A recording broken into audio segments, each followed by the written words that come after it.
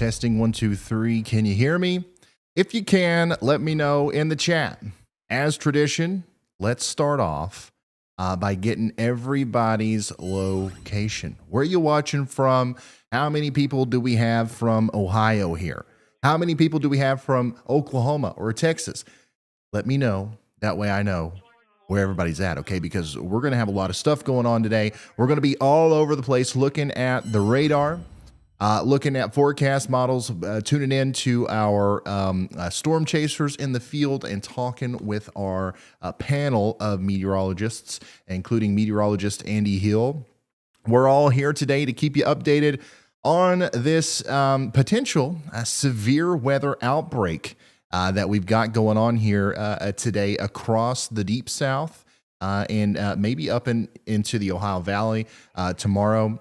It's going to be a multi-day event. We've been talking about it for a while on the YouTube channel, and now it's all coming to a point. It's all leading up to this. We're live, and we're just going to see what happens here. It looks like we got a lot of people from Texas, a lot of people from Oklahoma, New Hampshire, I saw, Oregon, Ohio, I see you. So thank you guys for tuning in. And of course, thank you to everybody who is or has been a member. We've got a lot of member updates there. You guys are awesome. If it wasn't for people like you, we wouldn't be able to do a lot of the stuff that we do.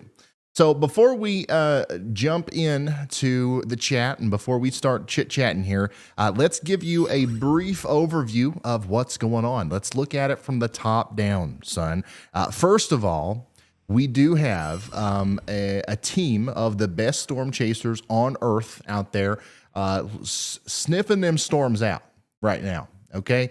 We've got Bryce Shelton, Chris Hall, Brian Allen, and Brad and Nick. So that's Brad Arnold and Nick Gorman, all together out there, mostly in the Tennessee and Mississippi area, waiting for them thunder boomers to pop up, and they're going to track them down, and they're going to let us know, hey, like this one got a tornado on it, or this one doesn't. This one's got hail. This one's doesn't.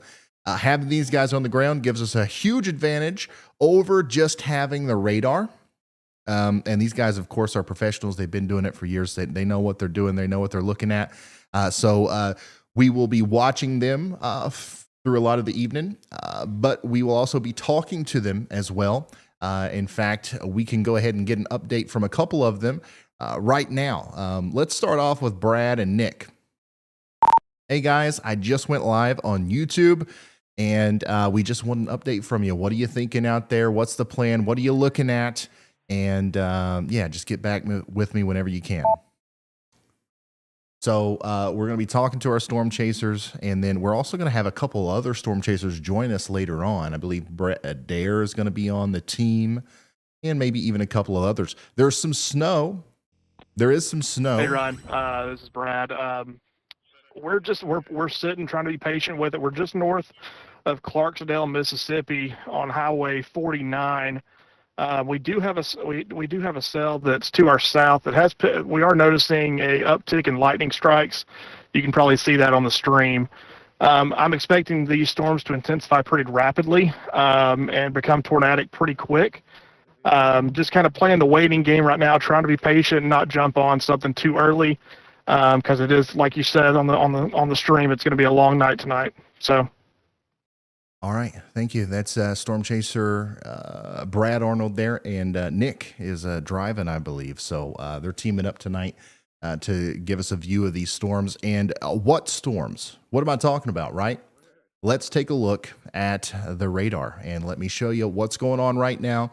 And then what we're going to do is we're going to jump into the future radar, and we're going to see how things are going to evolve tonight, because we're still an hour and a half, maybe 2 hours away from the main event here. I wanted to start early so that we could kind of lay out the full forecast, because it's really complex. Like, there's a lot of stuff happening tonight. There's a lot of different threats. There's a lot of different areas that are involved. And then tomorrow, we've got almost 14 million people that are under the gun for hail, damaging winds, and of course, more isolated tornadoes. So we're going to go over all that in depth here. But let's take a look at what's going on right now, because this is important. This is very important. Let's look at what's happening in Mississippi and Alabama. So we got a little bit of a warm frontal boundary moving up here, and that is convecting some storms. Nothing tornadic yet, like Brad said, and like you just saw through his feed there. We do have a little bit of lightning, but no hail, nothing terrible just yet. But we do have some heavy rain getting ready to move up into Tupelo and Hamilton over there on the border between Mississippi and Alabama. And then we've got some stronger storms over here near Clarksdale. And it looks like meteorologist Andy Hill is wanting to chime in. So let's go ahead and get him up there. Go ahead. Hi, Brian. Oh, man, it's been a bit, hasn't it? Yeah. All right. I was going to tell you about also, a lot of people have seen this already, but we're talking about the cell in central Oklahoma also. So we're still looking over there. We do still have a 5% tornado risk in that area that will last for a few more hours, I think, especially as this line comes through. But there's an individual prefrontal line, if you will, and it's hooked onto a warm front. I'm looking at the surface analysis. You can see inflow into that cell really nicely on the velocity scan just north of Davis. So that one is worth looking at. It's got good structure, but that's about all it's got. It's in a very marginal environment. It may do something we'll need to watch, and that's why I'm mentioning it. But for now, this is just something that is looking pretty cool, looking a little bit dangerous, and something we'll keep an eye on. All right. Thank you very much. Thank you, meteorologist Andy Hill, taking us over here to Oklahoma, where we actually have a big severe thunderstorm warning here. Like you said, we're watching this storm. Looks interesting. And in fact, guys, there's a lot of really interesting ingredients in the atmosphere over here on this side of the storm that could actually cause some, some big time storms later on tonight. Maybe some isolated tornadoes, but definitely some huge hail and some strong winds here with these as we go forward. But look at this. We've got a severe thunderstorm warning for Pauls Valley all the way over towards Orr, Fox, and Tatum's in Oklahoma. This is going to be coming through, and these storms are going to pack a punch. Tornado or not, you're going to feel this one as it comes through all the way into Ardmore and Sulphur as we go forward. The farther east we go and the closer we get to 9, 10 o'clock, the more likely it is that maybe some of these try to spin up a tornado.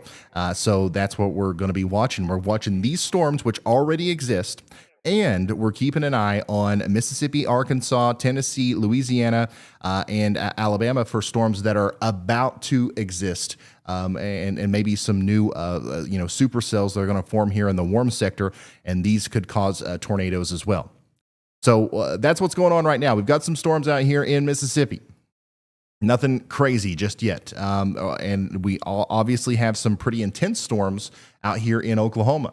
But no tornado warnings just yet. We do have 2 severe thunderstorm warnings. So that most recent one just got issued for a lot of places down here in Oklahoma, including Bryan County and Cleveland County, all the way to Haskell County and Pittsburgh County. So that's what we're looking at there.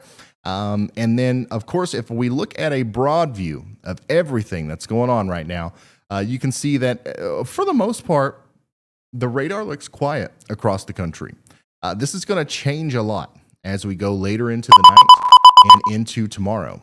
And look at that. We actually just got a considerable severe thunderstorm warning for that storm in Oklahoma. Considerable severe thunderstorm warning. I am going to zoom in on that for you. And that's going to be mostly for once again the big hail and some of the strong winds, and that's going to be a big problem over here in this portion of Oklahoma for the next little bit. Now, if you're just now tuning in, we are going to be covering a large area today that includes Kentucky, Tennessee, Mississippi, Alabama, Louisiana, Arkansas, all the way up into that area. But we also have some really strong storms popping up over here in Oklahoma. And the lights are purple now, so that means Riley wants to say something. Go ahead, Riley. Hey, Ryan, just so you know, your considerable severe thunderstorm warning made all of our ears bleed, so we might want to turn that down a little bit. Oh, really? Yes. Okay. Okay. All right, so I'm going to turn that down Okay, so we might have to do some tests. Guys, it's been a while since we've done a live stream, especially with severe thunderstorm warnings, considerable ones. So is there any way we can run a test warning? Yeah, I can run that real quick. Okay, run a test once. So that, because I believe that noise is going to be going on and on and on tonight. So we want to make sure we get that fixed before we get too deep into this. I can't do the tag, so we won't make a noise, but I'm going to run a test tornado warning so we That'll can work. get the noise.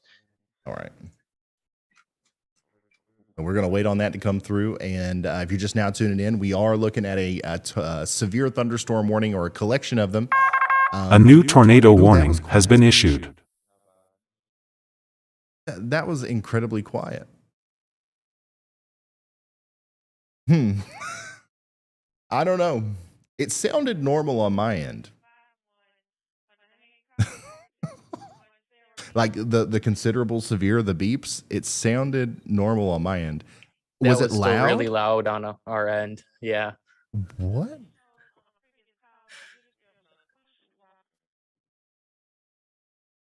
I'm trying to think of why. Why can I barely hear it, but it's loud for you? Oh boy. Is it turned up as an OBS source? Yeah, it's turned all the way up. Maybe try Well, I actually turned it down. So I turned it down to like half. Play it again. All right, it's coming. A new tornado warning has been issued. All right. That was, I couldn't even hear it. But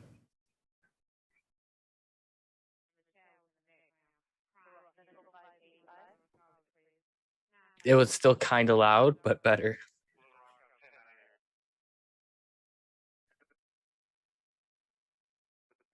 mute it on yours. Do you know how to do that? Over here in the mixer, where we've got warnings overlay, or it should just say overlay. Do you not see that? Okay. Yeah. If you don't see it, that's fine. But I'm thinking maybe that's the only thing that it could possibly be.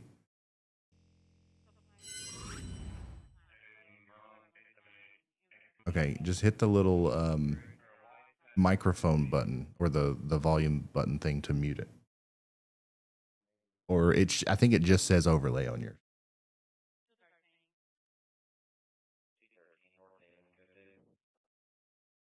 It sounds so normal on my end, so that's what I'm trying to figure out, is like what.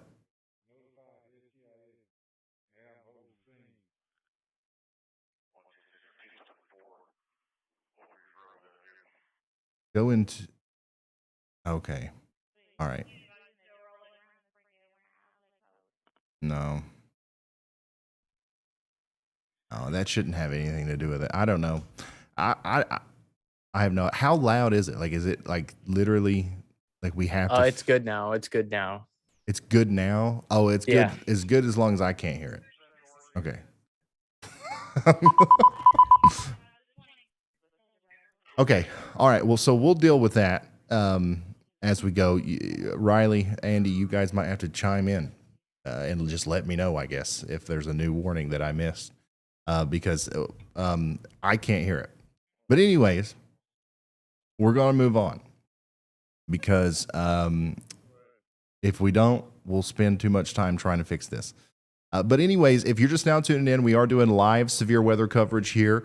We've got an enhanced risk of severe weather for places like Memphis, Tennessee, down through the mid-Mississippi River Valley into Arkansas and Mississippi. And that's kind of what we're waiting for. In the meantime, we do have a really interesting area of severe weather developing right now in Oklahoma, and that's kind of what I'm zoomed in on here on the radar. And that's if you hear a very loud beeping sound, that's a new warning that's being issued for that. That's kind of what we're looking at right now. We're waiting on the biggest portion of the storms to form. And what we're going to do while we're waiting is not only look at the current radar for Oklahoma and keep you updated on those warnings, but we're going to look at the future radar. We're going to look at all this stuff right now. Starting off with a forecast from the SPC. So let's look at this real quick.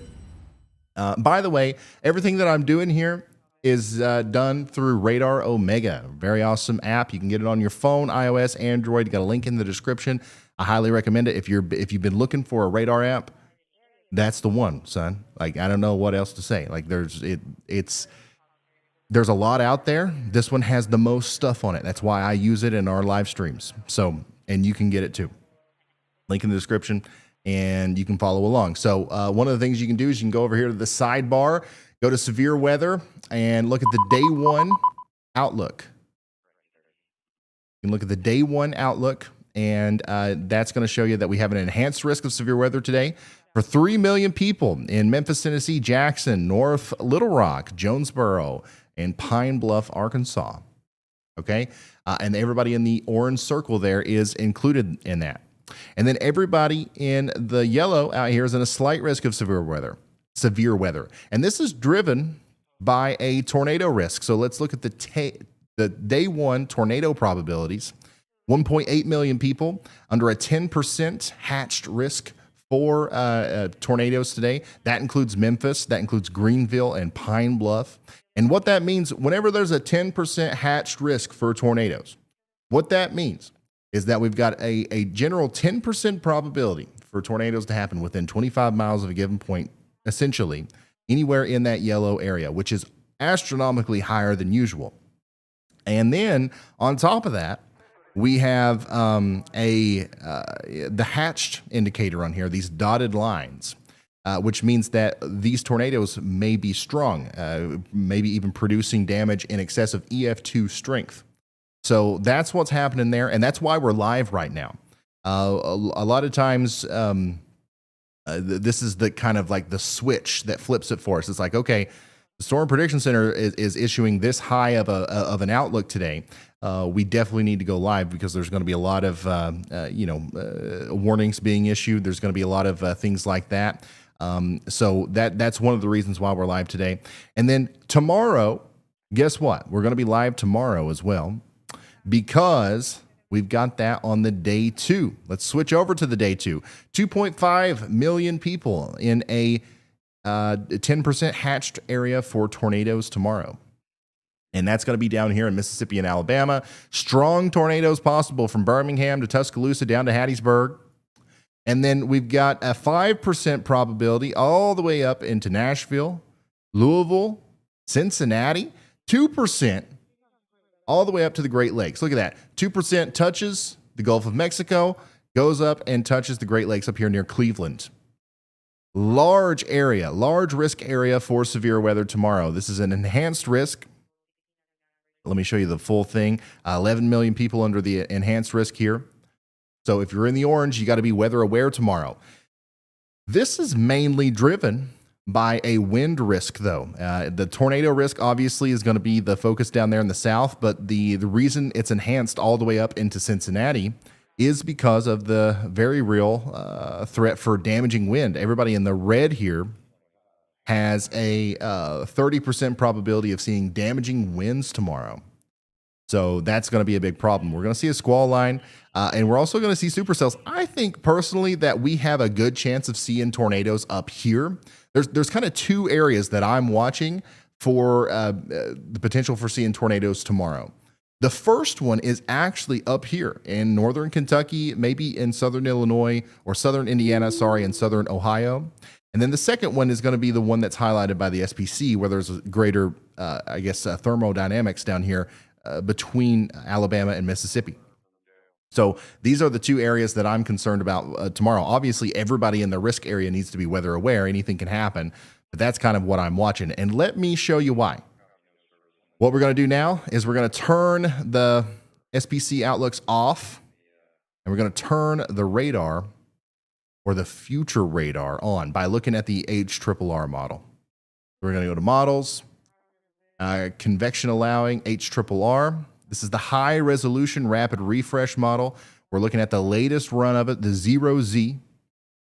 We're going to choose composite reflectivity just so we can get an idea of what the radar might look like as we go into the future. And if you want to keep up with the date and time, it's going to be up there the whole time I roll through this. Starting off 10 p.m. tonight. So about an hour from now, this is what things could look like. This is a simulation. Big time supercells over here embedded in a line south of Oklahoma City, southwest of Tulsa. This is going to cause huge hail and damaging winds for places like Sulphur and Ada, Oklahoma, all the way over towards Atoka and McAllister. And there is a chance that these storms take advantage of some of the wind shear out here and actually produce tornadoes as well. So I'm watching this area tonight in the short term. But while all this is happening over here in Texas and Oklahoma, we're starting to see some bigger storms try to pop up over here in Mississippi, Arkansas, and Tennessee, specifically around midnight. Look at how quickly things start to ramp up here. We've got some big storms over here near Clarksdale, Memphis, and don't pay too much attention to the exact placement of these storms. Once again, this is a simulation. It's going to change every hour. It's not going to look exactly like this. This is just giving us an idea. There will be thunderstorms forming in this area, and they will be discrete in nature, at least for a short period of time. And when that happens, there is a lot of wind shear present. There's a lot of nadir juice, storm fuel, whatever you want to call it, in the atmosphere. And that's going to allow us to essentially see probably at least a couple tornadoes tonight, if not several, as it moves through the mid-Mississippi River Valley. Are the beeps better now? I caught that one. Go ahead, Riley. Yeah, we turned the beeps down on vMix. If you want to go ahead and turn it back up on your side, and we can test to make sure it's not too loud. Awesome. Go ahead and run it. All right, I'm going to run a test tornado warning. All right. Having some technical difficulties. It's been a while since we've had some. A new tornado warning has been issued. Okay, so that sounded fine for me. Wait for YouTube to catch up here. Yep, it's better. Awesome. Great. Thanks for bearing with us. But that sound that you just heard, that test tornado warning, is probably going to happen a lot tonight, especially around midnight as these storms are going to be firing up out here near Memphis. Somebody in the chat just said, what's nadir juice? Good question.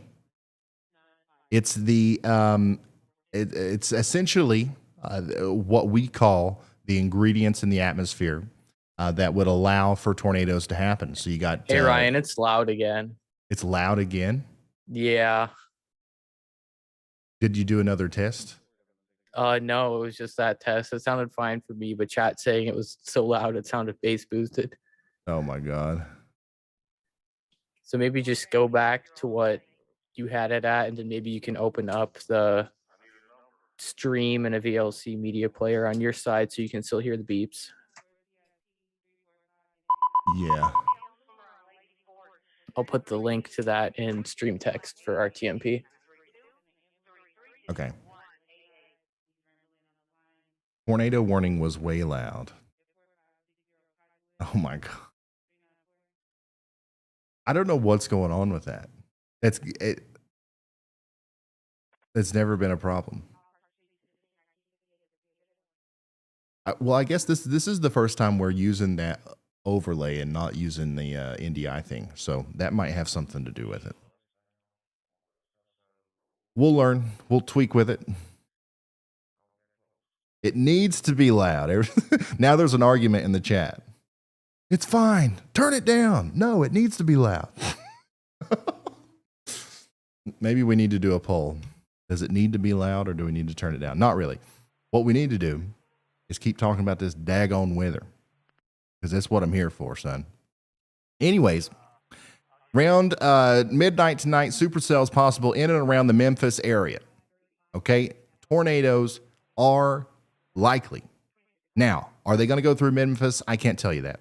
Are we going to see a bunch of them? I can't tell you that. Are they going to be big ones, small ones? I can't tell you that. But there's the potential for them to happen at all.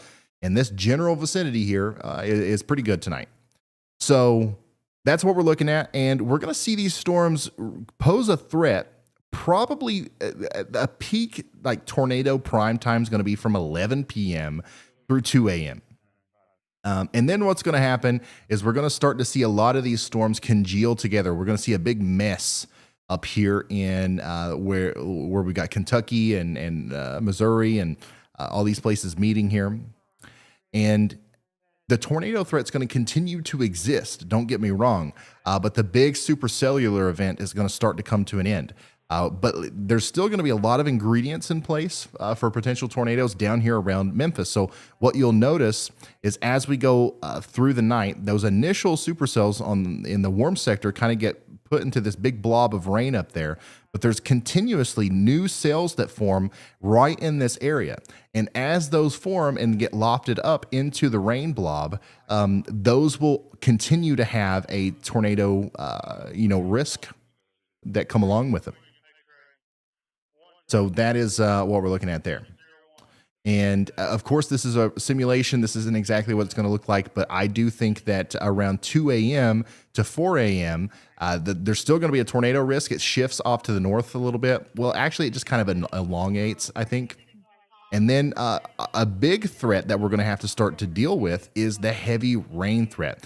I'm telling you guys right now, somebody tonight in Tennessee or Kentucky is going to be dealing with a flash flood. By the time we get into the morning tomorrow, 7 a.m., there's going to be some areas that have picked up a lot of rain in a very short period of time. Sorry. Stay hydrated, y'all. I've been drinking a gallon of water a day, and it's good for the voice, but you got to remember to drink it.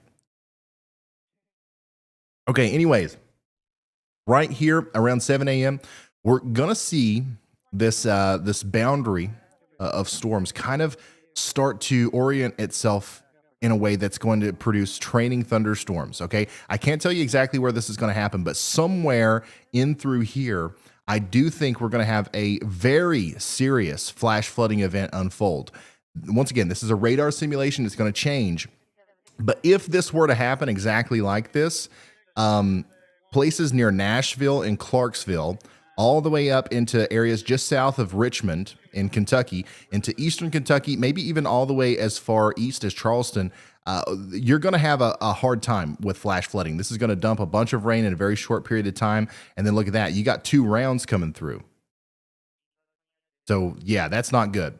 So after the tornado and severe weather threat kind of dies down a little bit tonight, around 3, 4 a.m., then the flash flooding risk goes up. And I want to be 100% clear with y'all. That's what ends up hurting and killing the most people in events like this. Don't get me wrong. Tornadoes are dangerous. They're scary. They're bad. We're going to do everything we can to make sure that you're warned about them, and you need to take that seriously. But a lot of times the tornado threat steals the headlines. It becomes the star of the show in events like this. And then when the tornado threat, kind of winds down, people are like, okay, let's go to bed. Let's go to sleep. And then you've got the flash flooding that happens. And unfortunately, that leads to a lot of problems. I do think that that's going to be a problem tonight. So if you live in a flood prone area, please be weather aware. It's not going to be widespread. There's going to be isolated flash flooding. Some of it could be significant as we go through the night tonight. And then let's keep it going. Let's keep pushing her forward. Let me zoom out here because I know I'm leaving some people out. I'm sorry about that. I got a little hung up on this up here. I'm going to zoom out here. By the way, up here, this is all snow, and we'll talk about that here in a second. Okay, we'll talk about the snow here in a second. We got to focus on the severe weather because this is important. So as we go into 5, 6, 7, 8, 9 a.m., we're dealing with a potential flash flooding situation over here in Kentucky and Tennessee. Now we're starting to see the cold front come through. So we've got a cold front here. All right. That's going to move this way. The warm fronts like this, the cold fronts like this. So the low pressure center is back here. We're getting cold air coming in. We got the warm air coming in out in front of it. It's the perfect storm for a squall line to start to form. But before that squall line really starts to come together, we are going to see likely some individual cells try to pop up. Once again, it's important that during events like this, if we're going to see tornadoes, A lot of times we need individual discrete supercells popping up out in front of the cold front or the main line of storms. And that is kind of expected to happen in Mississippi tomorrow morning. And then watch this. I'm going to push this forward. Here we are at 1 p.m. tomorrow. We're going to see all kinds of cells popping up down here near Hattiesburg.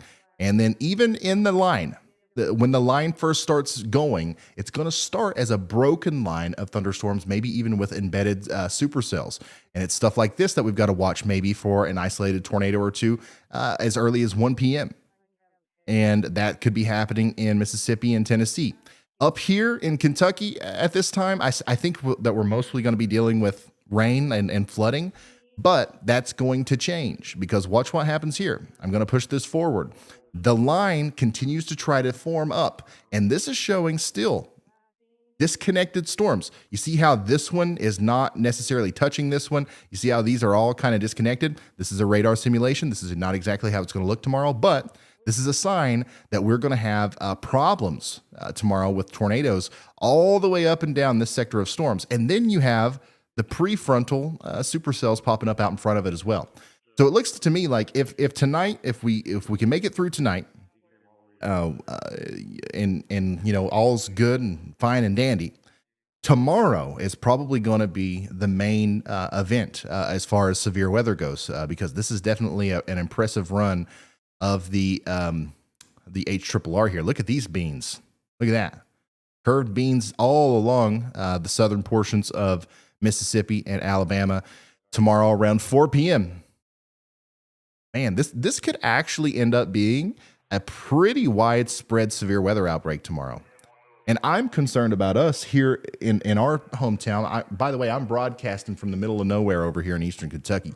If we get as much rain as what this is showing right now, we're going to have a bad flash flood over here. And that usually does some raunchy things to our internet and our power. Been issued. So hopefully that stays away from us. Okay, I see it. I didn't hear it, but I see the tornado warning. We do have a tornado warning, so we're going to shift our focus over to that as soon as I get my thing fixed here. Was that real or was that a test? Okay, that was real. That's in Oklahoma. We've got a new tornado warning here, and we're going to read you some of the information about it. The National Weather Service has issued a tornado warning for Johnson County, Gavin County, Pontotoc County, and Murray County in southern Oklahoma. It was the audio. Okay, so the audio was too quiet now. Oh, this is just funny. This is great. I love this. I'm going to turn it up just a little bit. And the light, well, the lights don't the lights didn't flash. They're they're only supposed to do that when it's a confirmed tornado. Guys, can you tell it's been a second since we've done this? Anyways, we do have a tornado warning here, so it's time to get a little serious. All right, let's zoom in on it and let's start giving you the details here on what's going on. We got a big area of rotation with this storm here near Davis and Sulphur. So the tornado warning does include Davis and Sulphur in Oklahoma. Get to shelter now. This is our first tornado warning of the night, and we're going to kind of lock in on it. Of course, we're going to get back to that forecast. We're going to finish it, but I do want to make sure that we're servicing the people of Oklahoma that are watching completely tonight. Do we have any people through LSM that are in Oklahoma at all? Probably not. Oh, we do? Jason? Let's, where's he at exactly? We need to get him. Yeah, we need to get. So we've got there is a storm chaser that's out here near this storm that we're going to try to pull up here so that we can give you eyes on the ground and let you see what's going on here on the radar. So this is a nasty storm, by the way. There is a lot of rotation in it. You can see the inflow here. There is rotation there. And then you see the blacks. It's not very often that we see the black show up on the map. That's not just associated with the base color over here. There's going to be some very large hail with this storm. And then, of course, you've got the potential for damaging winds and a tornado on top of that.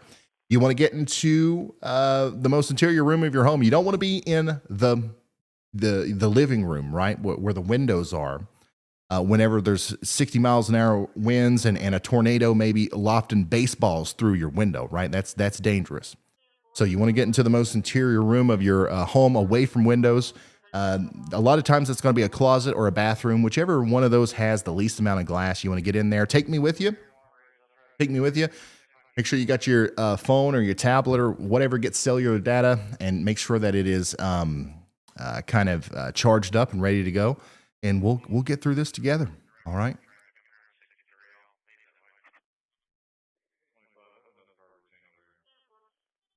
Okay. All right. So we've got a storm chaser on this storm above my head now.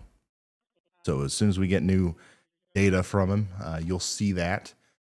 And that's what's going on right now. We got one tornado warning that includes Davis and Sulphur in Oklahoma.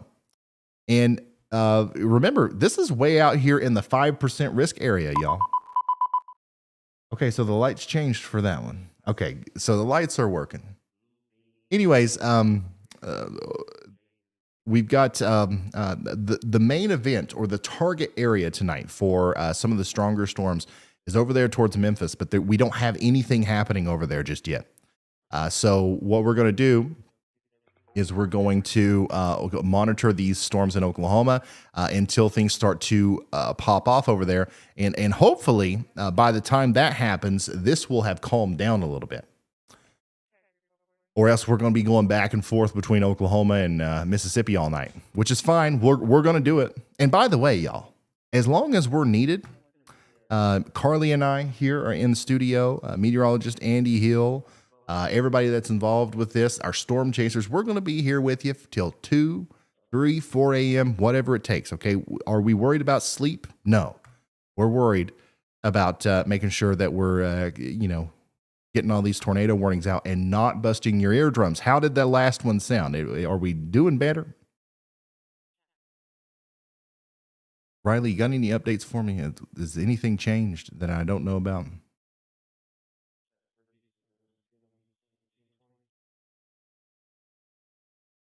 My goodness. Every time I refresh my Twitter page, man, like something new is happening.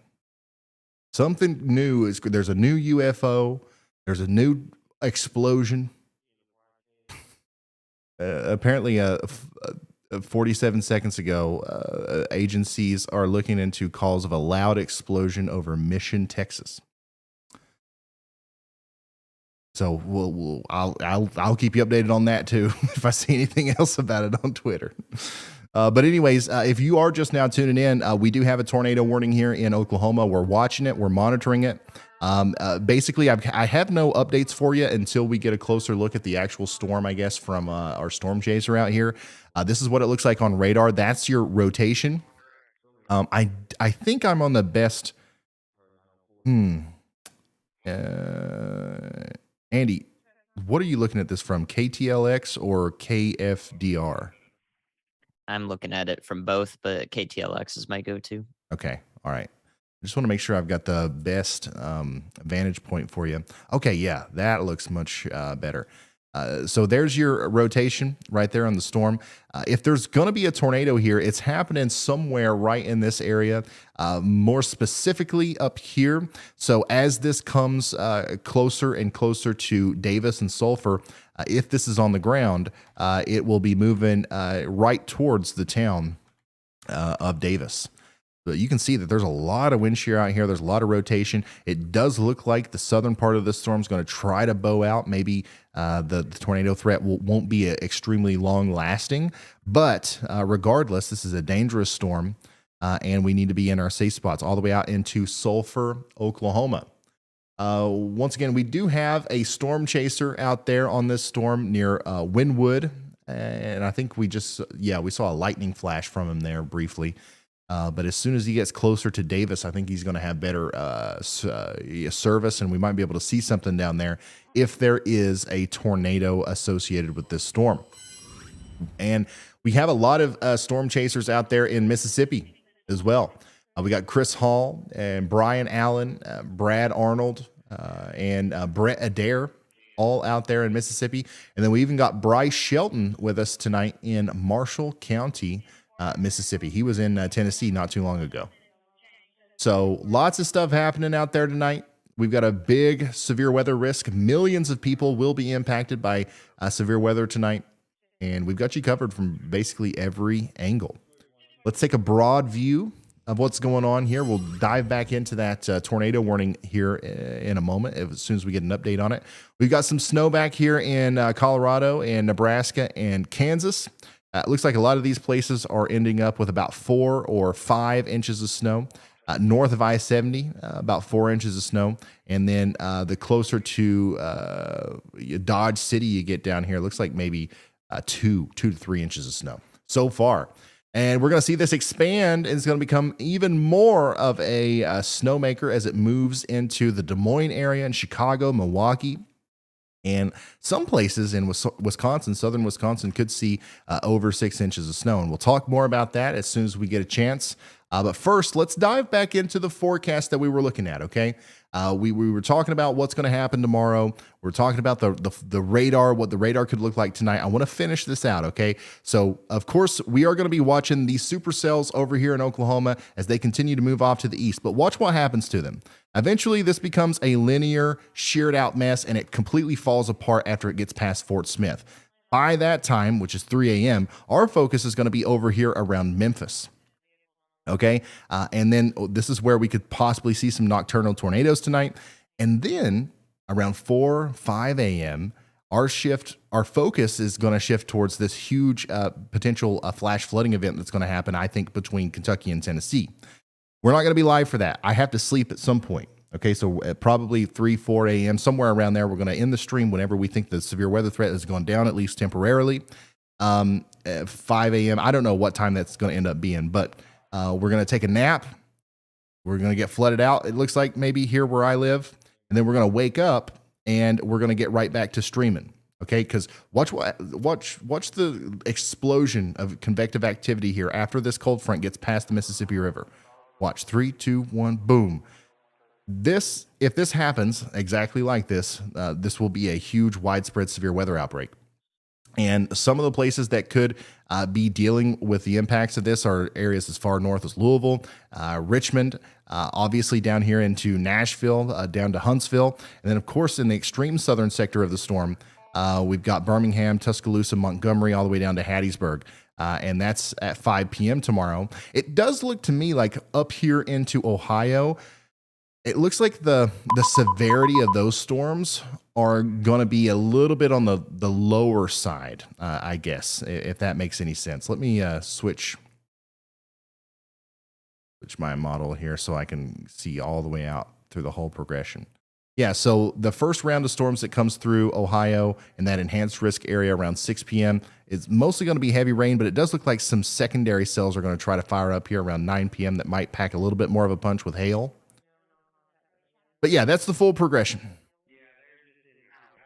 That's the full progression of the storms there. And we're going to be watching the southern extent of it all the way until it looks to me like at least 8 p.m. or so before this is no longer a big tornado threat. And then guess what? We're talking about snow on Friday here in Kentucky and Tennessee and Ohio and Indiana, as this is lake effect and lake enhanced stuff that's coming down. In fact, let me switch over to the precipitation type version of this so we can really see the full scope of what's happening here. The blues and the pinks, or the blues is going to be snow, the pink's going to be like freezing rain mix, and then, of course, the greens and yellows and stuff, that's rain. Watch how it looks to me like around 9 a.m. tomorrow, we're going to have a big-time snowstorm happening from around Des Moines all the way over to Madison and Chicago. And that's going to last, especially in Chicago, all the way through, 10 p.m. on Thursday.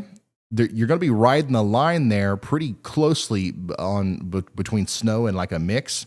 So a little shift in this storm could be like a game changer in the amount of accumulation you get in Chicago.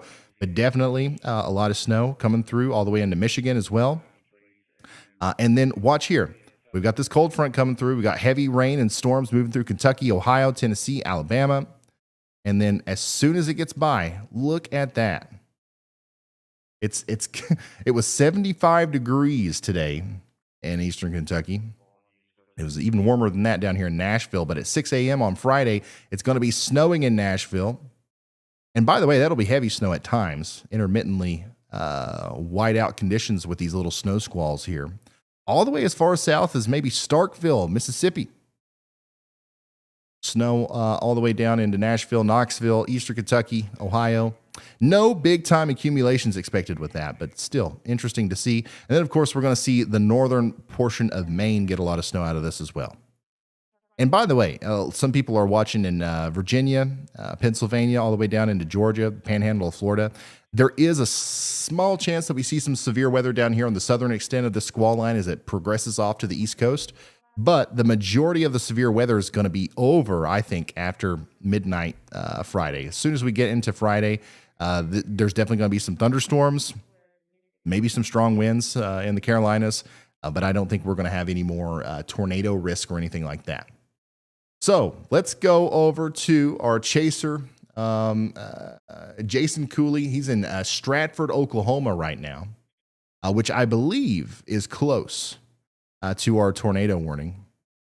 I don't know exactly where that is, but we're going to keep an eye on him as he's the closest person that we have to our tornado warning. And by the way, there is a tornado warning. If you're just now tuning in, we have a tornado warning for, let me refresh my thing here so I can get the counties up fast. Okay, so that's Garvin County, Johnston County, Murray County, and Pontotoc County in Oklahoma. Tornado warning. This includes the town of Davis and Sulphur. And currently, if we look at the velocity scans, they issued the tornado right here, where we had a very clear mesocyclone, lots of rotation here. And then ever since the tornado warning was issued, this is kind of flattened out a little bit. And it looks to me like we just have a really strong bowing gust of wind here. Now, don't get me wrong. There definitely could still be a tornado in here. And that's why we want to keep you in your safe spots in Sulphur and Hickory and Roth. But it looks to me like the biggest threat, or one of the most dangerous things with this is going to be the straight line damaging winds here. So even if you're a little bit outside of the tornado polygon here, make sure you're prepared for this one, because this one's going to be a strong storm for you. Lots of rotation, a little bit of feedback coming back from the storm to the north of that. But once again, this looks to me like a signature that you would see with a very strong storm that just has a huge hail core and possibly a lot of damaging winds with it. These are beasts of storms over here in Oklahoma. So tornado or not, if you are east of this in Oklahoma, make sure you're prepared. This is going to hit Ada before too long. It's going to make it to Ardmore before too long. Tishomingo, Mill Creek, Stonewall, and all these places are under the gun for a really, really strong storm tonight. Storms are continuing to break out in Mississippi as well, where our storm chasers are. Let's go back on Radar Omega to our radar. Okay, so I'm going to go to single site radar. And then all I'm going to do is I'm going to click the little gray dot that makes the most sense wherever I want to see the radar. And I'm going to actually go to Memphis here. And I'm going to look at what's going on just south of Memphis. If I go to our Chaser multi-view, you can see that Chris Hall's in a downpour. Brian's in a downpour. All these guys, there's a bunch of lightning happening out here where Brett is and all this stuff. That's because they're all really close to this storm right here near Tunica. In fact, if you have the Radar Omega app, you can see the exact location of where Brad Arnold is on the road. He's on Highway 61 heading north away from this big storm right here. And inside the app, I can actually click on him. Bada bing, bada boom. There's his video feed. I can make it full screen. There's the temperature at his car. It's not flat. Okay. There's the daggone dew point. The pressure and the sea level pressure. I mean, there you go. And the same thing with Brett Adair. He's a little bit farther to the north. But very cool feature there. Anyways, these guys are all kind of in this area because they are expecting the same thing that the models are showing. They are expecting maybe we're going to see some tornadic activity out in this area tonight. So anytime you've got Brad Arnold and Brett Adair and Chris Hall and all these people around you, it's never a good thing because these guys have all driven, some of them have driven hundreds of miles to be there tonight. They're not going to sleep tonight. And if they do, it'll be in their cars. All right. They're eating gas station food. They're dirty. They're like driving in the rain and in the dark. If they get a flat tire, they're going to be in the middle of nowhere in Mississippi. And they're going through a lot of stuff to be in your neighborhood. Why? Because they think there's going to be a tornado. That's how much they think that there's going to be one. So if that doesn't help you take it seriously, I A don't new know tornado what will. warning has Make been sure you're issued. prepared for the potential for tornadoes tonight. I believe we got a new tornado warning for Hughes County, Oklahoma, Pontotoc County, and Seminole County, Oklahoma. I don't know if that came through audibly or not. I didn't hear it. But we are going to go look at it now on radar. And there it is. That's the storm just to the north of the storm that we were looking at earlier. They did issue a tornado warning for that. This includes, how do you say it, guys? Ada includes that town in Oklahoma. Bing and Saskwa and Allen, sorry. All these places in Oklahoma are under a tornado warning. Okay, so it did come through perfect volume. Great. You love to hear it. You love to hear it. All right, so let's analyze this storm closer. Guys, we've got 2 tornado warnings now, both in Oklahoma. Both are associated with these big, nasty storms over here. Let's take a look at that. Ooh, yeah, definitely something interesting happening there. Not a classic tornado signature on the velocity, but definitely some rotation happening here. And that's going to move right towards the town of Ada, Oklahoma. Okay, so we want everybody in Ada and Bing and Allen to get to shelter now. In fact, we're going to switch over to Radar Omega because this allows us to see the details of the streets and everything a little bit better here. So if we've got a tornado, it's happening somewhere in this mess. You see all this like Christmas colored, stuff.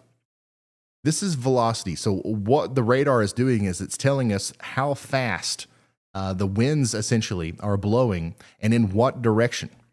And the green indicates to us that those winds are blowing towards the radar. And the red indicates to us that it's blowing away from the radar. And anytime that you get greens and reds really close to each other, that indicates that there could be some counterclockwise rotation here. And whenever it's this intense, you have to pay attention to it. But it's hard to pinpoint an exact area as to where that tornado might be. So we're just concerned about this whole zone right here. For a potential tornado. So there could be a tornado coming down near Center and Pickett all the way down towards Lawrence. And that's going to come right up through the Ada, Oklahoma area within the next couple of minutes. All right. So we want you to get in your safe spot. Up here to the north of that, if you're in Union Hill, Bing, Francis, any of these places in Oklahoma, you're going to get slammed by a hail core and a very strong thunderstorm with flooding rains and all that stuff. Down here to the south, this is going to be your main area for the tornado, if there's going to be one. I think I have warnings turned off on Omega here. Let me make sure I turn that back on. Weather alert settings. Yeah, there we go. My bad. So there's your polygons. The way I like to do it is I put the tornado warnings in purple, and I do the severe thunderstorm warnings in red, because I believe the yellow severe thunderstorm warnings, usually that's what's mostly on the map. And I think those usually get kind of blended in too much with the returns on the radar, and you can't really see them. So I think this makes it easier to differentiate what the polygons are.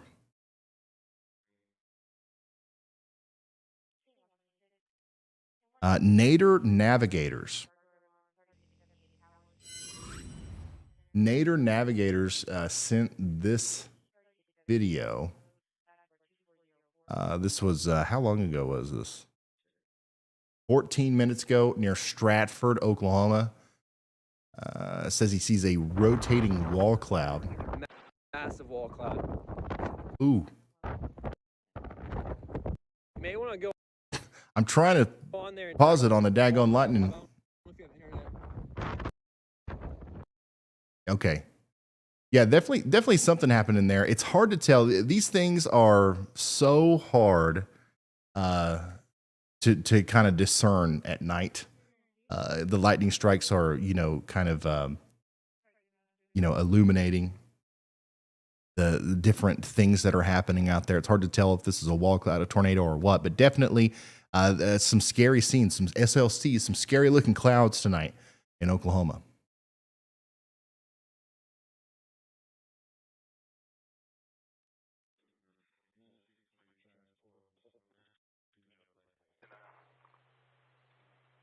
And by the way, that was on Twitter. If you guys can do so safely, obviously don't go storm chasing. We got storm chasers. We got people out there doing that stuff for us.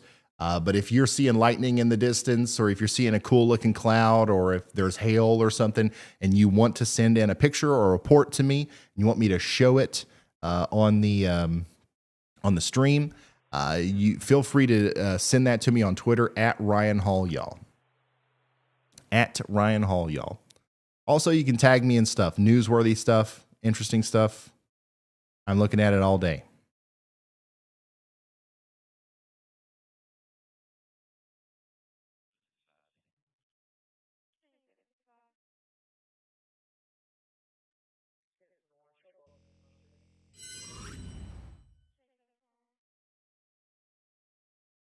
Okay, so I heard somebody in the chat said they saw they heard an echo. Is that a problem now? By the way, Jane, thank you so much for the super chat. And Captain Crunchberries, thank you for the super chat. He says, hey, Ryan, this is our first big storm after subscribing to you. We feel so much better now knowing that you have our backs. Thanks for all you do. Well, thank you, Captain Crunchberries, for subscribing.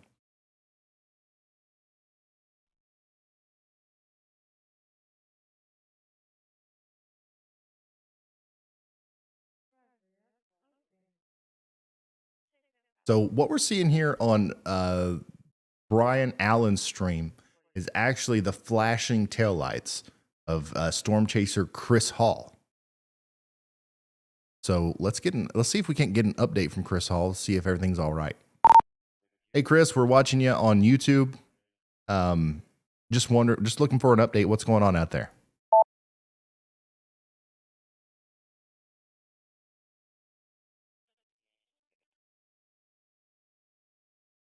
Right now, we were watching the storm that just went north of Lula. I had a nice base to it on the backside, but that's dissipated. What we're going to do, I'm going to sit around for a little bit and see if any more storms pop to our south. I think they're trying to lure us to the north when more are going to form to the south. I think the main action is going to be starting here in the next little bit. Awesome. Thank you so much, Storm Chaser Chris Hall, y'all. These guys are ready for anything. Oh, it was a meteor in Texas? That's what was heard?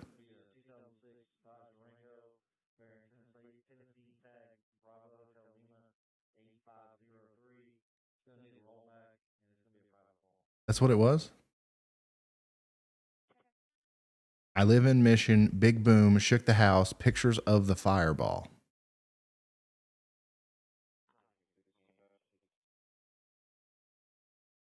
Man, there's just so many crazy things happening in the sky lately.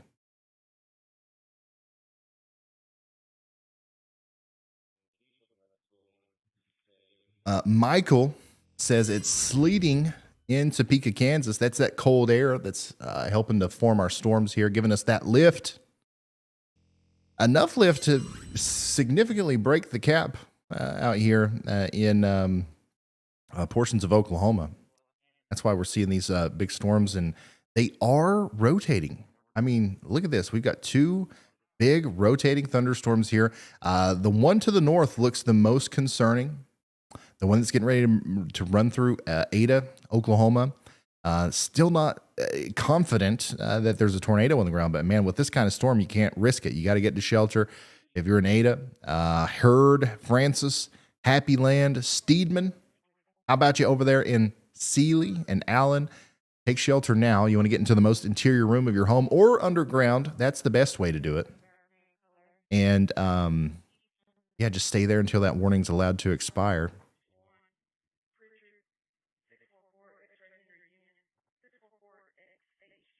And by the way, if you are somebody that sees some snow tonight, make sure you send us snow reports too. We always like to break the intensity during tornado events and you know, go look at some pretty snow every once in a while. If you have a Yolometer to measure it with, even better.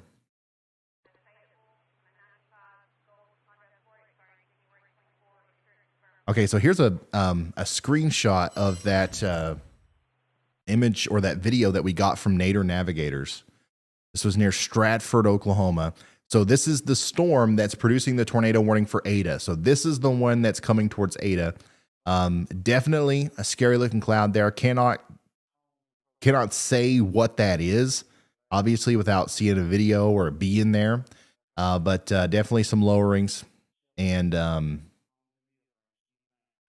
yeah, I mean, I wouldn't be surprised if there's a tornado with this. That's why we have a tornado warning.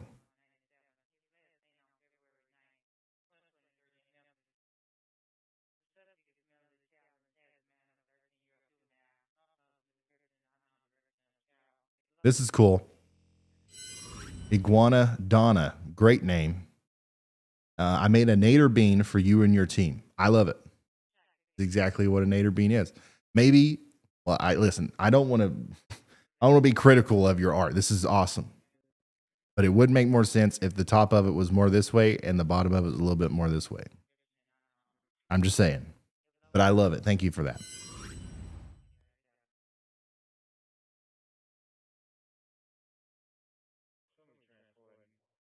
If you're just now tuning in, we're doing live severe weather coverage here of what I think is going to be a pretty widespread severe weather outbreak. We've got a severe thunderstorm watch out here in Oklahoma, 2 tornado warnings.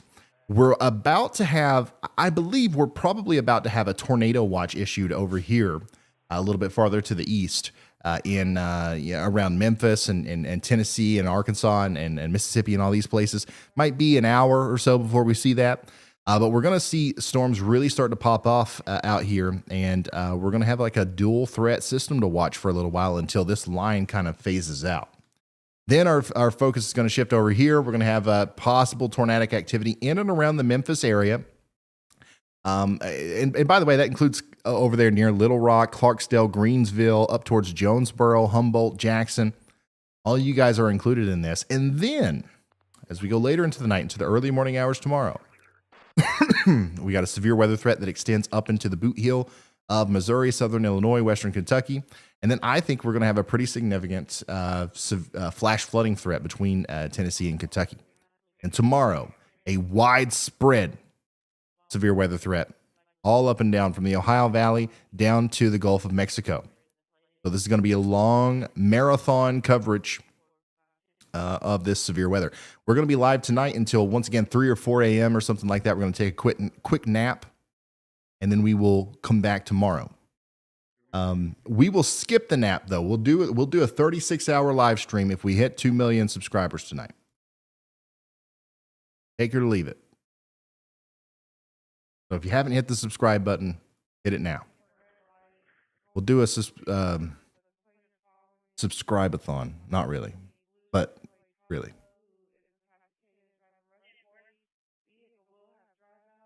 And by the way, we are live tonight because I do believe we have a very significant threat for severe weather all through the night.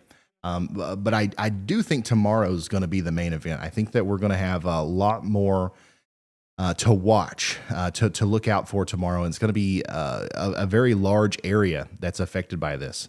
The southern extent's probably going to be the winner, I guess, if that's how you want to look at it. But even up towards the north, we're going to have some serious stuff going on there.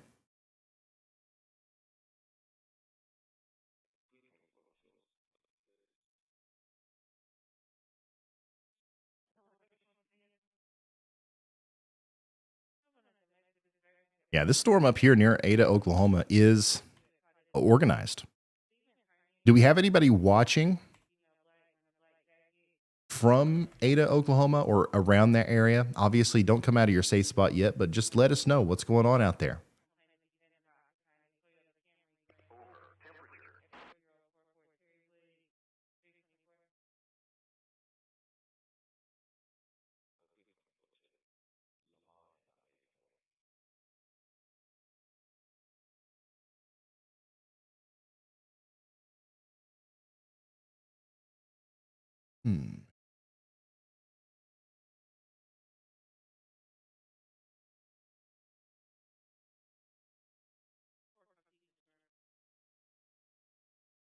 How long has it been since we've gotten an update from Jason Cooley on the video?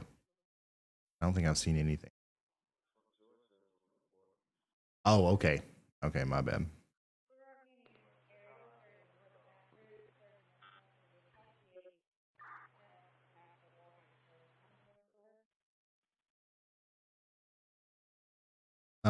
There is a tower cam out here. This is in Ada, Oklahoma. Yeah, so this is the East Central University tower cam out there in Ada, Oklahoma. I believe moments ago, if we were looking at this, I believe we would have saw something. But definitely no tornado from what I can see.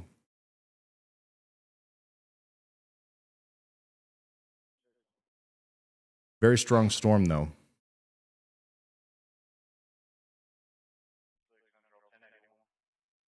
Jupiter in the chat says, I'm near Ada over in Stewart, and we can hear the storm coming. Dang.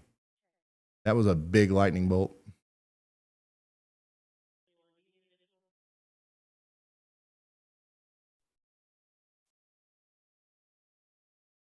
Dang, there's a lot of lightning with this storm. Can we get this on one of the things? Well, I don't know who we gonna take off. I don't think that we. Yeah, we'll just keep this up over here, and we'll check back in with it momentarily. But what you're looking at is a live view of the storm that's going through Ada, Oklahoma. There's a tornado warning with this. It's a very strong storm, lots of lightning. And we're going to pop back and forth from it here as we go forward. We're going to give you radar coverage and all that stuff.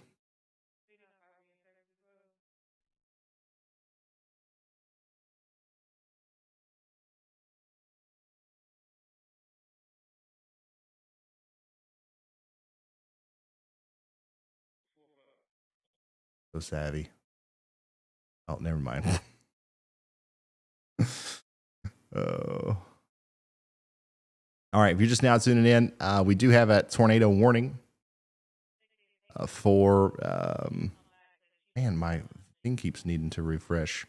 For Bing and Allen in Oklahoma. And that's going to be Hughes, Pontotoc, and Seminole counties.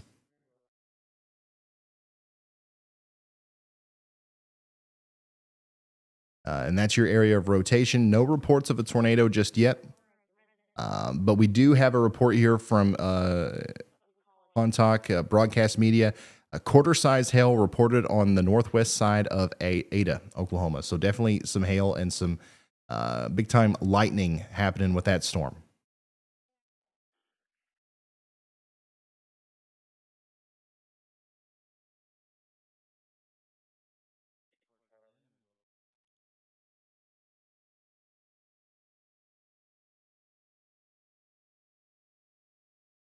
Oh, looky here.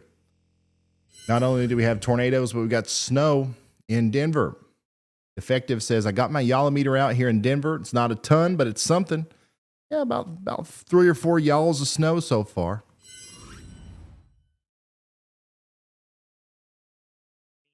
Urban Ghost Hunter says, what's the timing of these storms moving through Memphis?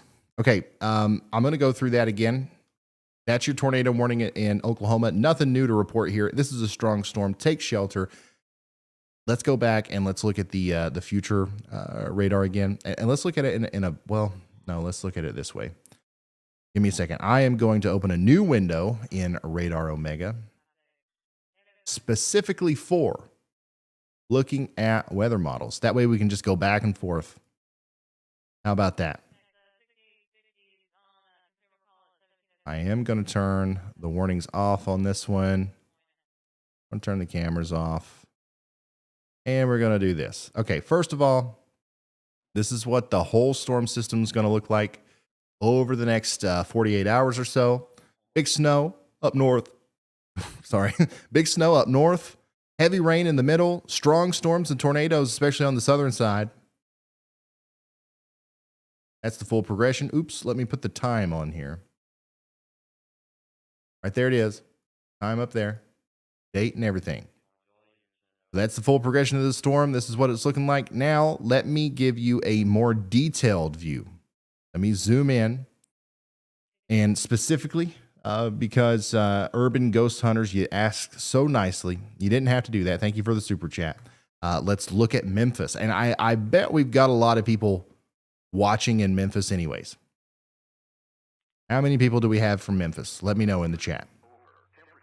This is what the radar could look like 15 minutes from now. And it's pretty close. All right. We got a big bunch of storms over here in Oklahoma. Got all of these little storms down here in Mississippi and Arkansas. Those are going to increase in intensity over the next couple of hours. By midnight, we are going to see some of these storms really start to pop off just to the south and west of Memphis. Okay, I think that anywhere in an area between Little Rock and Tupelo, pretty much right in through here.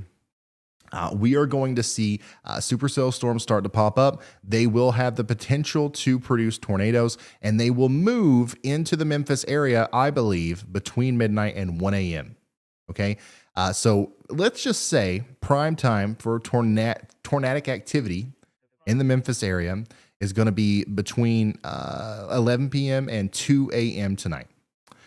But let's turn on something else. Let's look at something different here. Let's look at the nadir juice. Or, we could look at CAPE. Let's just look at significant tornado parameter. Why not?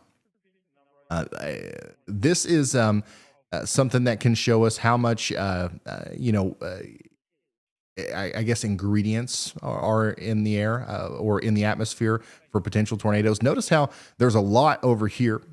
There's a whole lot down in through Arkansas, but nothing's there to take advantage of it, right? If we had supercells popping off down here at south of Little Rock, which could happen, by the way, but if that were to happen in a significant way, they would be able to interact with this increased or elevated significant tornado parameter and cause problems tonight. But most of our convection is going to be happening over here, right? So Memphis stays in a pretty favorable area for potential tornadoes all the way through 9 a.m. tomorrow as that cold front comes through. And when the lights turn green, it means it's time to talk to Andy. Go ahead, Andy. Thanks, Ryan. I've been waiting for a while to say this one because, as we know, it's our main focus for the next 3 hours as our Oklahoma cells go into a more mild area and a more mild environment that may hamper their ability to become, significant threats in terms of tornadoes or anything. But now we have something that looks a little more familiar in north central Mississippi, just to the east of Interstate 55, now near Sardis and Como. That's headed to the northeast towards Interstate 22 near Holly Springs. So you can see that now it's actually starting to hook. And if you can, I would play back like the last 30 minutes because you can see the cell go from like a sort of a U shape now to a hook shape, a sickle cell rather. So it's pretty cool to see that evolution over a longer period of time. We've been waiting for this so that we could cover it in depth. Okay, thank you, meteorologist Andy Hill, pulling our attention over here to Mississippi now, where things are starting to ramp up. We've been expecting this for a while, like he said. Let's look at the loop here. Oh, wow. Yeah, so for the past 3 hours, this storm has kind of been riding that warm front, and now we are starting to see the hook form on this storm as it starts to get really organized and fast, by the way, as it moves off to the north and east. This storm is in Mississippi right now. It's going to move up towards Holly Springs, and this might be the first either severe thunderstorm warned or maybe even higher than that storm that we see of the night in this sector of the storm of the entire storm system. There is some broad rotation here, but definitely a lot of signs of organization with this storm as it continues to move off to the north and east. That curved bean is what you don't want to see. This is going to continue to happen. All right, we're going to see these storms try to curl up. We're going to see new storms form south of that are going to try to curl up. We're going to see storms form back in around this area. And we're likely going to see, at least at some point tonight, a lot of severe weather and tornado warnings at once. So make sure you're ready. Make sure you're prepared. And just know that things are, even though they might be a little slow right now, we've got one tornado warning. Things are definitely going to ramp up. And every once in a while, the camera will mess up, but we'll get it fixed. There we go. All right, the only tornado warning that we have right now is in Oklahoma. We're still watching this storm moving up towards Allen in Oklahoma. Make sure you're in your safe spots in Hughes, Pontotoc, and Seminole counties. We are now watching the very real potential for new big storms to pop up over here in Mississippi. These will make their way up into Tennessee as well. Make sure you're ready over there. In Memphis, some of the stronger storms, maybe not the tornadic ones, but some strong storms are probably going to be moving into the southwestern side of Memphis as soon as 30 minutes to an hour from now. In downtown, even maybe an hour from now or so. So we're going to be watching that very closely. Of course, all of our storm chasers are in this general vicinity, waiting on more storms to form to the south. And that's kind of where we are right now. How do you think Jackson, Tennessee is? I think it's great right now. It's warm. No bad weather, but in a couple of hours, we are definitely going to see things start to pick up as these storms make it up there. And then pretty much from the time it starts raining in Jackson all the way through tomorrow, whenever this cold front moves through, it's going to be intermittently raining and storming. So Jackson's one of those areas where I'm kind of concerned about flooding. And then also you have multiple chances at seeing severe weather or potential tornadoes. So I'd definitely be extremely weather aware in Jackson.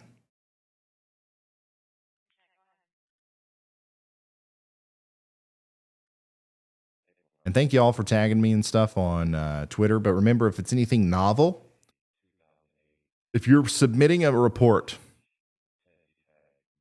and it's an original report and it's something like hail or damaging winds or a tornado or something like that, always tag me and then also tag your National Weather Service, your local NWS. If you don't know who that is, if you go to weather.gov, you'll figure it out pretty quickly. And then just try to include their handle on Twitter when you tag me, because it's important to them as well. Hey, SureMade, thank you so much for the very generous super sticker. And then Kim Owens says, can you please look at the St. Croix area in St. Louis?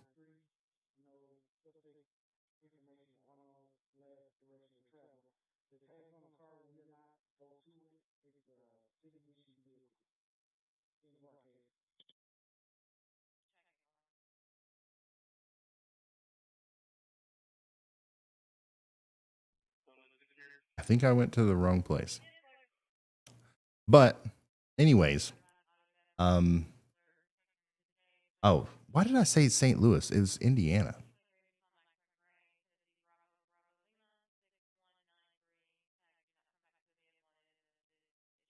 Okay, so down here in southern Indiana, let's do this real quick. All right, you are under a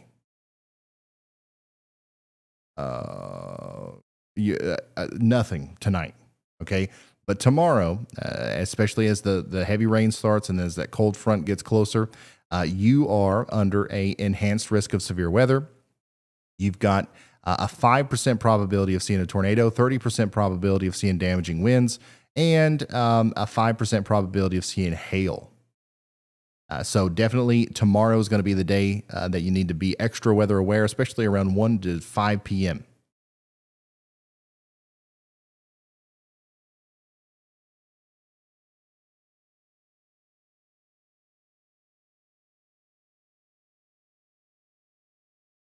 Is it hot in here? I feel like it's hot in here.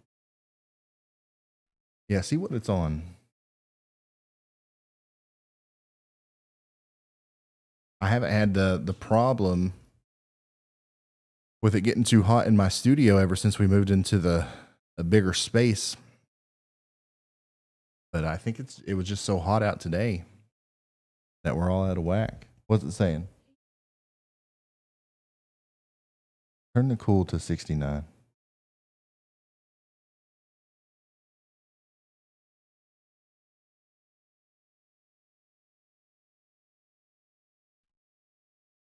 Jeremy Howell sent in this video.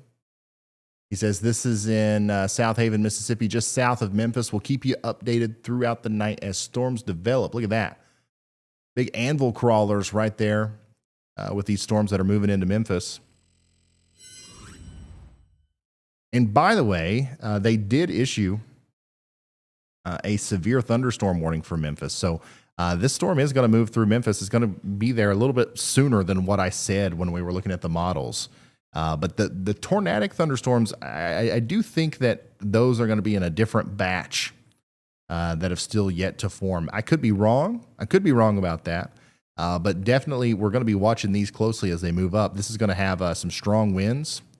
1 inch in diameter hail maybe and 60-mile-per-hour winds. So get ready for that in downtown Memphis within the next 30 minutes or so.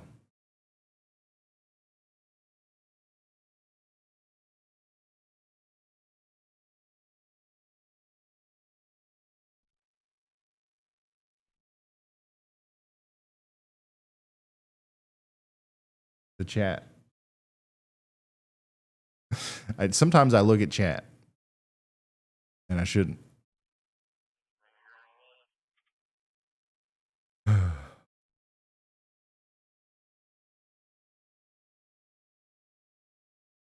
was nice out today. Once again, we hit 75 degrees here in eastern Kentucky.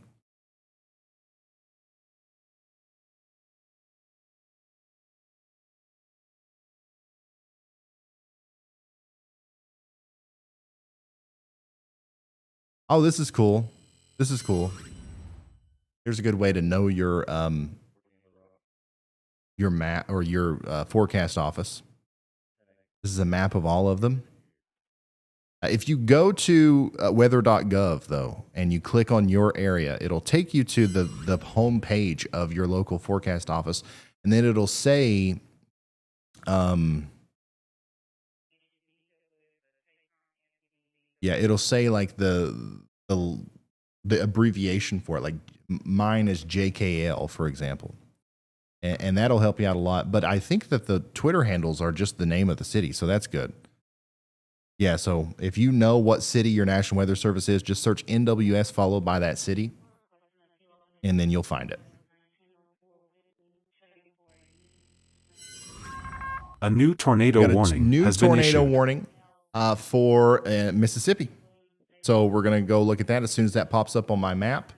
And we're also going to say thank you to Roger Davidson for the very generous super chat, saying all clear here in central Indiana.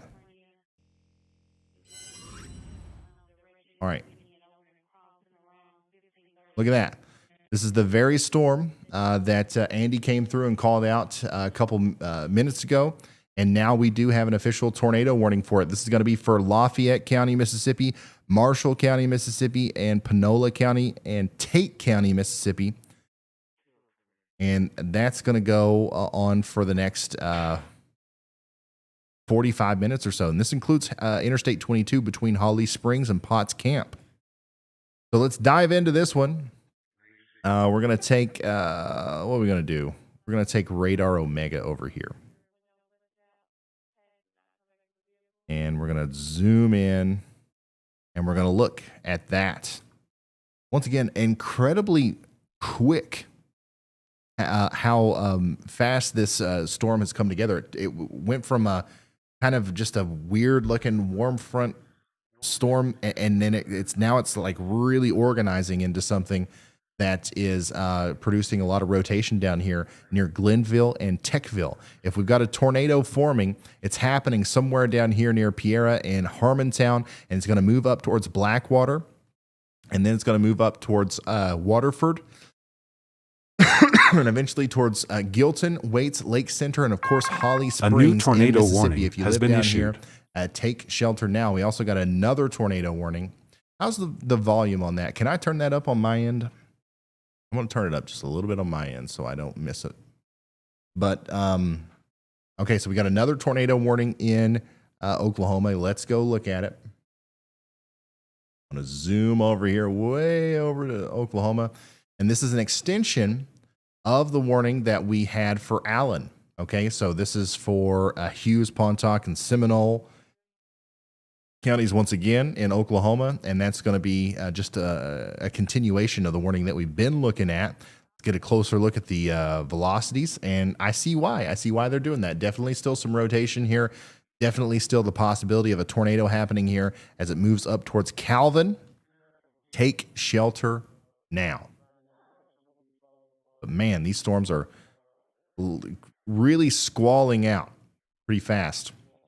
There's going to be another chance for this to happen again, I think, when these storms kind of come up into this same area. So we'll continue to watch Oklahoma for the next little bit, but we're also starting to really pinpoint some dangerous storms that are popping up in Mississippi. One of them being this one right here that has issued or prompted a tornado warning for Holly Springs.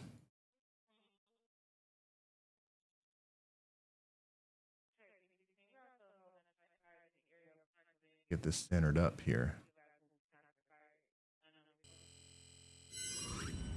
Now we do have a team of great storm chasers out here on this. I think, let me see here. Who do we have close? Who do we have close to this?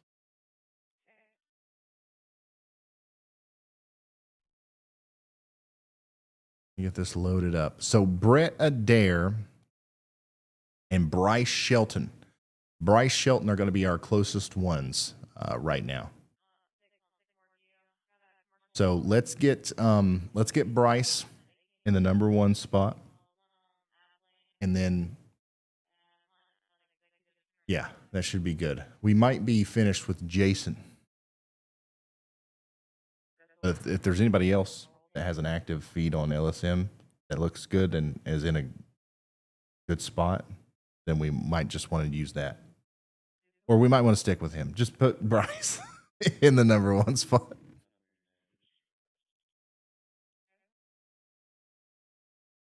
By the way, this storm up here moving towards Memphis is moving a lot faster than what I thought it was. I think I said it would be there in the downtown area 30 minutes ago, about 10 minutes ago. Now it looks like it's about 5-10 minutes away. It's racing up to the north here. Get ready for some strong winds, some hail.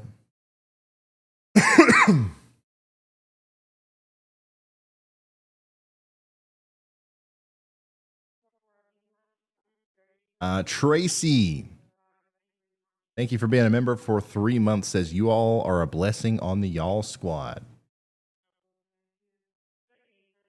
I appreciate the kind words. Hopefully we won't have to use it. But thanks to you guys and your support from getting stuff like weather radios and stickers and all that good stuff on shopryanhall.com. We do have money set aside just in case something bad happens in a town. We can deploy the storm chasers and we'll buy things for people, feed people, repair things for people, whatever it takes. We're able to do that because of you. Thank you very much. The y'all squad.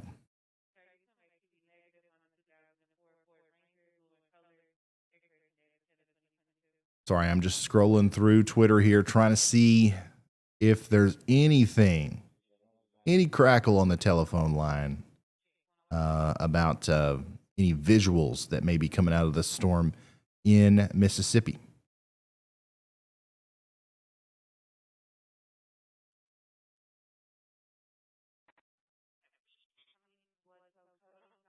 You should play music in the background. I think we tried that before and nobody liked it. We might try it again one day. I don't know. What would we play? Like smooth jazz? Like what if there's like a really like intense situation happening? I don't know if that would go well.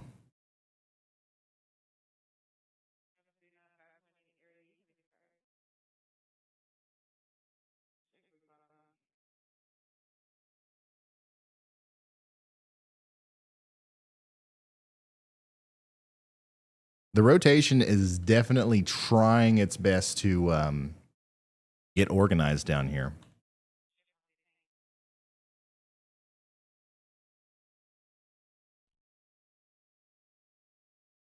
It'll be interesting to see what Bryce Shelton finds when he gets to the storm there.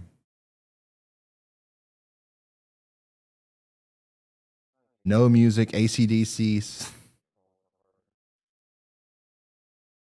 I think like it's either heavy metal or no music.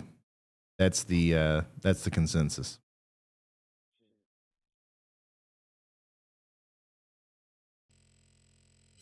Our new golden doodle is getting her first Ryan Hall y'all experience. She loves it.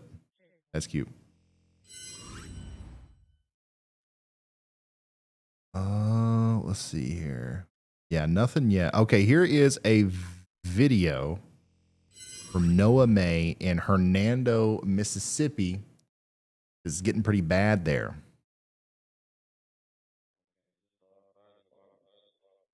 So that's the storm. So there's 3 storms that we're watching closely in Mississippi and Tennessee right now. One of them's getting ready to go through Memphis. And by the way, that storm's really ramping up in the last little bit. That's got some hail over here, especially on the western side of the Mississippi River between West Memphis and Memphis.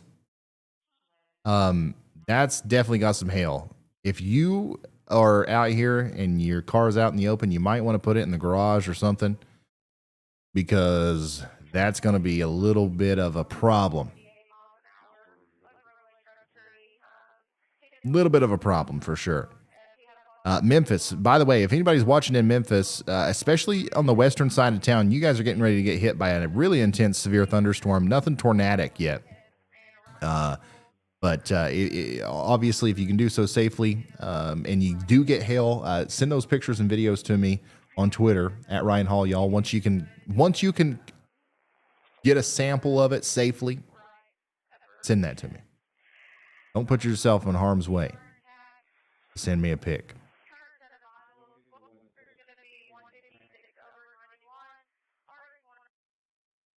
Pickles has been a member for 9 months, and they say an awesome treat is rice, milk, sugar, and cinnamon.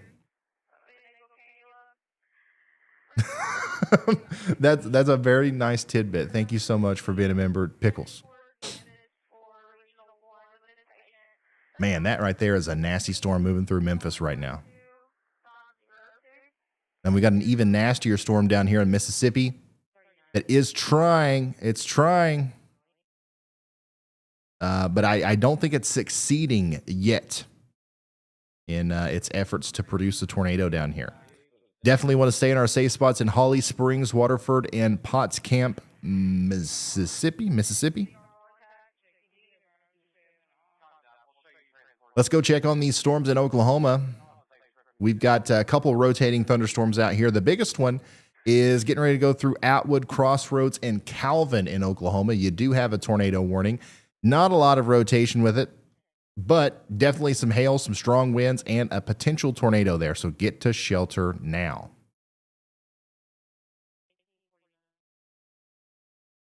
Once again, it's currently 10:10 p.m. on the East Coast. That's where I am.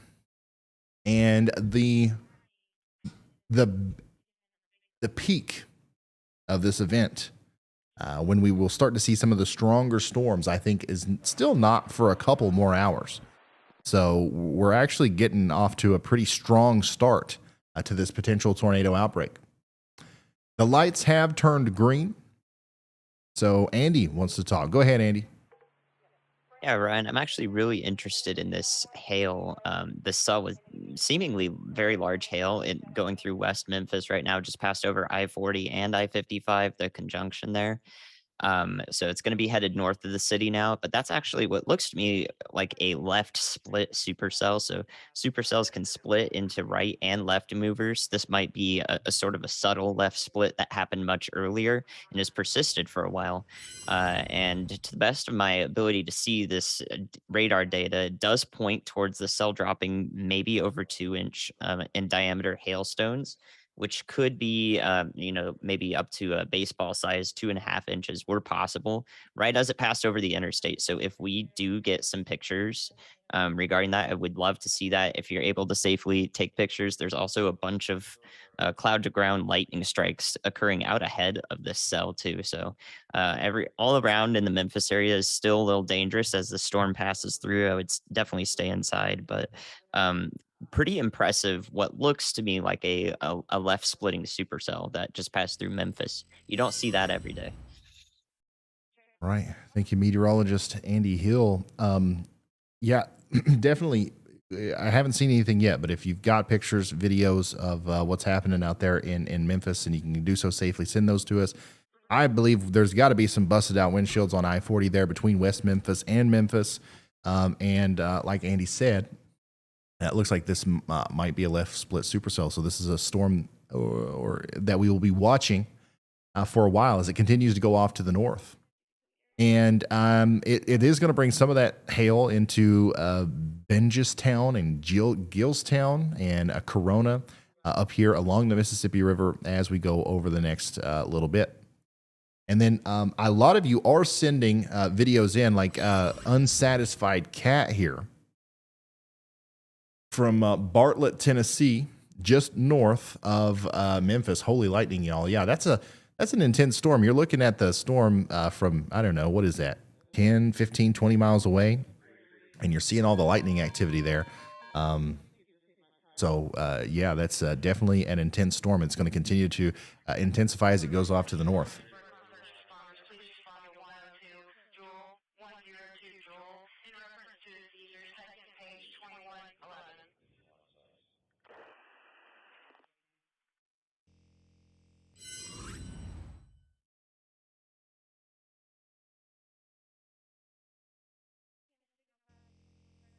Wow.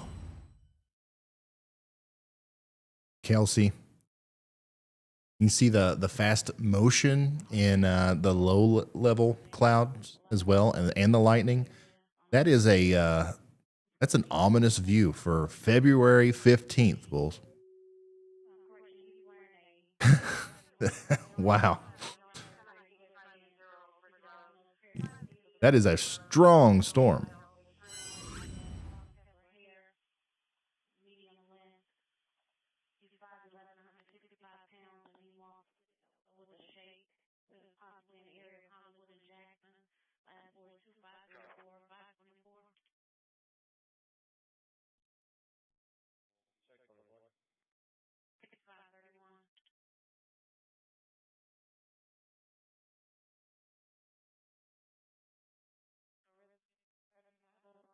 Yeah, still looking through.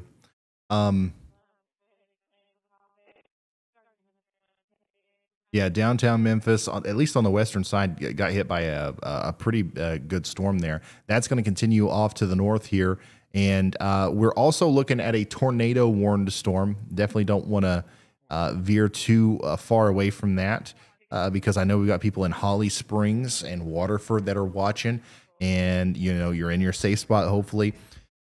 The latest update that I have for you on this is that there's still a lot of rotation here, but the storm hasn't completely actualized or organized enough to produce a tornado yet, I don't think. But let's imagine, because this could change in the next 5 minutes, okay? But let's imagine that there is a tornado down, and it's coming right for us.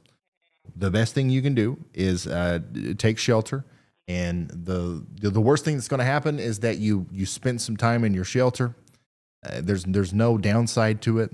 And I'll let you know when it's time to come out, or at least you'll be able to see in the ticker down below that your county is no longer listed in the list of warnings. So also, something that's going to help us tell you guys what's going on here is we've got Storm Chaser Bryce Shelton right here. You see his indicator. He's close to this storm, and you can see his video feed above my head there. This is a live view from professional storm chaser Bryce Shelton in Marshall County, Mississippi, as he approaches this tornado warned storm. So he'll be able to let us know for sure if there's a tornado down.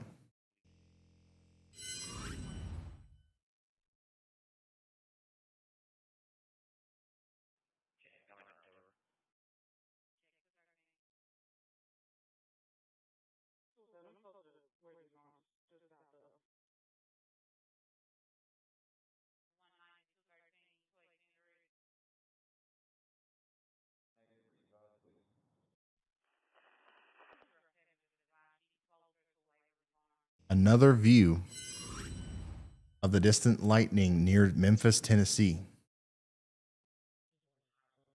That is a ferocious storm back there.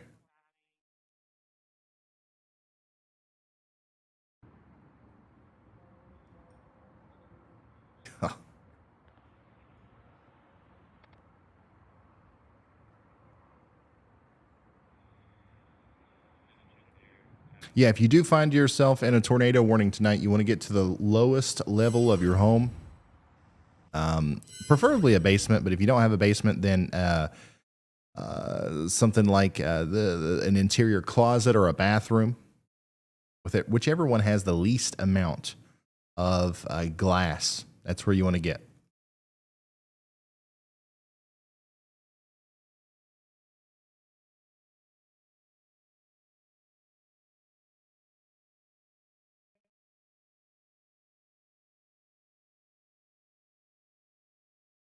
And those tornado warnings are continuing in portions of southern Oklahoma, but the environment of those storms, like the air mass that they're headed into, it's not the best, I guess, for the continued, tornado kind of like storms to come out of that. So we're probably going to see those weaken pretty dramatically and quickly, and we'll see those warnings kind of go away. And that line as a whole is going to eventually go away as those storms are running into kind of more like 50-degree dew points. But there is going to be a window of opportunity here for the next, I don't know, hour or so for some of those new storms that are forming on the backside to take advantage of the currently, good atmosphere for storms.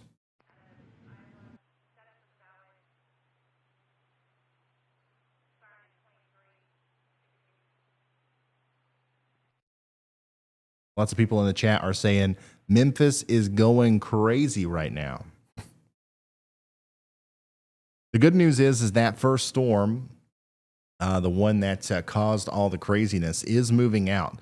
The bad news is Memphis, that was just the appetizer for what is going to be a very long night of severe weather for you guys. In fact, there's already another storm on the way. You guys will get hit by another storm here soon. There's more behind that. You're going to get hit by storms of that intensity or of similar intensity throughout the night until the cold front comes through tomorrow morning. So keep that in mind. And yeah, I haven't received any pictures of hail yet from Memphis, so I don't know if if we're not getting those or if we haven't seen a lot of it.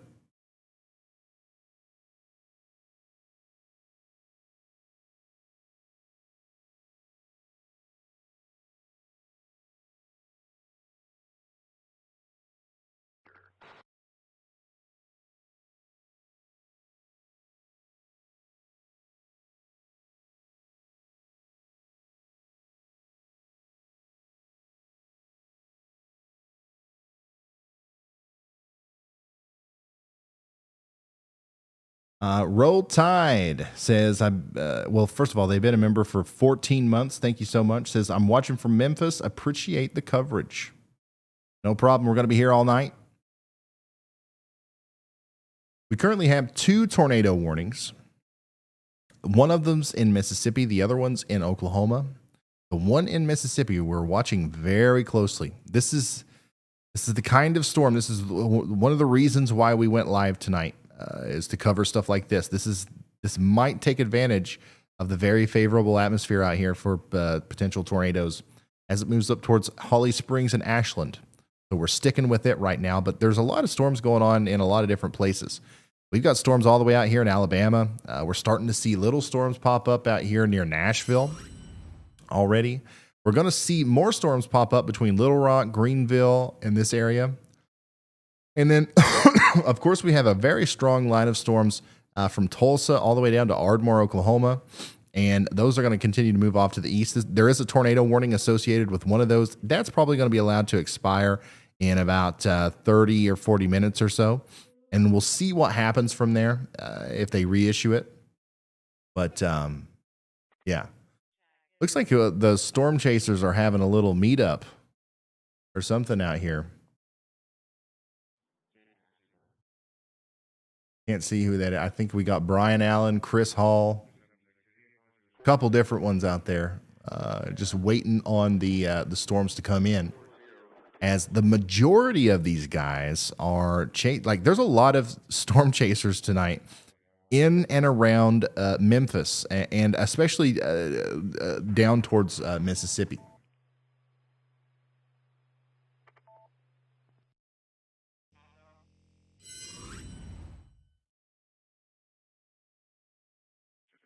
So in an area between, draw a triangle between Memphis, Clarksdale, and Tupelo, and there's more storm chasers in that triangle than probably anywhere else in the world right now.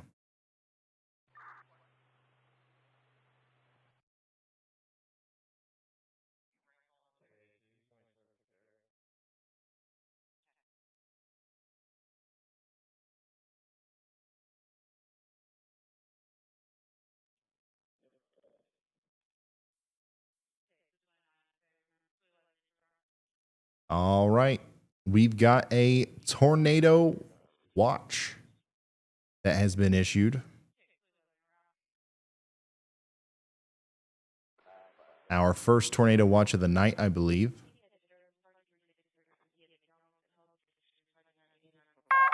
A new tornado warning has And we been have a new issued. tornado warning in Oklahoma. All right, so let's do this one at a time. First of all, let's take a look at that new tornado watch. Guys, it's going to be a long night. This tornado watch goes until 5 A new tornado watch a.m. has been issued. 5 a.m. 5.2 million people are under this tornado watch, and it includes Shreveport, Louisiana. It includes Vicksburg, Mississippi, El Dorado, Little Rock, and Jonesboro, Arkansas, Greenville and Oxford, Mississippi, Memphis, Tennessee, Jackson, Tennessee, Dixon, Tennessee, and Clarksville, Tennessee. And here's an important thing to remember about this. Okay? A couple strong tornadoes possible. The wording here is important because a lot of times they'll say a few tornadoes are possible or a couple tornadoes are possible.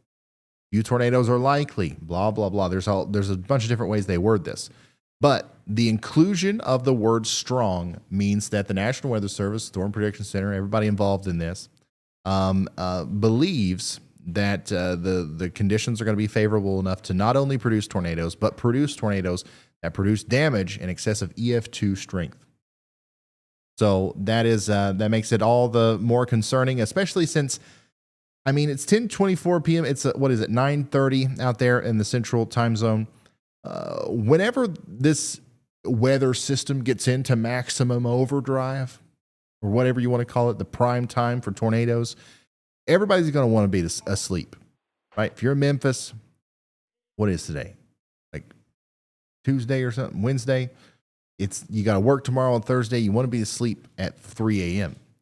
But unfortunately, we're going to have tornadoes and stuff tonight. So if you live out here in this tornado watch, please make sure you have some way of getting weather warnings.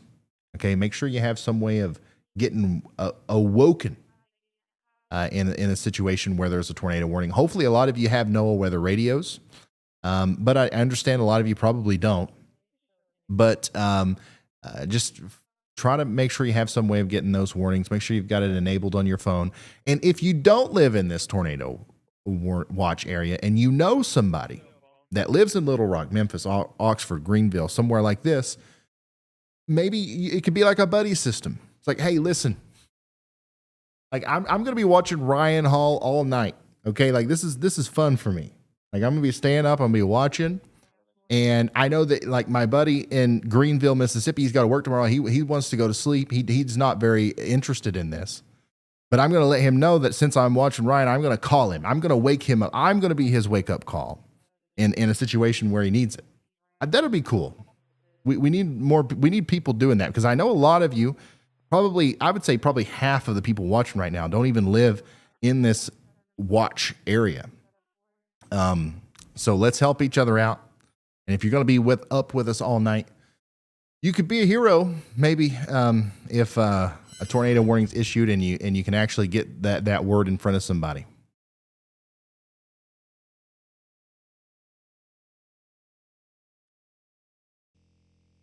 Oh, here's the first tweet I've seen of the hail. This is the tail end of the hailstorm that just passed through Proctor, Arkansas, about 5 miles south and west of Memphis. It was much larger when it started. So where is that? Okay. So that was around where we saw that big DBZ spike, but not exactly. But still very interesting. Here's some hail in Millington, Tennessee. Bro, is that a blanket on your hood? Quick, get the blanket. It's hailing. I don't know how effective that'll be if the big hailstones start falling. Not a bad idea, though, I guess, for the smaller ones.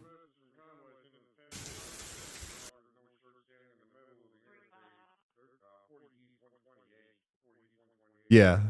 Yeah, there's a lot of storm chasers. I'm seeing a video right now on Twitter of what looks to me like probably 50 storm chasers at a single random rural gas station in Mississippi. That is funny.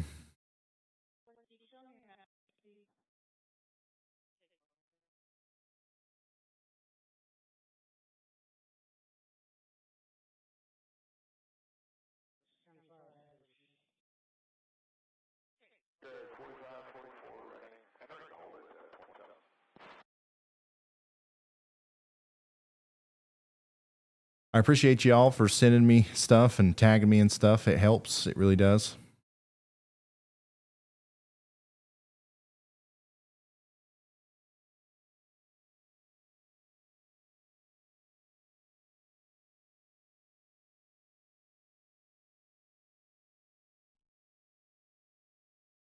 It really, truly does. Oh, by the way, we got a new tornado warning over here in Oklahoma. I wanted to show you that. Where we got rudely interrupted by our tornado watch. So they did issue, so this is not a continuation of the northernmost storm. They did issue a new tornado warning for the southern storm that is still rotating. I mean, it's rotating. Okay, and we need to get to our safe spot if we're in Parker, or Rock Creek in Oklahoma. However, whether there's a tornado associated with this or not, this is going to be a very dangerous storm with big time hail right here in the top part of the storm. It's going to go through Non and Parker and Rock Creek, and definitely some strong damaging winds, and maybe even a tornado. So we want to get indoors, get away from windows, get into the most interior room of our homes, put as many walls between us and the outside world as possible, and bring our phones, and we'll get through this together. I'll let you know when it's time to come out. I might forget. But pay attention to the ticker down there. When your county's no longer listed, you're good. There was the reason I always mention that I might forget is there was one day where I said that. It was like a 12-hour long live stream. There was a tornado warning right at the beginning of it. I said, we'll let you know when it's time to come out. And the warning was allowed to expire, but like we had like 50,000 other warnings we had to cover. And I forgot that one warning expired, and somebody like tweeted me like 12 hours later. It's like, hey, can we come out?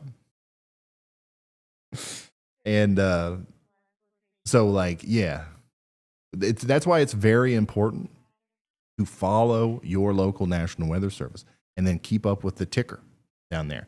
Because sometimes whenever things hit the fan, we're all over the place with what we have to. The idea is that we're always focused on where the most danger is, right? Like where's the tornado?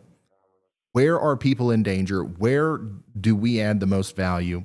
And a lot of times that's in the newest tornado warning and not the one that's expiring. Does that make sense? So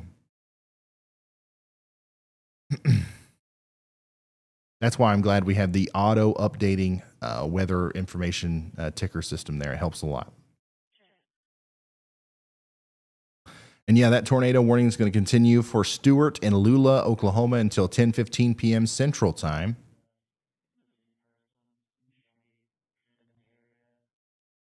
And we still have a tornado warning out here near Holly Springs, but the rotation is kind of let up a little bit. It'll be interesting to see what happens with that as time goes on.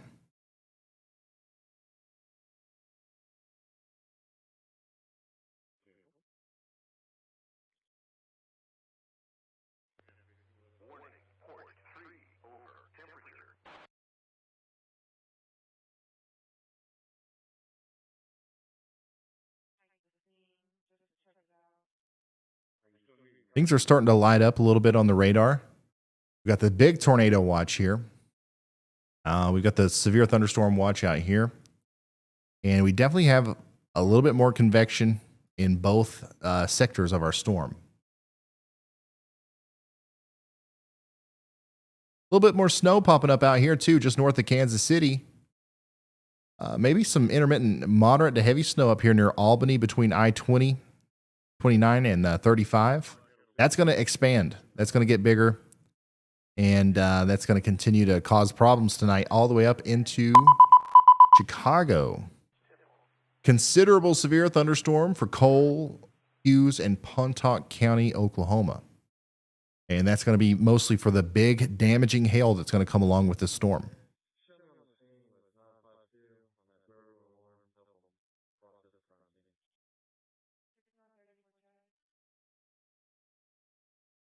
And by the way, something really cool that we're doing here, another little partnership that we've worked out here on the Ryan Hall Y'all channel, is obviously we normally are working with storm chasers. Okay, we usually have 6 guys up here giving us live feeds. Sometimes their feed goes down. Sometimes a chaser will call it a night. Sometimes nothing will be happening where that chaser is. So a lot of times we look for stationary cameras to kind of fill the void here in areas that might be impacted by severe weather. And what we're doing right now is we're able to work with oh, I guess I can't get it to pull up. I don't know what I'm doing wrong. Yeah, pull it up on your end over there. Number 6. Yeah, okay. So what we're doing is, I don't know how many of you guys have heard of Virtual RAILFAN on YouTube. They've got like 500,000 subscribers or something like that. But basically, they have cameras set up all across the country, pointed mostly at railroad tracks. Okay, people love watching trains. I do too. All right. But these guys, like they've got the whole country covered with all these cameras and stuff. And we reached out to them and we was like, hey, like, do you care if we, kind of like help our audience and people who live in these areas out by showing this stuff intermittently? And they were like, yeah, totally cool. Like we might even give you access to the ability to move the cameras. These are all PTZ cameras. We can change the direction of them and stuff. So I just thought that was cool to point out. If you guys haven't subscribed to that channel, there's a link in the description.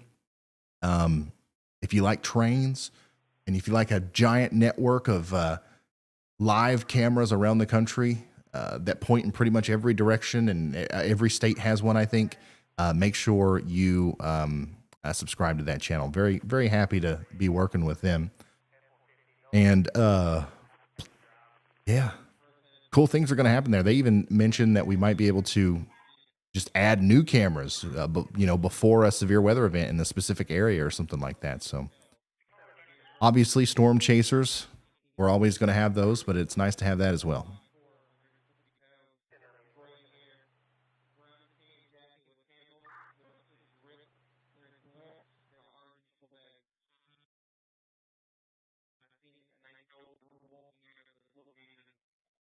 Eddie says, Ryan, why is the tornado watch not a PDS watch? It's going to be strong tornadoes and it's overnight. What makes it not a PDS watch? The watches that are issued like that, the National Weather Service really tries to reserve those kind of watches for the highest level events, like the highest of high level events. It's very rare that we see a PDS tornado watch. And maybe they just don't believe that it warrants that kind of watch. I do think that it definitely shouldn't change your opinion on how seriously you should take the watch. And I don't think it does to many people, hopefully. But yeah, you definitely need to take this just as seriously, whether it's got the potentially or particularly dangerous situation tag on it or not.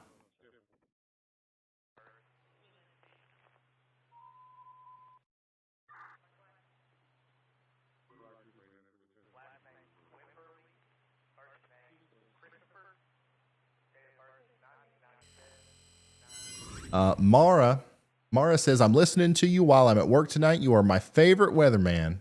Much love from Pennsylvania. Chanthel, thanks for becoming a slight risker. Jameson, thanks for being a member for 7 months. Hey, Ryan, I love the channel. How will things be looking as we get into the night, into the morning, the early morning hours in I-80 in Iowa? That's a good question. I think it's going to be snowing pretty significantly. I don't know anything off the top of my head about like accumulation or anything like that, but I can look into that really quick for you. Let's see. In the morning, it does look like there's going to be at least some accumulation out here. Central Iowa. Let me pull this up. Central Iowa looks like about. There's a sharp cutoff too, right around Des Moines. Right around Des Moines, if you're north of I-80, essentially there's not going to be a lot of snow at all. But right around I-80, I'm seeing anywhere from 3 to 6 inches of snow. It just depends on exactly where you are. East of Des Moines, best chance of seeing significant snow. South of Des Moines, even better chance. And that's just through 3 p.m. tomorrow.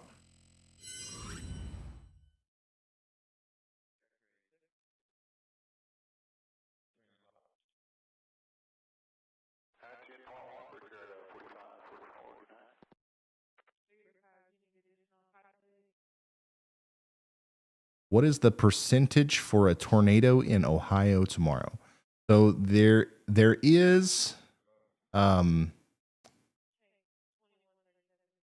5% probability of maybe seeing a tornado tomorrow in Ohio. But it sounds low, but it's definitely a lot higher than what it's been in a long time in Ohio. I think that Ohio is definitely under the gun for some severe weather. But as far as the tornado threat goes, I believe the majority of that is going to be to your south.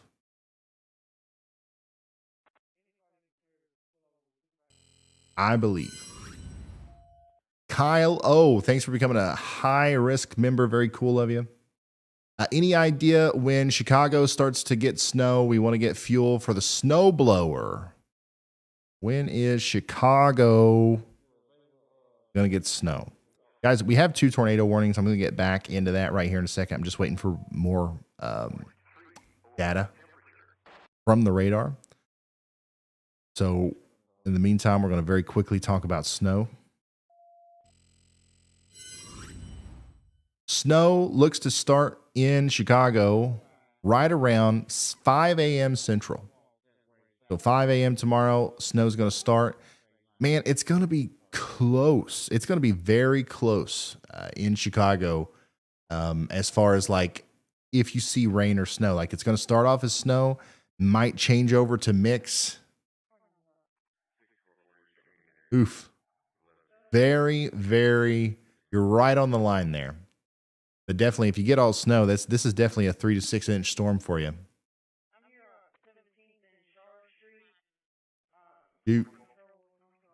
But yeah, I think it'll start around 5 a.m. If it stays all snow, it'll be most intense between 5 a.m. and noon tomorrow.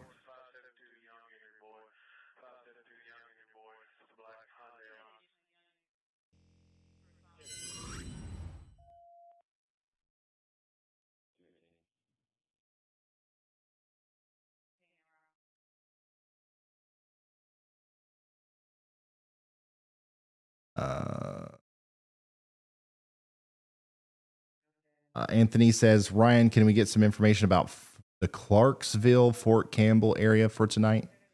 I think, if I'm not mistaken, I don't know exactly where that is. That's north of Nashville. You're under a tornado watch, but the storms, it'll take a while for them to get there. So it's going to be a long night. Like you're going to get your first storms probably within a couple of hours, and it's going to rain and storm on and off all night, all the way through the day tomorrow. And then it'll probably be 4 or 5 p.m. tomorrow before it stops. And you've got an intermittent chance of severe weather and tornadoes that entire time period. I'm sorry if that's not very helpful, but like that's what we're dealing with right now. Hope, thank you. Kylo says, speaking of snow, took a peek at the model for next week. What do you think about the snowstorms that are coming? We might talk about that a little bit later. Don't want to get too caught up in fantasy snowstorms just yet. Justin says, I'm watching from Albany, New York with a glass of bourbon and a hockey game in the background. That sounds fun. What's going to happen near Nashville? What's going to happen near Nashville? I see a lot of people from Nashville. A lot of people from Nashville. I think our core audience here is Tennessee, like the whole state of Tennessee. And I think the reason for that is because, I mean, just how many times are we talking about a new daggone tornado Tennessee? warning has been issued. Techno, thank you so much for that. You didn't have to do that. We do have a new tornado warning for Pittsburgh County, Oklahoma. Let's go check it out.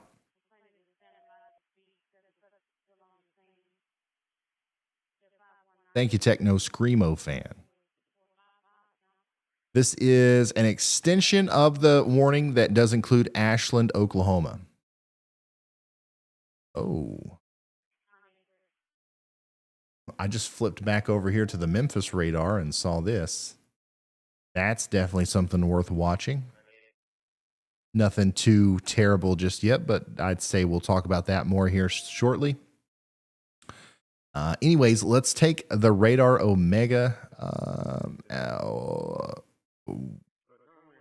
app over here and take a look at A the new velocities. tornado watch has been issued.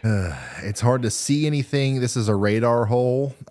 So this is one of those areas, for whatever reason, we don't have a radar that services this area of Oklahoma, which of course is like one of the most infamous areas in all of culture. If you're from Australia or you're from China and you ask somebody, where did the tornadoes happen on Earth? They say, oh, probably Texas and Oklahoma, right? But for some reason down here in southeastern Oklahoma, we don't even have a daggone radar to look at them. anyways, we do have some rotation, and we're going to continue to see the potential for a tornado down here through Ashland, Kiowa, Savannah, and McAllister. So make sure you're taking your safety precautions right now. Andy wants to chime in. Go ahead. Yeah, Ryan, even though we can't necessarily see the, the inherent risk for a tornado based on the radar beam height that's down here near Ashland, Oklahoma, what we can see from the Oklahoma City radar is a TBSS, or a triple body scatter spike. So what that means is it literally, the radar beams going up into the cloud, it hits the hail that's up in the cloud, bounces down to the ground, it's the hail again, and then comes back to the radar. So 3 spikes, right? And what that does is it produces this area of little returns out ahead of the cell. And when that happens, it tells us that there's very large hail. So all that is going to say there's very large hail, at least up high in the storm, that's about to impact the Ashland area and eventually the McAllister area in Pittsburgh County. So even if no tornado risk is realized with ground truth in this cell, you should be in your safe spots as per the National Weather Service. Respect the polygon. But also there is the potential for giant hail, which was also predicted by the Storm Prediction Center for around this area. So we are seeing that realized. We can at least tell you that there is large hail aloft, and that's a pretty cool thing we can look at on radar. Okay, thank you very much, Andy. This is a beast of a storm. Ashland, Savannah, Kiowa, take shelter. Tornado or not, you're going to want to be inside of that safe spot as this storm comes through. Big hail, strong winds, maybe even an isolated tornado. This line is holding together pretty good. I do still expect that at some point it's going to start falling apart as it enters a less favorable atmosphere for storms. 50-degree dew points in eastern Oklahoma, extreme eastern Oklahoma. But before it gets there, it is going to continue to cause problems. So get ready in Ashland, Oklahoma. Back over to Memphis and the areas around Memphis. We've been watching this all night. This is kind of, we're getting into the time period now, at least over the next hour. We're going to get closer and closer to where the atmosphere is most favorable for at least starting the process of producing tornadic thunderstorms out here. So it'll be interesting to see what happens. Something is happening with this storm over here near Collierville. Definitely not producing a tornado yet. It's not even trying yet, but this is going through some sort of change, and we'll see it try to mature as it gets closer to Somerville. We'll see if that ends up causing another big hailstorm or another potential tornadic thunderstorm that we have to watch. The storm that prompted the tornado warning for Holly Springs in Mississippi, it's weakened a lot in terms of the rotation, and that warning has been allowed to expire. So now both of our warnings are in Oklahoma. But look, we have more storms popping up down here, and these are also going to be potentially tornadic as we go forward.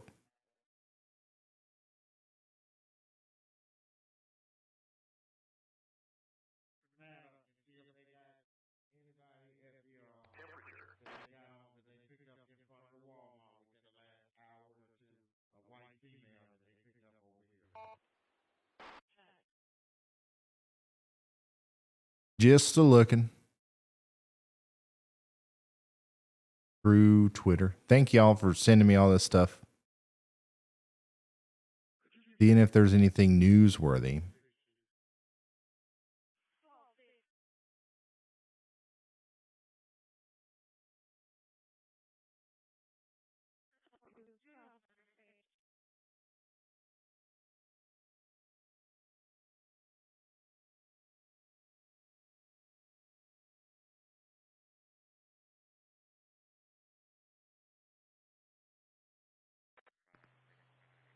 Kathy says, I'm in Jonesboro, Arkansas. We are under a tornado watch until 5 a.m. It's going to be a long night. Yes, it is. We'll be all right, though. We'll be all right. Flash says, I've read that they're in the process of filling that radar hole with a new site near Durant, Oklahoma. I've also heard about that, and I hope that it's true. because the people of Durant, Oklahoma, and surrounding areas deserve it. Your tax dollars pay for these things. These are multi-million dollar machines that we are using here to look at these storms. And the fact of the matter is it's much easier to tell you where a tornado is if you have adequate weather coverage. And I just feel like everybody should have the an equal ability to know where the tornado is. Especially in southeastern Oklahoma.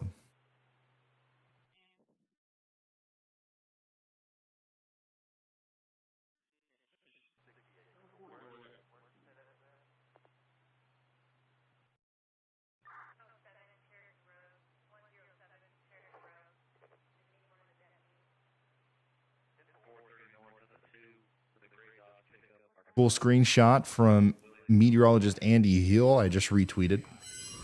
Pretty incredible look at the Memphis, Tennessee hailer that just went through the western side of the city. It's a left-moving supercell with a bounded weak echo region and clockwise rotating mesocyclone aloft.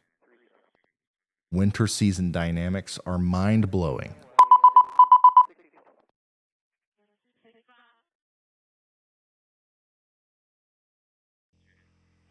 Yeah.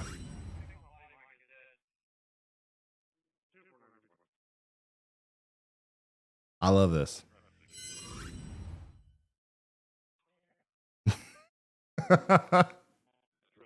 I'm retweeting that one. That's a good one. Oh, this was posted way back in November 4th. Hey, and we were talking about the same areas on November 4th too.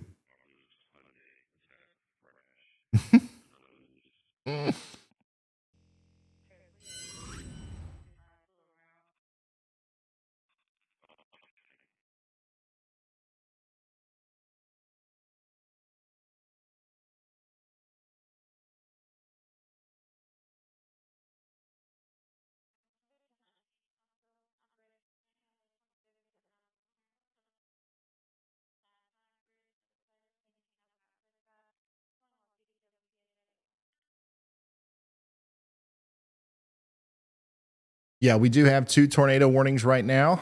Both of them in Oklahoma. Let me take Omega over here and show you that. Once again, a huge hailstorm getting ready to come through Ashland and areas just north of there. Strong winds, all that good stuff. Get ready for it. I can't, we can't say definitively whether or not there's a tornado, but we want to take shelter immediately. Now, really quickly, while we wait for new data on the radar here, does anybody want me to go through the forecast, the future radar thing again, so that we can see what's going to happen downstream with these storms? And then we have a ton of people in Ohio, Kentucky, Tennessee, and all these places that are like, hey, what's going to happen tonight and tomorrow? I would love to go over that for you if everybody's on board, if everybody's on the same page.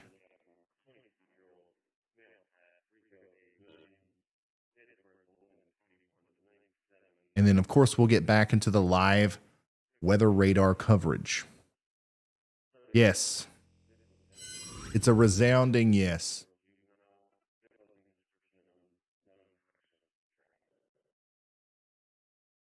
I haven't seen one no. You know what that means? We ain't going to do it. No, I'm just joking. Okay, here we go. What we're looking at here is the HRRR, the High Resolution Rapid Refresh Model. I'm going to refresh it real quick. Okay. All right, yeah.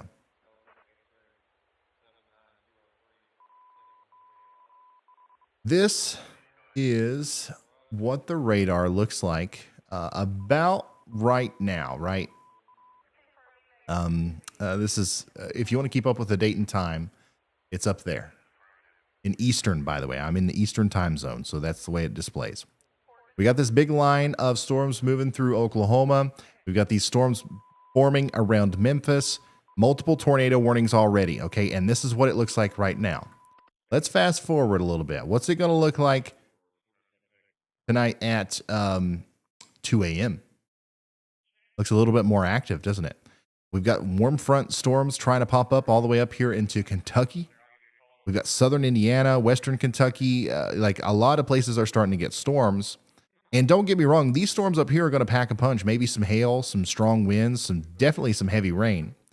But the tornadic potential, the tornado parameters are going to be most evident down here in this region. Okay, so we're going to be watching maybe even as far northeast as Clarksville. Okay, so let's say this region right here, and maybe even as a little bit farther than that. Let's actually make it a little bit bigger here. This is where we're watching tonight for the potential for tornadoes. So we're going to see, first of all, these first supercells move through. They're going to cause some problems down there. And then we're going to see more start to pop up down here around Memphis. They're going to pop up all the way down into Louisiana. These all have the very real capability of producing tornadoes. Now, these up here in Kentucky and stuff also have the potential of doing that. But because the storm mode is so messy, because these storms are all sloshed together, they're stealing each other's energy, they're interrupting with each other's inflows and outflows and everything, there's a less chance that these cause tornadoes. Okay, but we start to see a new problem as we go into, let's just say 8 a.m. tomorrow morning. Are you guys seeing what I'm seeing? First of all, we've got this cold front coming through that's sparking up new strong storms from Little Rock all the way down to Shreveport. These could have embedded tornadoes with them, definitely. We've got heavy rain up here in Ohio, but extremely heavy rain in a line from just north of Nashville all the way into eastern Kentucky. This is going to produce significant flash flooding for somebody. Look at that. Look at that training. That's going to be a big deal for somebody. Be ready for that. If you live in a flood-prone area, right in through here, make sure you are prepared for that. It's going to happen. Now, once we get that out of our hair, let me zoom out here. Man, this is such a dynamic, large system. It's hard to get everything. So while the flooding is happening up here, we have to take a quick trip down to the south because we've got supercells forming along this cold front. And a worst case scenario, according to this one model run, this could change, but somewhat of a bad situation starts to occur here as we get closer to noon, as we get a bunch of prefrontal supercells popping up out here in front of the line in Louisiana, Mississippi, and Alabama. These could produce tornadoes, maybe even strong ones, as they go through Hattiesburg, Meridian, all the way up into south central portions of Alabama. If this actually happens tomorrow, this will be a tornado situation. We will see all kinds of tornado warnings, possibly a bunch of tornadoes, just from this small section of the storm alone. Now, let's push this back and look farther north. Okay, while we're dealing with the flash flooding up here, we're also going to start to see new storms form around Memphis around noon tomorrow. Memphis is in the danger zone literally from now until noon tomorrow. About 1 p.m. tomorrow, it starts moving past Memphis. But we've got these embedded cells that might cause tornadic activity here. And then we're going to continue to see that happen. Nashville, around 4 p.m. tomorrow. Those storms will be moving into your neck of the woods. Louisville, around the same time. Tupelo, Huntsville, 4, 5, 6 p.m. By the time we get to 7 p.m., though, the good news is a lot of these storms will have meshed together, merged together into a squall line, and the tornado threat goes down, but the damaging wind threat is still there. Down here, especially farther south, we still have a tornado threat, but all of this eventually squalls out and lines out as well. So definitely still have a very real opportunity for some strong storms up here in Ohio and Indiana as well, with that secondary line that comes through.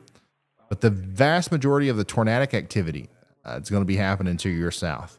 And then as this gets past the Appalachian Mountains, it's going to very quickly weaken and fizzle out by the time it gets to the edge of the East Coast. In the Carolinas and Georgia and Virginia and the Mid-Atlantic region up into the Northeast, we might hear some rumbles of thunder, get some gusty winds and some strong rain, but the severe weather threat is going to be relatively low.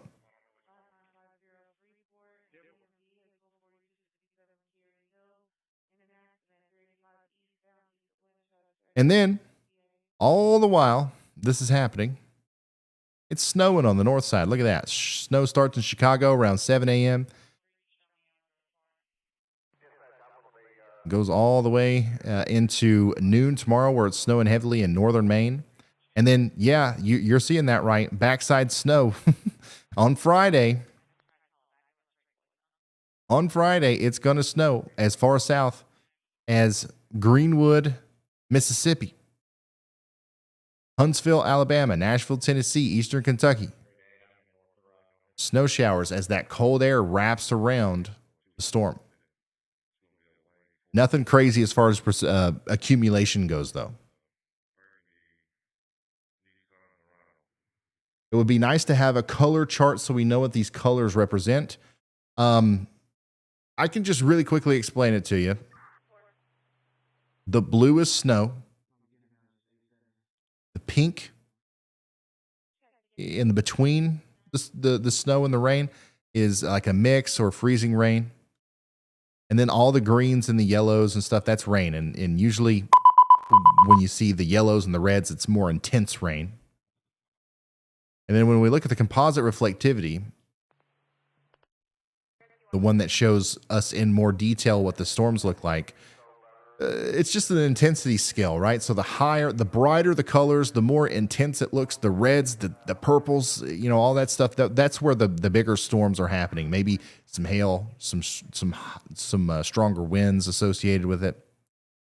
But it's pretty much, this is the same thing as what you would see on a radar.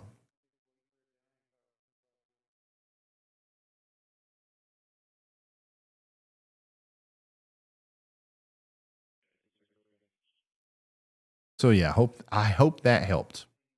We're going to continue to do that tonight. We're going to continue to look at that.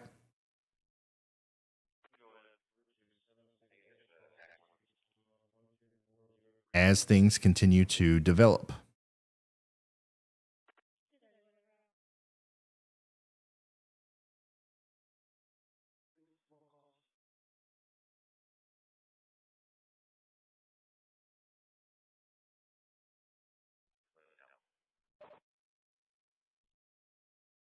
Somebody in the chat says, Ryan, can you tell me why I just heard thunder and it's snowing in Topeka? It's probably because you did experience a phenomenon called thunder snow, or at least thunder sleet. And there's just some pretty intense precipitation here. And in and around Topeka, it's snowing. We've gotten mixed reports. I've got some pictures of sleet and some snow in and around Topeka, but it's essentially a little thunderstorm that you've got moving through there. And just instead of rain, it's cold enough to snow. That's the brass tacks. That's peak Kansas weather for you.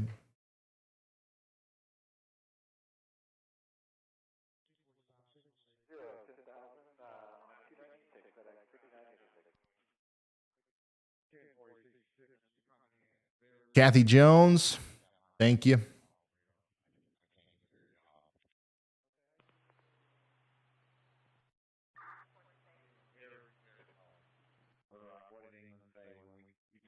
Jason says, I'm worried about the weather up here in Dayton tomorrow, but I will be prepared, in part with your help, Ryan.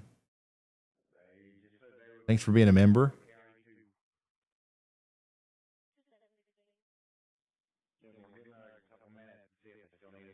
Gary has been a high-risk member for a year. Shout out to Gary. Thank you so much. That's a big deal. Some people are closing in on well over, or I think a couple months over 2 years now, which is nuts to me. I can't believe I've been doing this for that long. It feels like not that long. Here's a look at the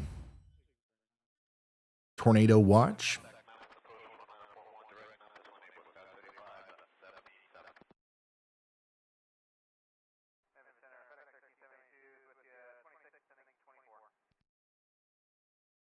Somebody in the chat just said, sleep with boots on tonight.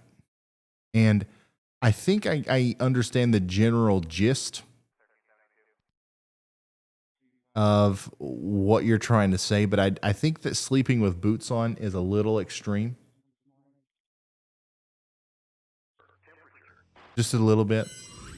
You do, like, the idea, right, is that if a tornado happens tonight in your area and you want to go to sleep and there is a warning or something like that, or if there's just a tornado and you're surprised by it or something, you want to have shoes on. You want to be able to like evacuate your home or wherever you are through any sort of debris, and you don't want to be like in your pajamas and barefoot.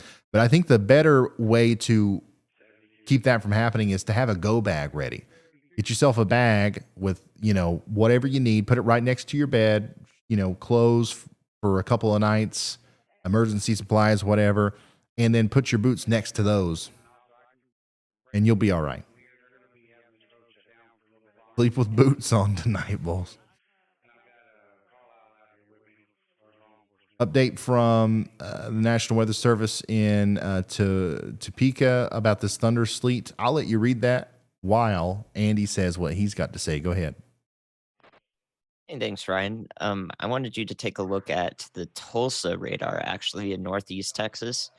This storm is pretty electrically active, and it's going to head towards Bentonville in Arkansas, northwestern corner of Arkansas, which I know is a populated corridor. So it looks menacing. If you look at the velocity, you can see what looks like, a pretty dangerous area of rotation, like leading edge of this thing. It's something we've seen pretty often. But what I want to say is there's a reason why this isn't tornado warned by National Weather Service Tulsa. It's because it's in such a cold environment.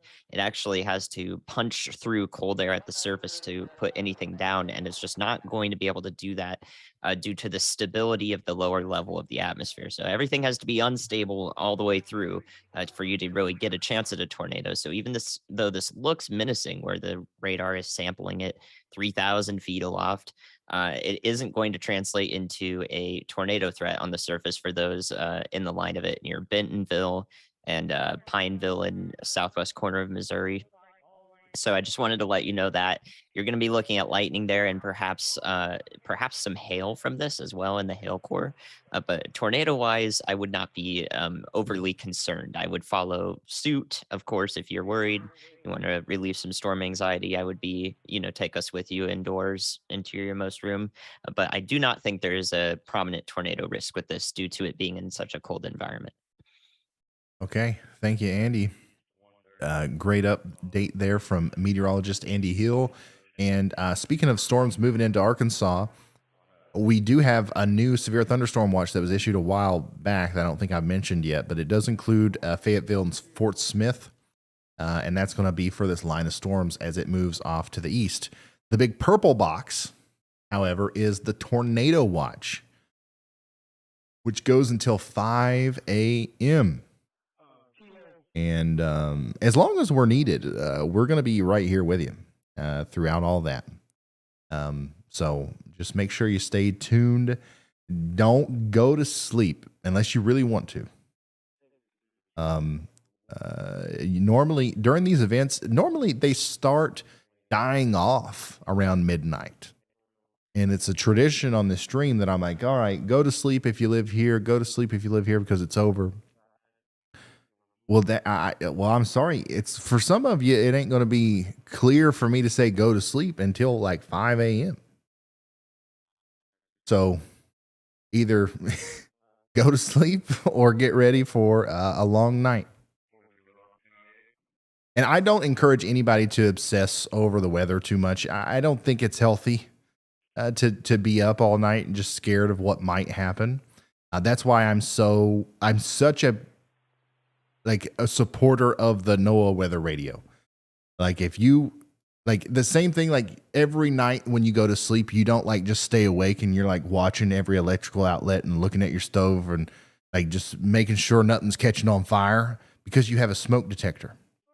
If you have a NOAA weather radio, you have a tornado detector essentially. It works. It picks up a signal from the National Weather Service, whether the power's out or the internet's out or what, and it goes beep, beep, beep, beep. And it wakes you up. and it tells you why it woke you up. And then you can execute your tornado plan. So yeah, I think those are awesome. And that's why I'm such a big supporter of them.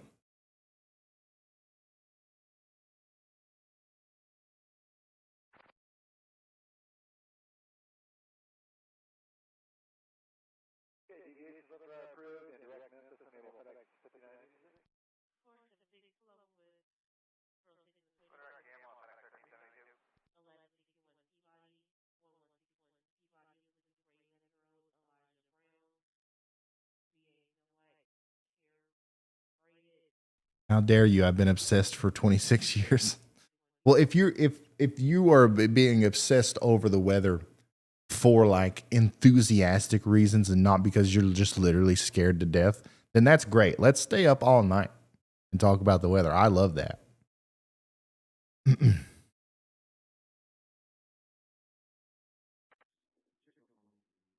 Yes, you can. You can get those NOAA weather radios on our website, shopryanhall.com/prepared, and you can get them there. You don't have to, though. You can get them in a lot of different places. If you are just now tuning in, we are doing live severe weather coverage on this slow to start severe weather outbreak. But we do have a tornado watch out here for 5 million people in Arkansas, Tennessee, Mississippi, and Louisiana. And we believe that storms are going to start hopping up and down through here and produce tornadoes in and around the Memphis area, Jonesboro, Shreveport, Louisiana, Jackson, Tennessee, all the way up there towards Clarksville, Tennessee. Going to be a long night. And guess what? After that's over, it's just begun. It's just begun because tonight is just the night before the night, if you know what I'm saying. Tomorrow is the real night. Not to take away from this night or anything, but the tomorrow definitely is going to be a little bit more severe, I guess, at least from what we can tell right now. You want to take a real quick look at the models from a different perspective, different color scale. This is what the radar is going to look like tonight. And then tomorrow, really between 11 a.m. and 8 p.m. 11 a.m. and 8 p.m. tomorrow.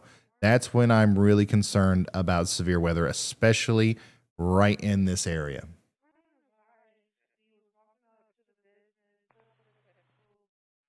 And yeah, significant tornado parameter is going burr.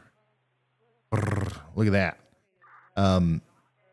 Basically what this is it just puts together a bunch of different parameters, convective available potential energy, the wind shear, helicity. It puts together all this different stuff, runs it through some sort of algorithm that gives us a scale on essentially 1 to 10, how favorable the conditions are in a given area for tornadoes. All right. It's not always perfect, but I like looking at it. And it's a good way to conceptualize all of those things in one graphic.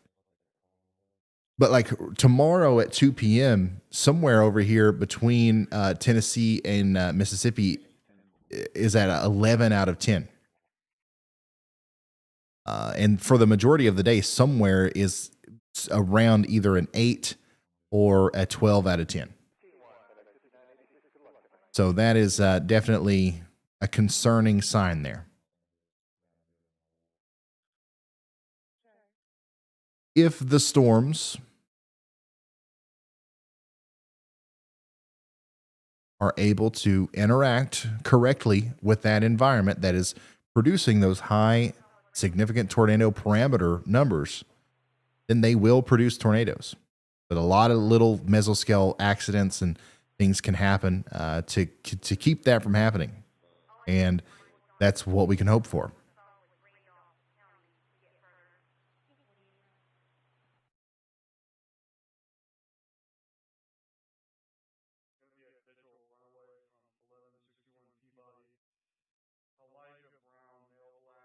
By the way, at least for the time being, all tornado warnings have been allowed to expire. So we don't have any tornado warnings right now. We are just waiting for the next one, and there will be a next one. So in the meantime, we are just kind of looking at the forecast. I'm going to look at chat here. And of course, we will monitor the radar and let you know if anything else looks suspicious. What was I going to do? Oh, yeah. Goodness gracious. Gosh almighty.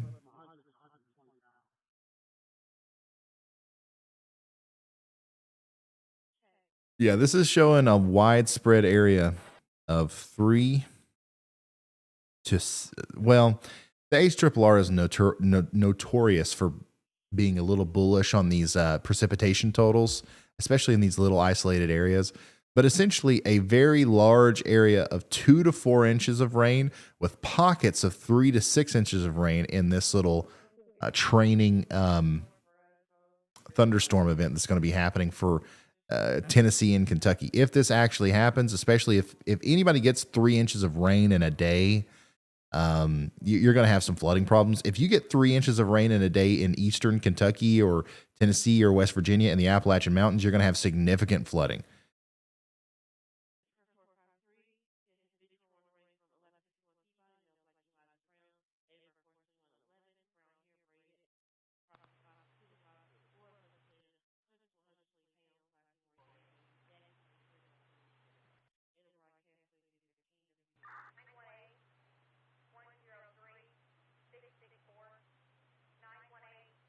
Somebody in the chat said, please address Ohio. In what way? This is Ohio on the map right here. And we do expect for rain and thunderstorms to start across most of the state tomorrow between 8 and 1 p.m. And then we expect some strong thunderstorms to move through between 6 p.m.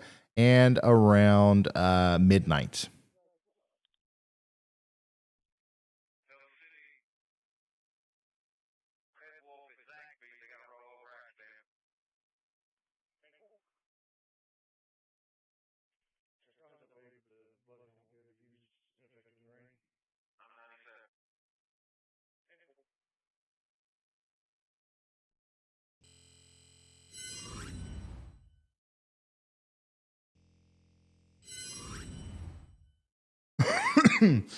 Austin says, hey, Ryan, I work for Drew County Emergency Management in Arkansas. Your weather coverage is among the best, and we appreciate what you do. Well, Austin, I appreciate what you do. Thank you so much for being here and watching the channel. I know a lot of EMA offices in Arkansas, Mississippi, and Tennessee specifically are huge fans of the channel. I think we're up on the situation wall in every emergency management office in Mississippi, if I'm not mistaken. And we are honored and humbled to be there. And just appreciate what you do. And if there's anything we can do to help you out in any more, just let us know. Jan Black, thanks for becoming a slight risker. Milo says, I'm a truck driver parked in Henderson, Tennessee. Should I be ready to abandon ship? Probably. I would have some way of knowing what's going on, because that's definitely, you don't want to be in that situation, right? If there's a tornado or a severe thunderstorm warning. But yeah, definitely make sure you have a way of getting those warnings as they come through. KMH Rock says, we are prepared, not scared in Somerset, Kentucky. Short Bus says, I just circled their location for 11 out of 10 tomorrow. Remember, guys, anytime I show a model like that, it is just a model. It's a simulation. It's a guess at what could happen in the future given the current parameters. It'll change, but a lot of times it doesn't change a whole lot. Like generally, there's going to be an increased tornado risk for that area tomorrow. I don't know if it's going to be 11 out of 10, but it's an important reminder to be hyper weather vigilant. Can you do those tornado parameters like you did with tomorrow's storms with tonight's storms? I can, but it's a little bit more complicated. And I'll get to that here in a second. I'll show you. The problem is tonight, there are much higher and much more widespread significant tornado parameters. And I don't want to freak anybody out because a lot of those parameters are in areas that there's not going to be any storms to take advantage of it. So like if you see like a bunch of red over your, part of your state or whatever, we'll look at it here in a second and I'll explain it better. But Riley's been here for a year as a member. Thank you, Riley. Riley's a part of the team. You've heard him. You've seen him on here. Who's this Ryan Hall guy everyone's talking about? I don't know. Mary, shout out to you. Bellcasting Dog, shout out to you. What's Arkansas looking like tonight? I'll give you an update on that right here in a second. Anthony, thanks for becoming a slight risker. Let's get back to the radar real quick.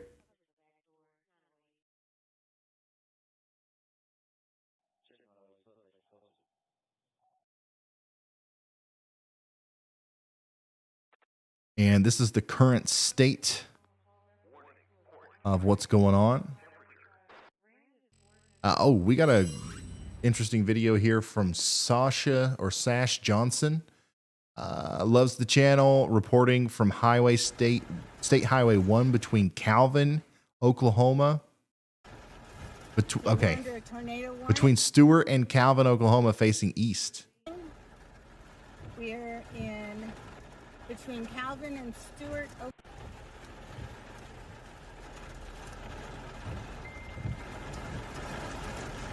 Lots of lightning. Okay, we're under a tornado warning. We're in between Calvin and Stewart, Oklahoma.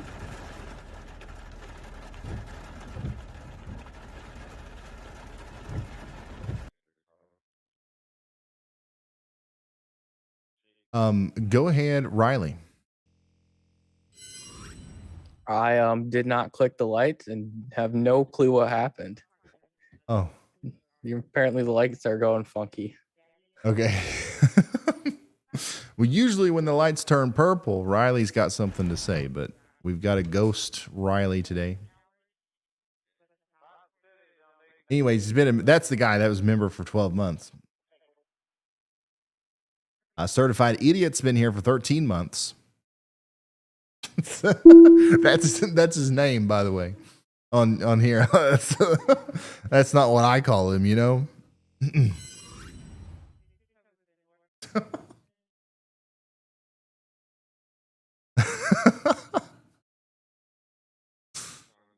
Oh boy. If you are just now tuning in, we are watching a big severe weather outbreak start to break out.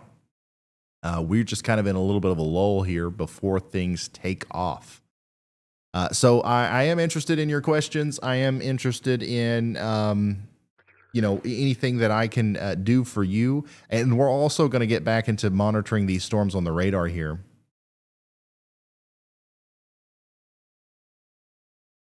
But the support is very much appreciated. Thank you, guys. There's one. DeBash, been around for 14 months as an official sponsor. That's huge. This channel entertains, educates, and informs and saves lives. Being an official sponsor makes me feel like a proud mama. Bash, thank you so much. I remember you, like I've definitely seen you around like every single live stream since we started doing this. So that's awesome to still see you here. And thank you and look at this, Kevin's been a member for 22 months. Thank you so much, guys. All right, let's take a quick look at the radar, and then we'll get back into some of this other stuff. This is the big pink box here is your tornado watch. We do have a severe thunderstorm warning for Jackson, Tennessee. So there's a strong storm that's going to be coming up towards Jackson here within the next little bit. Mercer's in the path as well. Not a tornadic threat just yet, but definitely some hail and some strong winds coming up towards Jackson, Tennessee over the next little bit. The storm that was rotating over here near Holly Springs in Mississippi is now rotating less near Middleton, Tennessee. No warnings or anything associated with that. More storms are popping up back in through here. Those will start to be a problem as we go forward. We're going to monitor them closely. And then let's see here. We actually got some storms popping up along the Kentucky-Tennessee border as well. A little bit of convection trying to pop up down into Louisiana and Arkansas. And then, of course, so the what's left of our line of storms over here in Oklahoma as it moves off to the east. That's a current look at the weather everywhere. We've got snow north of Kansas City, a little bit of sleet in King City, all the way up into Iowa now. It's starting to break out. This little snow band here is going to get bigger. It's going to get bigger. It's going to expand, and it's going to become intense tonight as it works over towards Chicago. And that's pretty much it.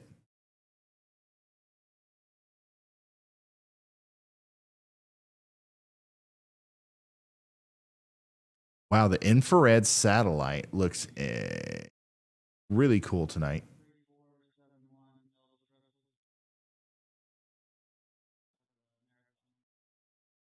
Off.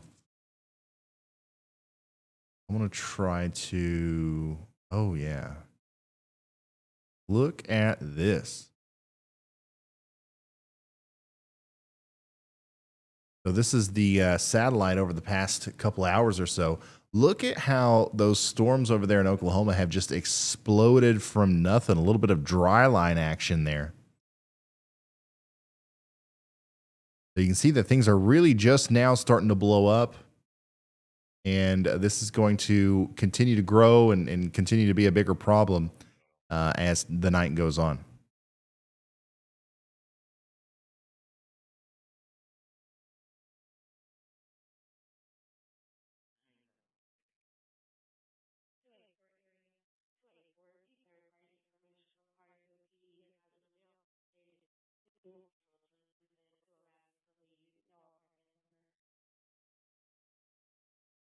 And yes, we are going to be here for several hours more. We've already been here for 8:30.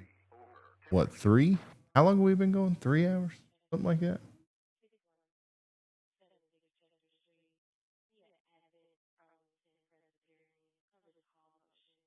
And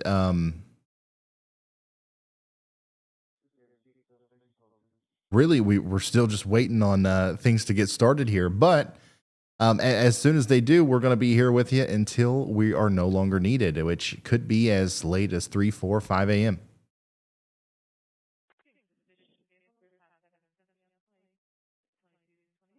Ryan, what are your thoughts on the development of isolated supercells in North Alabama over the next 8 to 10 hours? Do the ingredients appear to be in place for the formation of an outbreak situation for tomorrow?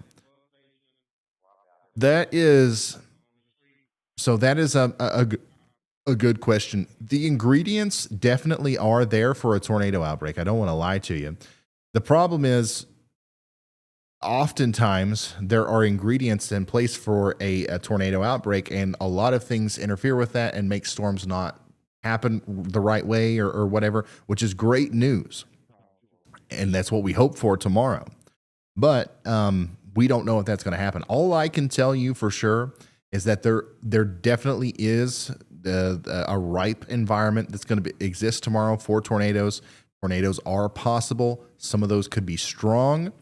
And I can give you a general timing kind of situation. Northern Alabama is really going to start to see some of the bigger storms around 4 or 5 p.m. tomorrow, and then that'll last until about 8 or 9 p.m.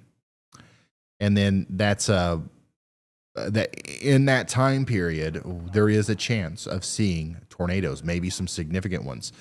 I don't want to speak too much about like, yes, this is going to be an outbreak or no, it's not, because it really comes down to the mesoscale. Like it comes down to like what's happening tomorrow at 3 p.m. in the atmosphere. Is it warmer? Is it 1 degree warmer than we thought it was going to be? Is the dew point 1 degree higher or lower than what we thought it was going to be?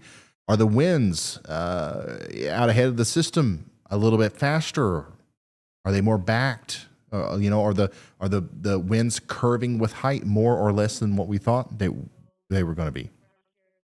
Was there any morning convection? Did we get some pop-up thunderstorms overnight that maybe, cooled the air down more than what we thought? Like or created an outflow boundary that is interacting with our air mass that we didn't see that coming.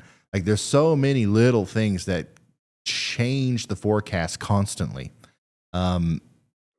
That I can't tell you anything with any certain definitive confidence. But right now, if everything goes right for tornadoes, it looks bad.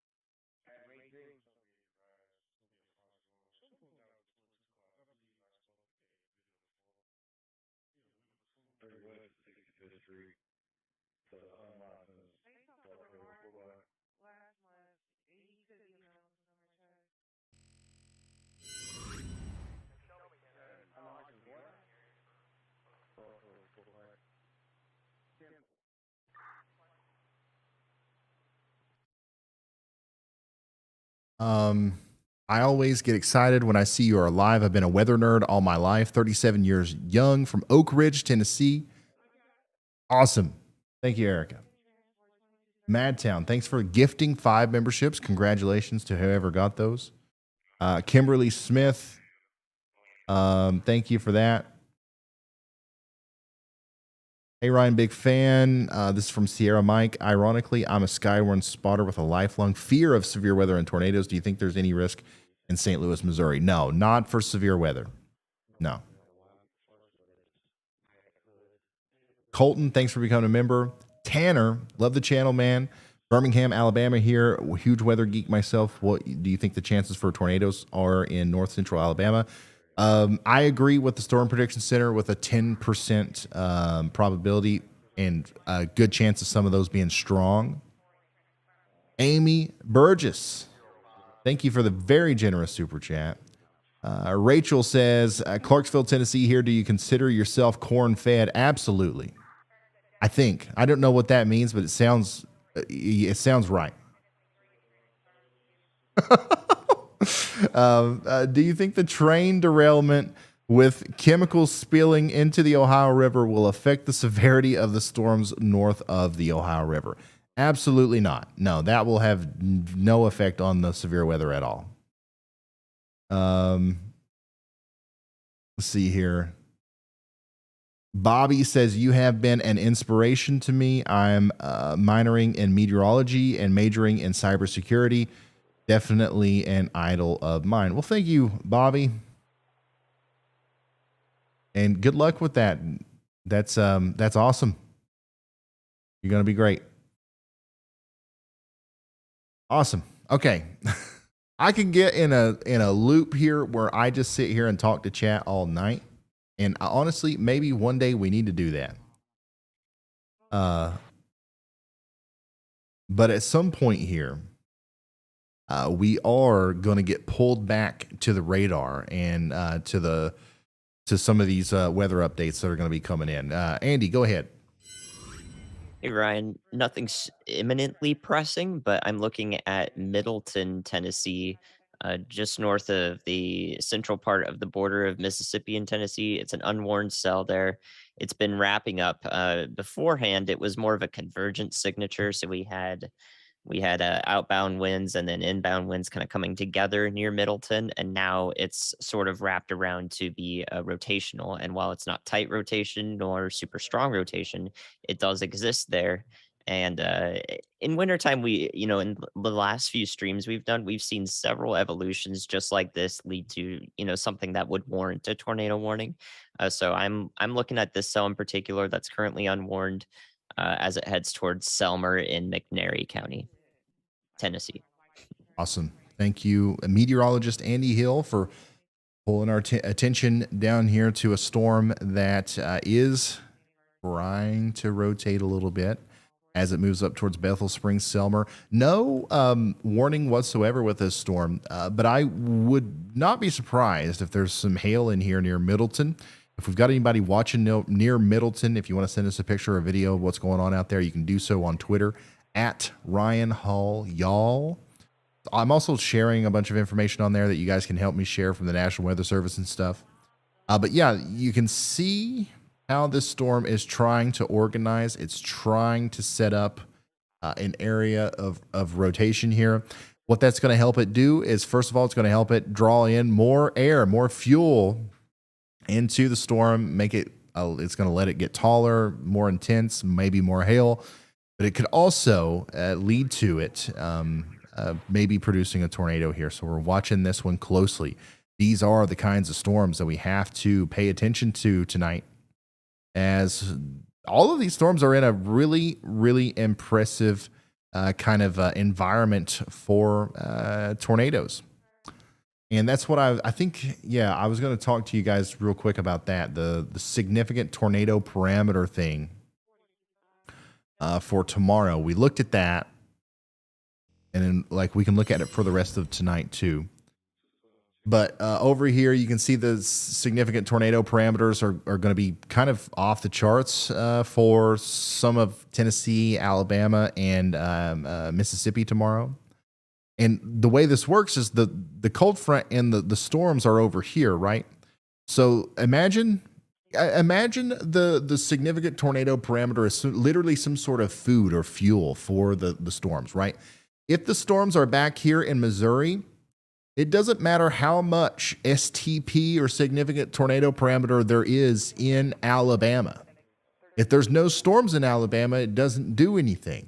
Okay, you can have a favorable environment for tornadoes and not have any storms, and you just don't get any tornadoes. That's how it works. But anyways, in this case, the reason that this is significant is because there will be storms right on this, getting up close to it and sucking it in, right? Imagine that. And that's why we're kind of concerned about tomorrow. But now let's go to tonight. Look at this. We have an incredible amount of some increased significant tornado parameter values over here in Oklahoma. And we did see a couple of tornado warnings. We definitely saw some rotation. But like Andy was talking about earlier, because of the colder environment, because of the lack of instability at all levels of the atmosphere, the storms, even though we do have storms coming up and kissing and touching with that STP, they're not necessarily capable of taking complete advantage of it due to some other things. Okay, so this is mainly based off of some of the kinematic profiles and stuff like that, and it doesn't necessarily take into account all of the things that can get in the way. But look at this. We got all this way down into Texas and down into southeastern Texas, and it looks like it's going to be a terrible night full of tornadoes down here. But no, the storms are displaced randomly all around through here. If tonight around 4 a.m., we do see new storms forming up down here in Louisiana and along this boundary here near Memphis, those are definitely going to be of concern because they will be in the area to where they can take advantage of the ingredients or the nadir juice, whatever you want to call it, that are out there. But then, as you can see, things start to blow up and get more intense tomorrow. So yeah, the increased STP down here in this part of Louisiana at 2 a.m. tonight isn't going to be as significant as the STP that's right next to some of these supercells that are popping up over here, if that makes any sense. It's a little bit less intuitive to look at that than just this.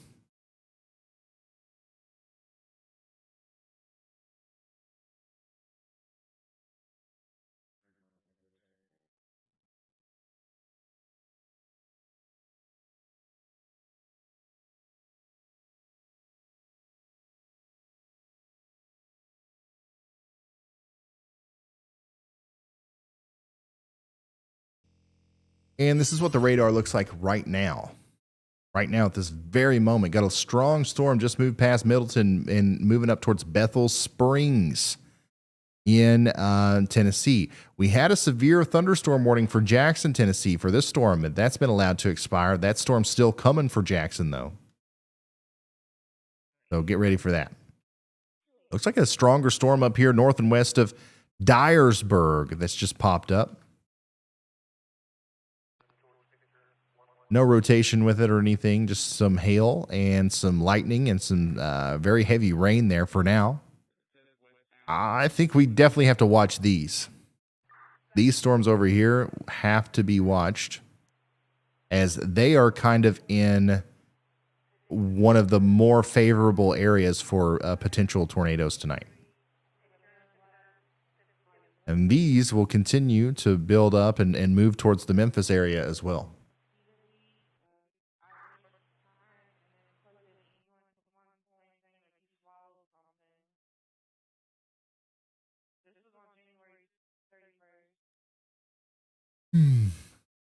David G, an OG member here, says, "Hey Ryan, why did my weather app have snow in New Jersey Thursday, Friday, Saturday earlier, and then not anymore?" You sound like me. I love snow too. I wish it would snow all the time. But the reason your weather app showed that is because it's just wrong, and you should just delete it and follow my channel. I don't know.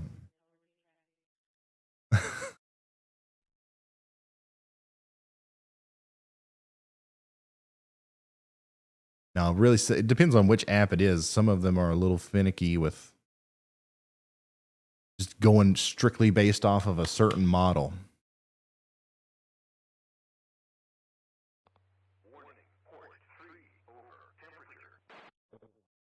I am getting a little tired, if you guys can't tell, but I'll be all right. We're in this for the long haul. I have no interest in going to sleep until we feel like, okay, like nothing's going to happen here. I've not made it there yet. Definitely we're going to have some strong storms. I do think we're going to see an increase in the tornadic activity here. But if at 2 a.m., like all the storms have died down and all we're seeing is a trickle of a rain shower in Jonesboro, we'll call it a night. But I don't think that's what's going to be happening. And by the way, I just keep looking at the latest models here. The latest update, so the HRRR model produces a new simulation of the future radar every hour. And so we've been looking at the 0Z, but we've got those 3Z out now.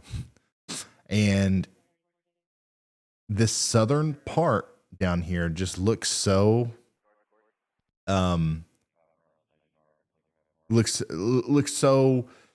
I guess you could say interesting with how these storms are popping up.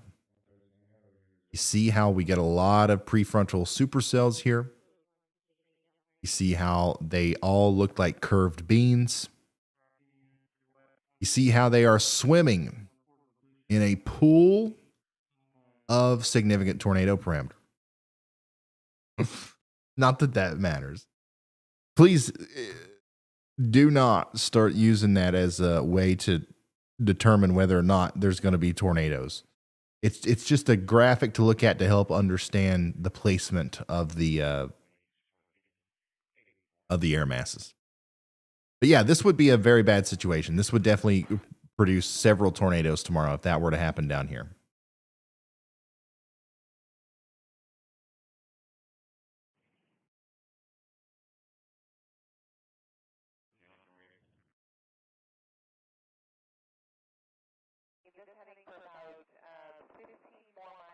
It's crazy how much the data can change just run to run. That's going to be showing something different, completely different tomorrow morning, I believe. What's your honest opinion on how North Alabama is going to look? We have all the schools closed from Nashville to Birmingham. Huh. So my honest opinion on how North Alabama is going to look tomorrow is stormy. And I know that you guys are looking for something more out of me, but I mean that's all I can say. We have a 10% probability of seeing tornadoes, especially after 4 p.m. or so, between 3 p.m. and 8 p.m. somewhere in there. That's when Northern Alabama is going to see the biggest part of this system. Okay. And there is a chance of seeing tornadoes there. Some of them could be strong.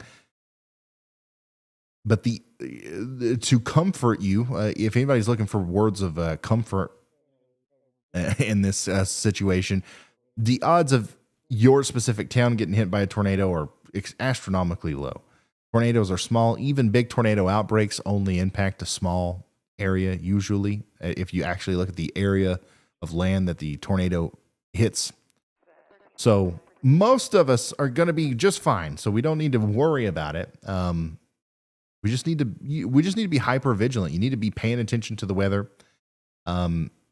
Obviously, it's important to pay attention to what's happening right now and the forecasts that are coming out right now.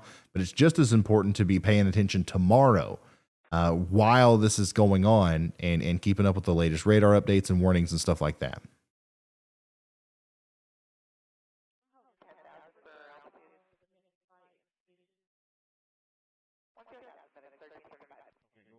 Are schools really closed tomorrow? Already over 25 counties in Tennessee have closed schools tomorrow. My daughter is watching her phone like a hawk.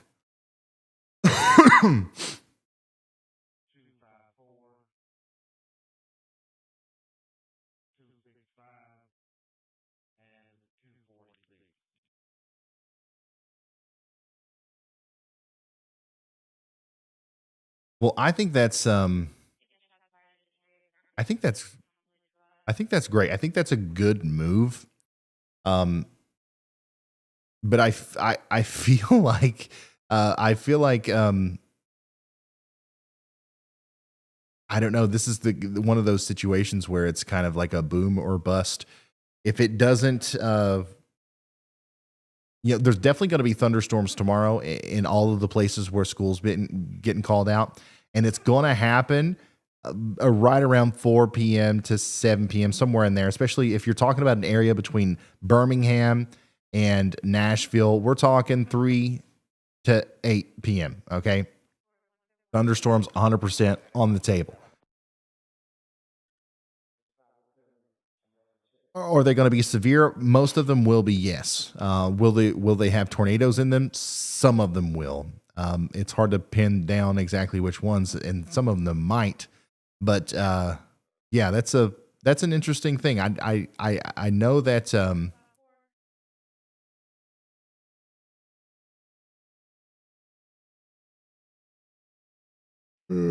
I know that a lot of these places don't take severe weather lightly, which is very good. 39 closings.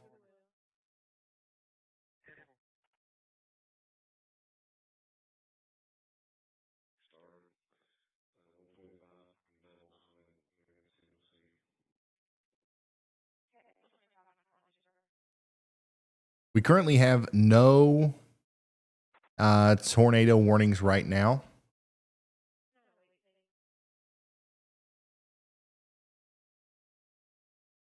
So we are just kind of watching the models, looking at the forecast to let you know what's up. Man.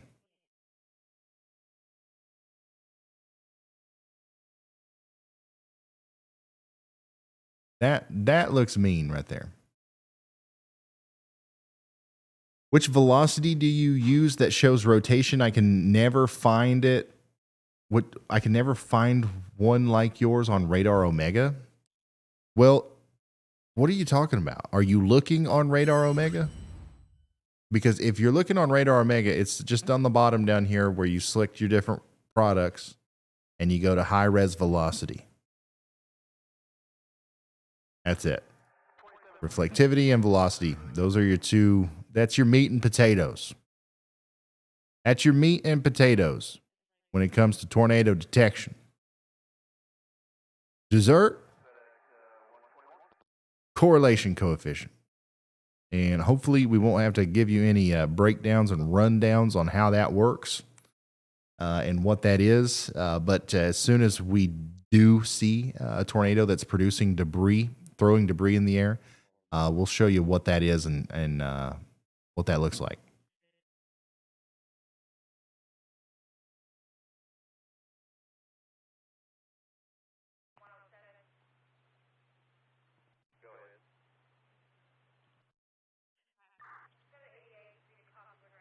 I don't have a map. I wish that we had a map that showed where schools are closed, because now everybody's asking, are schools closed in my county? I don't know, man. Can we make a map? Can somebody make a map? Map maker. Come on, let's go.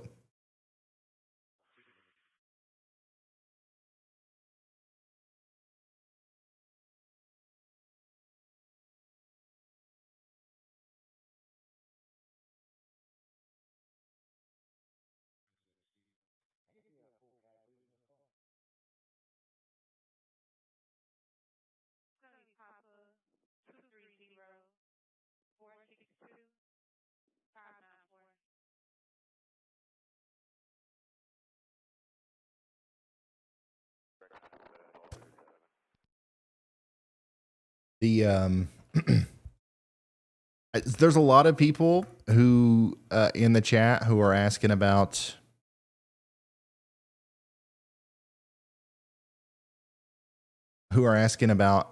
Palestine. And the coverage that it has been getting hasn't been East Palestine, Ohio. How many people have heard about this?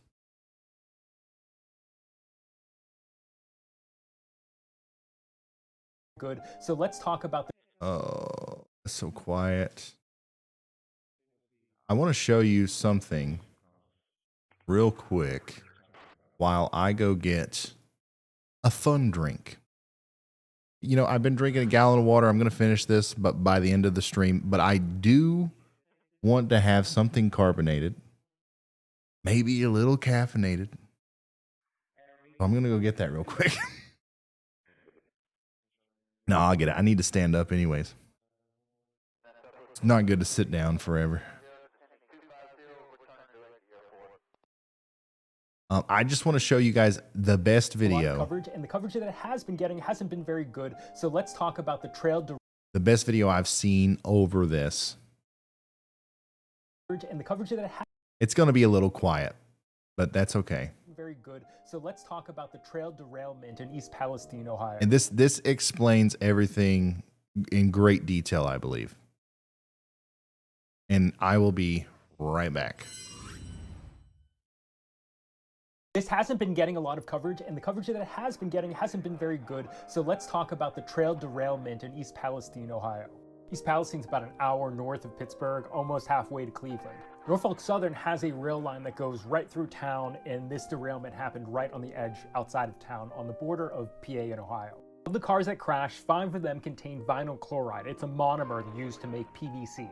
The reporting on this has gotten vinyl chloride confused with polyvinyl chloride, the polymer made out of vinyl chloride. Now, the reason that this distinction is really important is vinyl chloride is very hazardous and very flammable.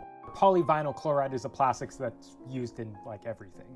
The other thing about vinyl chloride is that it boils at 8 degrees Fahrenheit, so it's shipped in its liquid form. Meaning that when these trains crashed and these started leaking, they weren't just leaking liquid, but they were spewing boiling gas. So vinyl chloride is really toxic. OSHA has the permissible limit of how much you can be exposed to it during an 8-hour shift as a 1 ppm part per million, average over 8 hours. So prior to this, the biggest spill of this chemical was in New Jersey, where one train car and about 23,000 gallons of vinyl chloride were spilled, but it didn't catch on fire. Now, this crash in Ohio has 5 train cars. These kinds of tanker cars can carry between 25 and 33,000 gallons. Let's call it 250 to 250,000 pounds of vinyl chloride. That's per train car, 5 train cars. There's maybe 1 million pounds of this toxic chemical spilling into the ground and also boiling off into the air. But then it caught on fire. I think this is where the reporting is really bad, because no one is mentioning what the byproduct of vinyl chloride burning is. Of the many byproducts of burning vinyl chloride, one of them is hydrogen chloride. Hydrogen chloride is really unstable and latches onto water, like just water vapor in the atmosphere, and that turns into hydrochloric acid. So this is the number one thing that people are like asking me about. And the weird thing is nobody was asking me about this when it happened. It's been recently. It's like, you know, hey Ryan, like is even like this upcoming storm, is this gonna make it acid rain at my house? And the my answer is just no. Like this happened, you know, what was it, 13, 12, I don't know, almost 2 weeks ago now. You know, any sort of reaction like this that happened above the, you know, the area there in you know, Ohio, and that parcel of air, or those parcels of air, have probably circled the globe by now, if not multiple times, and it's diluted. So yeah, that's my take on that.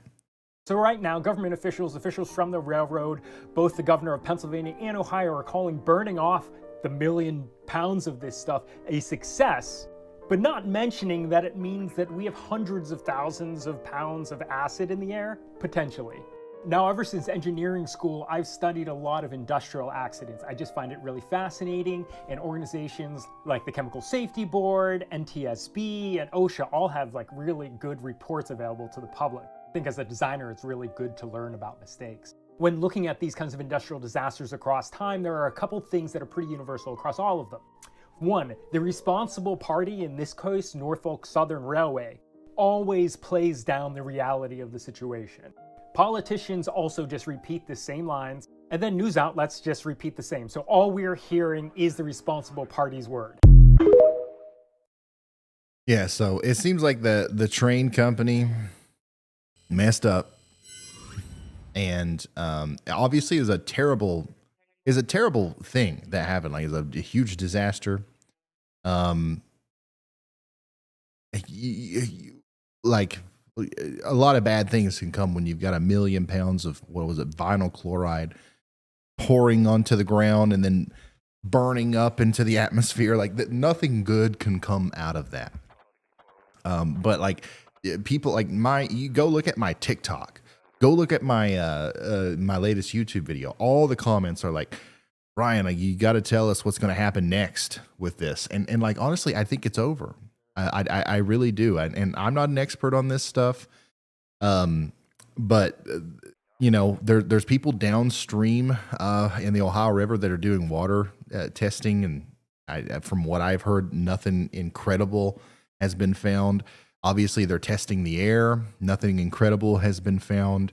But hey, I don't know. Like it's if something relevant to weather, meteorology, something like that associated with this comes up, I will be the first to let you know. I promise. But yeah, I'm sorry if I can't be any more of a light bringer on that situation. I just don't want to sit here and talk about something I don't know about. A lot of people would, but I have no interest in doing that.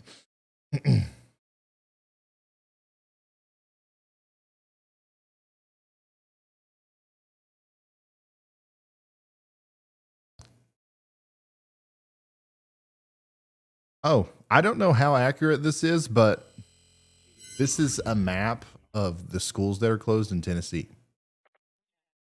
And one of our awesome team members put together this.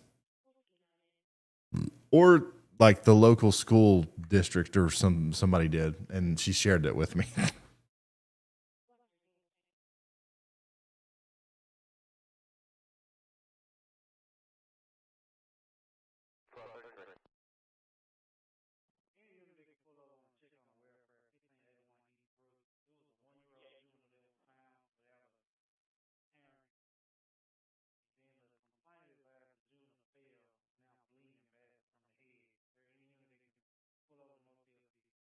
Somebody in chat said, daggone it, Ryan, you're supposed to know everything.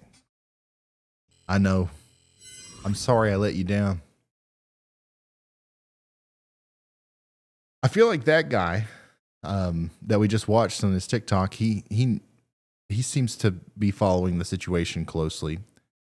And if this was a situation where you guys have seen all the pictures of like the volcano-esque situation, like the big billowing smoke cloud that goes up into the sky, and there was a little bit of a warm air inversion that kept some of the smoke a little bit lower and made it look even more ominous.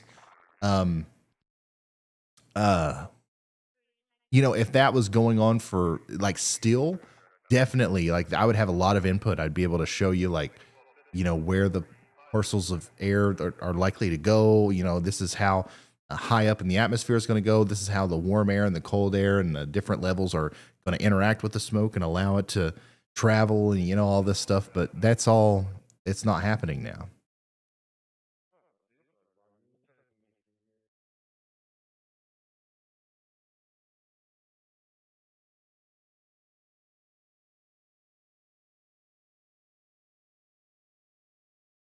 If you're just now tuning in, this is a weather show. Like we are covering the weather here.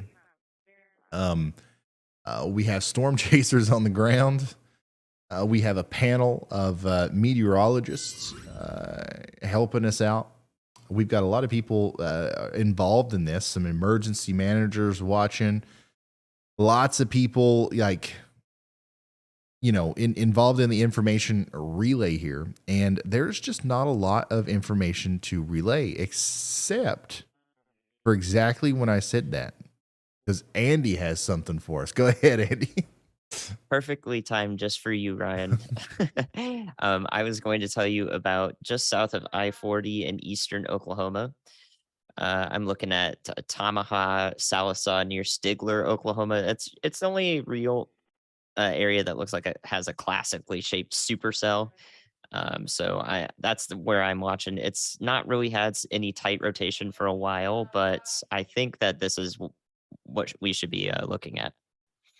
It's riding the warm front, so that's why I'm concerned with it. So if something latches onto a boundary, it does have the potential to be more chaotic or dramatic and produce something that would warrant a tornado warning, as we've seen earlier today. Awesome. Thank you, meteorologist Andy Hill. These are all the storms that are currently impacting Arkansas, Missouri, and Ohio, as this is kind of like this line of storms that's broke out as a result of the supercells that we saw back towards Ada, Oklahoma, that produced the tornado warnings. A big line of severe thunderstorms getting ready to move through northwestern parts of Arkansas and southwestern Missouri. Strong winds with this. Anytime you see a backward C like that, you've got very strong forcing here, very strong winds likely to come through Eureka Springs, Oak Grove, Glade, and all these places over the next little bit.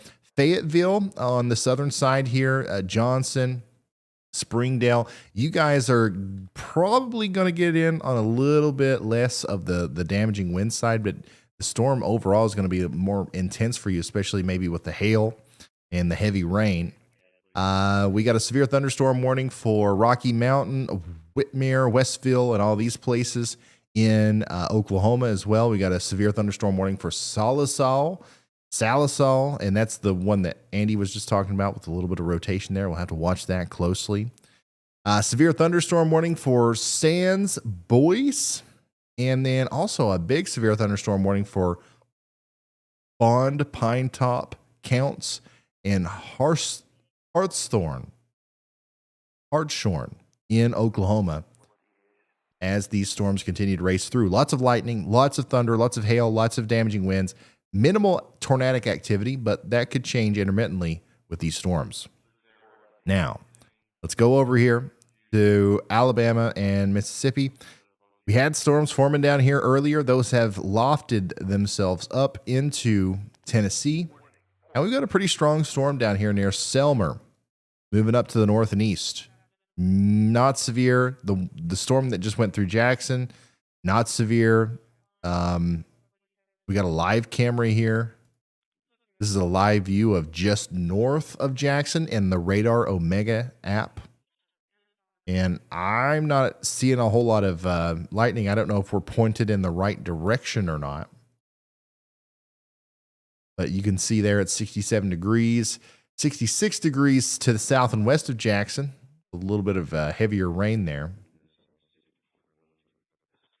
That's what's going on out there. More storms are forming out here in Arkansas, and we got to watch these very closely, as these could produce some tornadoes tonight. Okay. We're not, this is, I mean, really, what's crazy is this part of the storm system over here, I believe, has overperformed just a little bit. And so far, this part of the storm came in under just a tiny little bit. That can all change pretty quick if we get some storms forming up here. But so far, this has been really slow to start.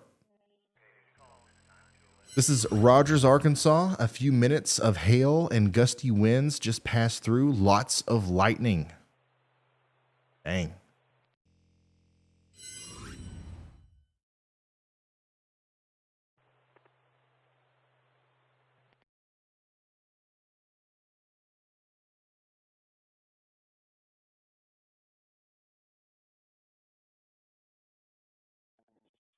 Melissa, thank you.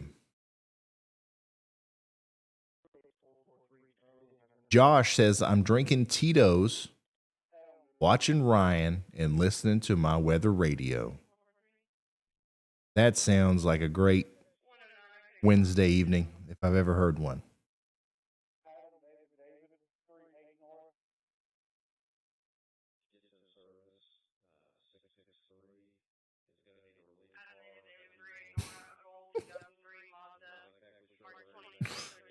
Oh, you guys are funny. It's currently 12:07 a.m. on the East Coast. It's tomorrow. It's tomorrow for me. A lot of you watching it still yesterday. But it is Thursday here in where I am. So as we continue to do the coverage tonight, we're going to obviously watch this area of storms around Memphis that's expected to increase in intensity over the next little bit. But we're also going to continue to forecast for tomorrow, which continues to look like the biggest day. We're going to see definitely more severe weather tomorrow than we've seen today, or that we saw yesterday, I guess, technically.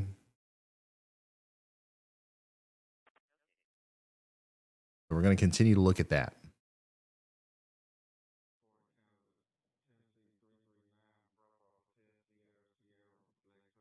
Every new update of the HRRR looks a little bit less impressive for tonight, until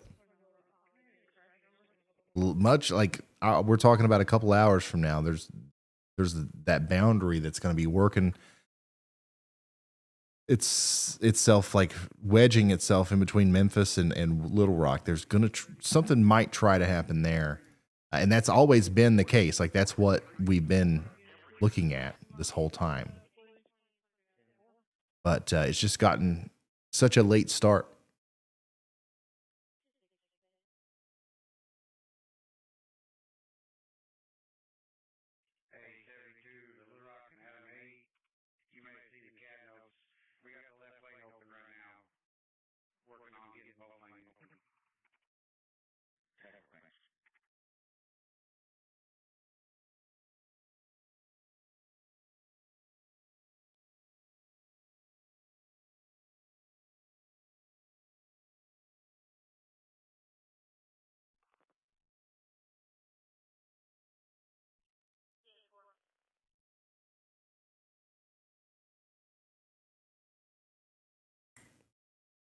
Andy, what do you think? What do you think about tonight so far, and what do you think about the near future? I think that tonight has been and will continue to be conditional, Ryan. But as you know, well, maybe you don't know this, verbatim, but we're one of the things we've been looking at is the low level jet. And the way that works is when the surface stabilizes a little bit, it means that we get that inversion. And above that inversion, the winds accelerate because there's not as much interaction with the ground. The ground's stable.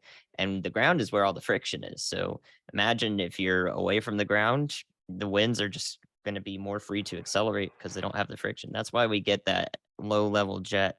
That's our tornado juice, our nadir juice that Ryan talks about. And it might take a little longer for that to actually, that process to occur. It might take till midnight or 1 a.m. as we're seeing now.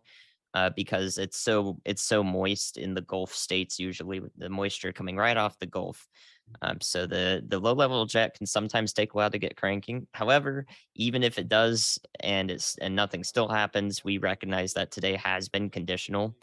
You know, you may get caught up over time and saying, oh, well, there's a 10% chance for tornadoes today, maybe another one tomorrow. That is a 90% chance to not see a tornado in a 25-mile square radius. So, it can be easy to get caught up in these things. And we do have to recognize that it is conditional every time. There's no way we can possibly predict with 100% accuracy that, hey, we're going to see 7 or 10 tornadoes today. It's going to be too hard to do that. So, we do appreciate everyone who is weather aware though on the days that aren't necessarily going off the hinges, so to speak. And we do ask that you would be weather aware tomorrow as well if you know someone in the risk areas. So that's what I think. Anything else, Ryan? No, it was great. Well said. Just looking for your input there. A lot of people are sending me videos now of hail. Like there's a lot of hail happening in and around Arkansas. Like this is all coming out of Arkansas. This is hail in Springdale, Arkansas, just a couple seconds ago. Big time. Like, well, it's not very large hail, but there's a lot of hail falling there. Definitely a strong storm there with a big hail core near Springdale. And then also, here's another one from Springdale. It looks like snow almost. Looks like snow. And then Weather Lego Man says we've got pea-sized hail and lightning in Obion County, Tennessee. So you can see that some of these storms are definitely increasing in intensity enough to cause some hail out here. There's a couple that I'm watching pretty closely for maybe the potential development of something more interesting here as we go forward. One of them's to the south and west of Memphis. This storm here near Cotton Plant is kind of grown a lot here recently. And we're going to see what happens with it as it moves up to the north. Tiny bit of rotation is starting to show up with it right here, but nothing crazy just yet. Additionally, we have another storm up here north of Jonesboro, which this is kind of a little bit too far away from a lot of our quote-unquote nadir juice, but it'll be kind of moving in the direction that might put it in a better position here over the next hour or so. So we'll continue to watch this one too. Right now, it's just a hailer moving into Paragould and Cardwell. And then, of course, we've got a bunch of storms over here in Tennessee that we have been watching for a while, and we're going to obviously continue to watch. But no warnings over here between Jackson, Lexington, and Waynesboro. We actually do have a warning, though, a severe thunderstorm warning in northeastern Alabama. And that's actually a really intense storm there. Just kind of way out here all by itself. I want to put this into motion, see what it's just kind of like sliding along down here by itself. Definitely producing hail, definitely producing some strong winds as this moves up to the north and east.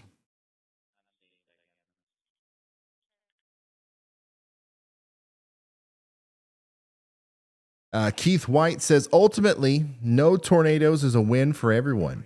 No money is lost, injuries, or deaths, so that's always a good show. Absolutely. There is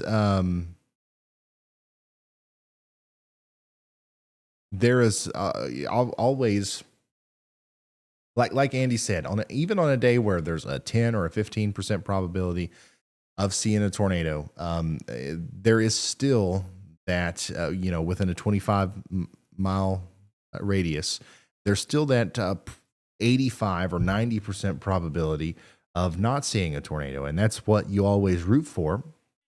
And sometimes that's what you get.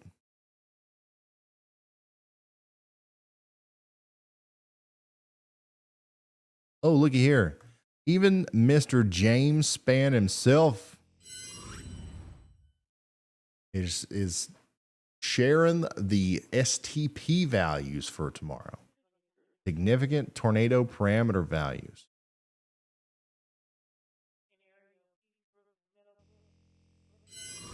Y'all know Spann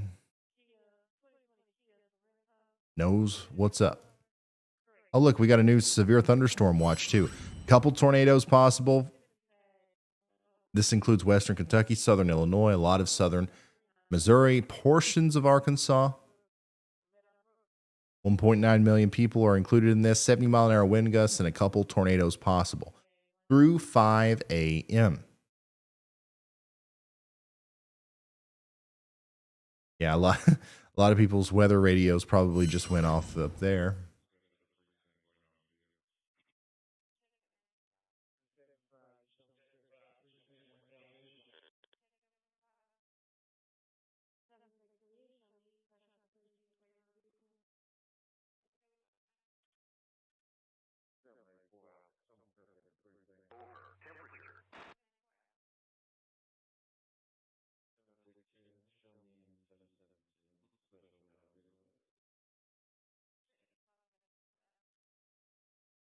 Michael says, I love your coverage. I'm a 69-year-old retired soldier in Western Kentucky, transplant from Texas. I call myself a Kentuckian. I love that.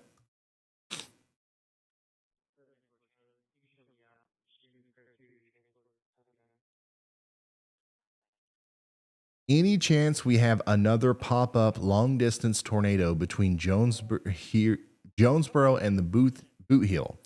I mean, the chance isn't zero, but it's not a very high chance. Definitely be weather aware tonight.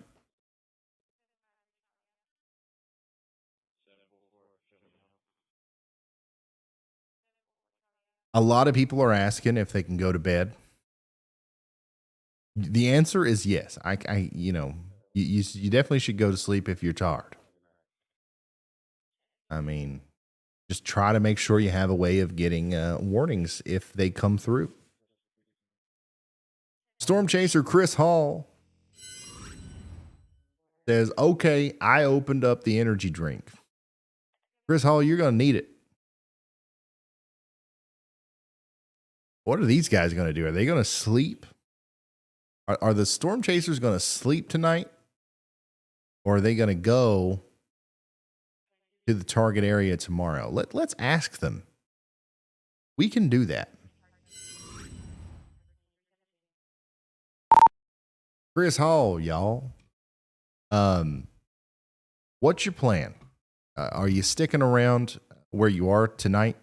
Are you going to try to sleep there tonight? Are you going to get up early tomorrow? Or are you going to drive tonight to your target area tomorrow? What is your target area tomorrow? Everybody's dying to know. Just let us know.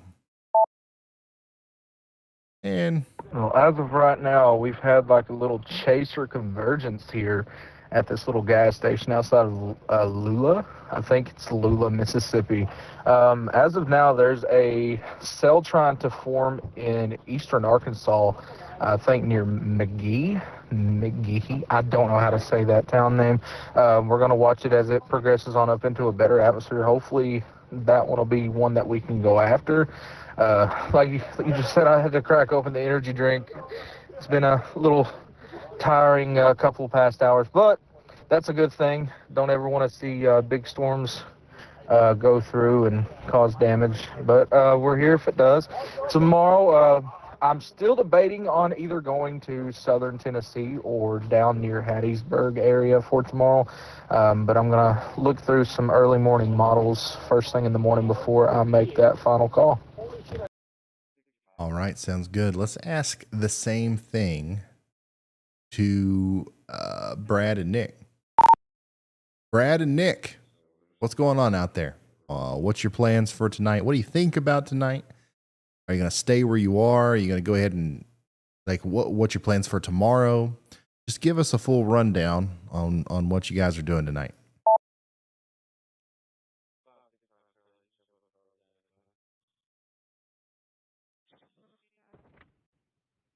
Hey, Ryan. We are just south of Clarksdale right now. We're watching the storm that's to the northwest of Greenville.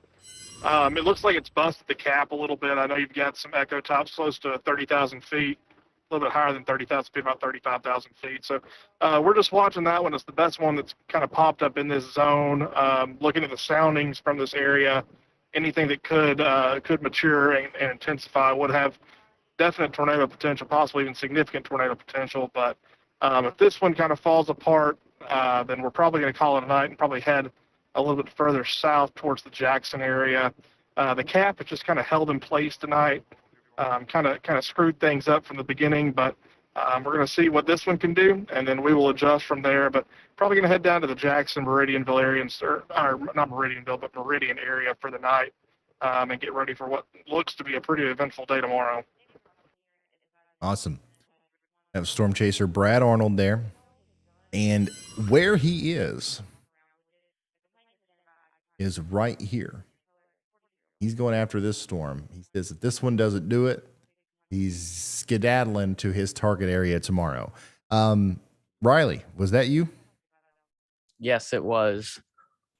All right, go ahead. So while we're talking about storm chasers, I just talked with Brian Allen, and he says that in the last half hour or so, the surface winds have gone from 2 miles an hour to 25 miles an hour. So that is a signal that there might be something happening with a lower level jet, and that could result in more storms popping up. Awesome. Okay. Thank you for the update.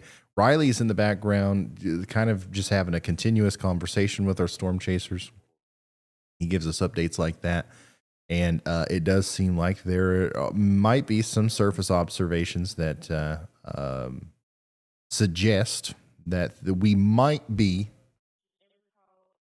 on the verge of seeing some of these storms really take advantage of some of the ingredients out there that are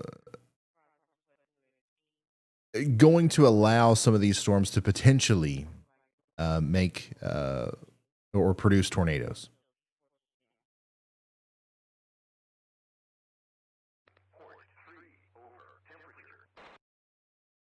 I'm sorry if I'm making you yawn. I'm all right.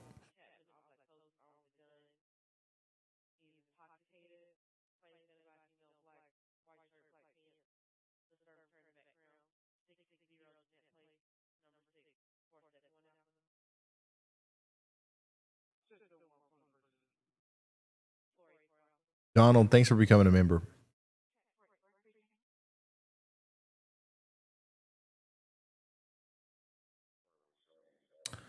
Justin says, how's Bowling Green looking tonight? I know we are in imminent danger tomorrow. I just want to get some rest first. Yeah, get some rest. Definitely get some rest. Tomorrow, if anybody is watching, is holding on, tomorrow's the day for most of you.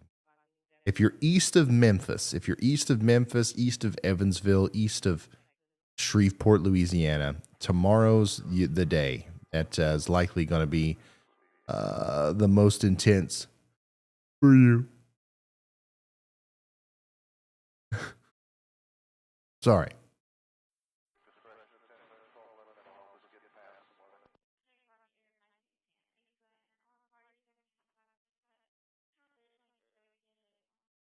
It definitely there's a couple of different things that could happen tonight, like the storm chasers were saying. These storms could start interacting with that low level jet that is starting to ramp up, and we could see some tornadoes tonight, even up there in and around Memphis. We could see this storm right here kind of take off and do its thing and move up to the north and east. That's kind of what I'm waiting on right now. I'm waiting to see what happens with these storms. If there's no sort of like significant development within the next, I don't know, hour and a half to 2 hours, I say we call it a win and we go to bed. And then we wake up tomorrow and we prepare for the worst and then hope for the best. Hope that this happens again.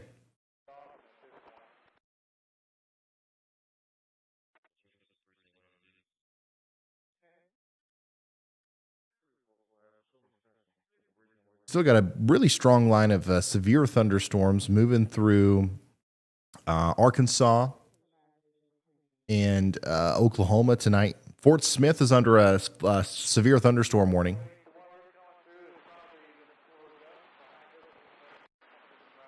This line of storms is doing much better, I guess, than modeled. I feel like this was supposed to had died out already.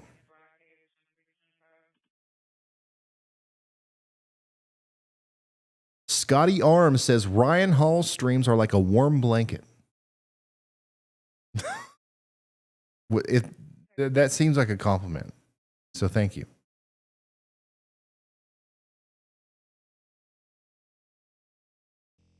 Just to show you guys, once again, some of the model data that we're looking at for tomorrow.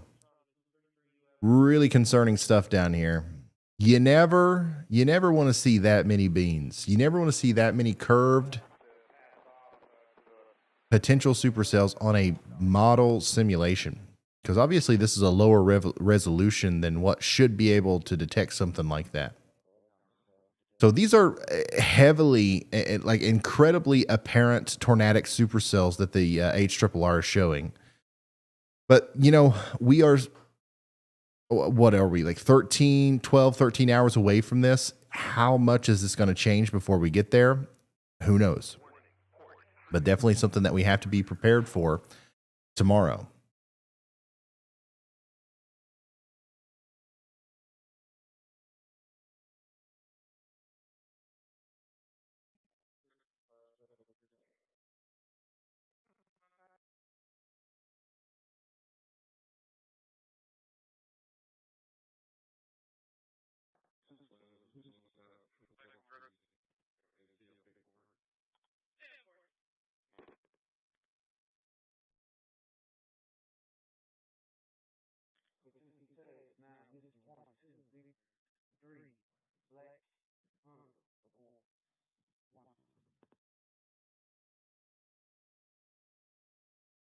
I'm just taking it all in.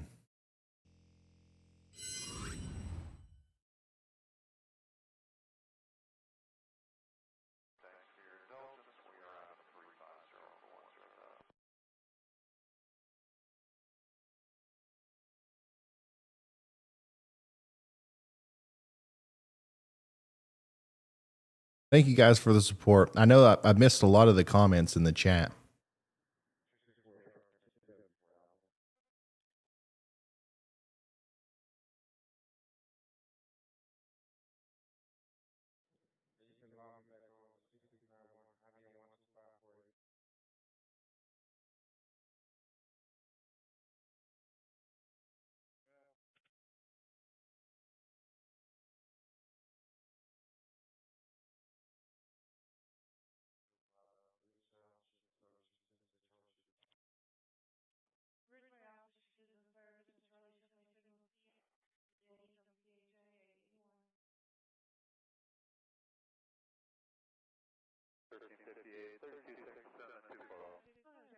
Sorry, I'm not meaning to be quiet. I'm just looking at a bunch of different stuff. Go ahead, Andy. Hey Ryan, once more on that cell, that's that warm front rider we've really been watching. It is currently severe warned headed. It's the severe warning that includes Fort Smith, Arkansas, there in eastern Oklahoma on the border with Arkansas. It looks like it's wrapping up just near Muldrow. Like each frame is a little more concerning, and then I start to tell you about it, and then it falls apart. But I will say that it does look. You'll see the signature pretty clearly. You're like, oh man, yeah, that catches your eye, doesn't it? So pretty pretty high likelihood that this might do a little bit worth taking a quick peek at. All right. Thank you, meteorologist Andy Hill, bringing our attention back to the border between Arkansas and Oklahoma, where we do have this weird storm kind of disconnected here, but definitely rotating right around Muldrow. Severe thunderstorm warning for Fort Smith. Definitely going to have some big hail up here on the northern side from Bellefonte to Cedarville. Strong winds from Muldrow to Fort Smith, and then potentially enough rotation in here to maybe at some point produce a new tornado warning. Haven't seen that yet, but we are watching it very closely. If we're in Fort Smith, watch out. You got a big storm coming.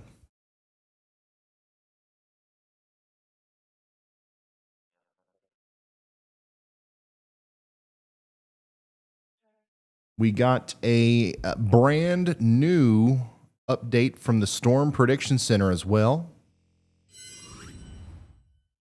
Day 1 outlook. We've got an enhanced risk from the central Gulf states to portions of the Ohio Valley.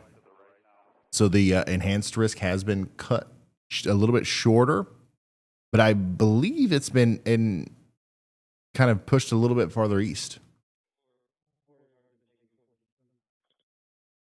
So very interesting stuff there. No major changes from what I can tell.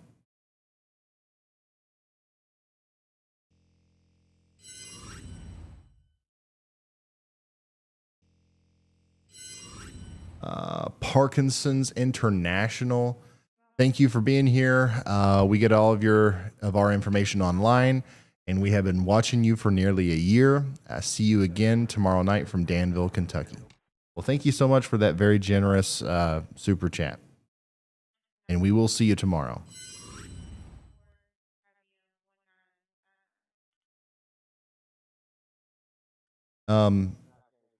Yeah, so while we continue to watch some of these radar scans and we continue to watch these storms, and we're trying to figure out what's going to happen here, I am completely kind of interested in watching the chat. If you guys have any questions for me or for Andy or for anybody on the team, maybe even I can relay some to the chasers.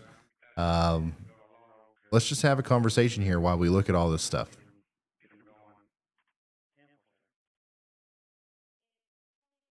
Oh, they definitely expanded the 10%. So I showed this, but not well. So the new enhanced risk for severe weather, the day 1 enhanced, does have a much larger 10% enhanced risk area. So the tornado risk is getting bigger. It's getting more apparent, but the overall size of the risk has gotten a little bit smaller. And it makes it into Tennessee now, that 10% hatched. Huntsville, Alabama is included. Yeah, I agree with that placement exactly.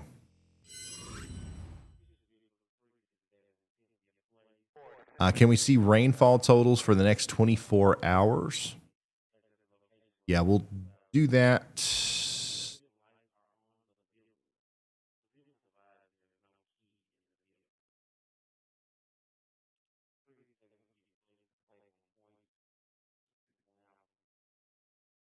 We'll do that real quick. This is a conservative view from the NAM. So you can see the yellows and the reds here is a general 1 to 3 inches of rain. And I think there will be some areas that get more than that. There will be some areas that get more than that. It'll just be It just depends on if you get hit by multiple thunderstorms or something like that. And then as far as snow goes, definitely looking like, actually, let's take a look at the National Forecast database for snow here. This region, central. Yeah, it looks like just to the north of Chicago, 6-7 inches of snow. A lot of central Iowa, 6-7 inches of snow. Right around Des Moines, 3 or 4 inches. So definitely a pretty good snowstorm for a lot of people in that thin stripe from Kansas all the way up there into Wisconsin and Michigan.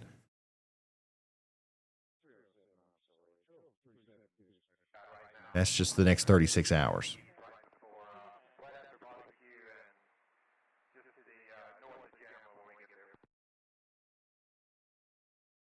Spec Turbo says, any idea on how this will pick up the smoke from the Ohio train derailment? Is it possible?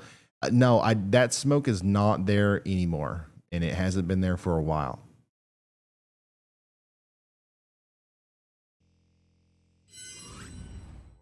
So the storm will essentially have no effect on that situation whatsoever.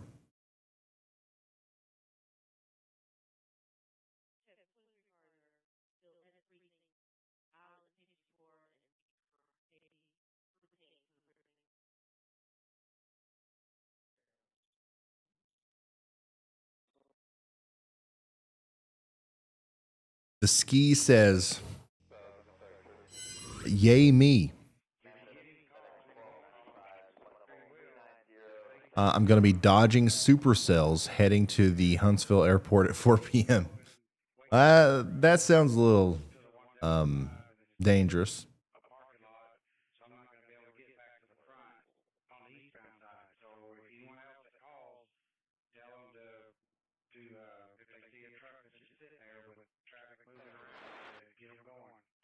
Do you use OBS to stream? Yes. Is Chris Hall your brother? No. My atmospheric brother, yes. And none, not like my actual brother. When will the Little Rock area be clear, sir? Not for several more hours.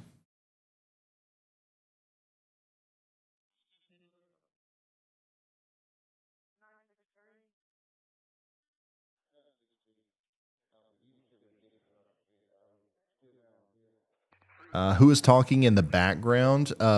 So if you hear voices in the background, most of the time you're just hearing the emergency management communications and amateur radio communications that we're monitoring.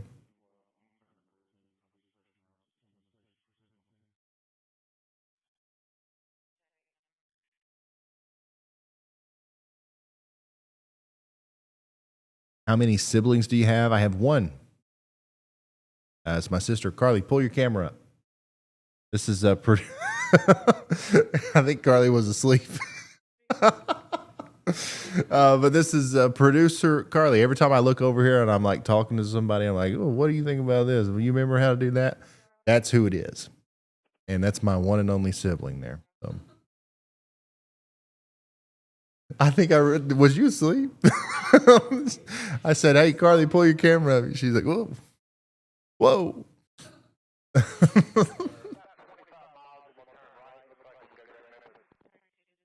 You know, like if we was going to have a stream where nothing like happened for a while, it would be nice if it wasn't at midnight, because I am like extremely tired, and I shouldn't be, because we knew this was coming.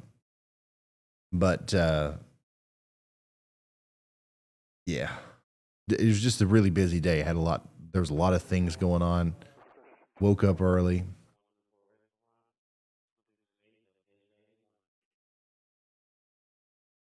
Carly Hall, y'all.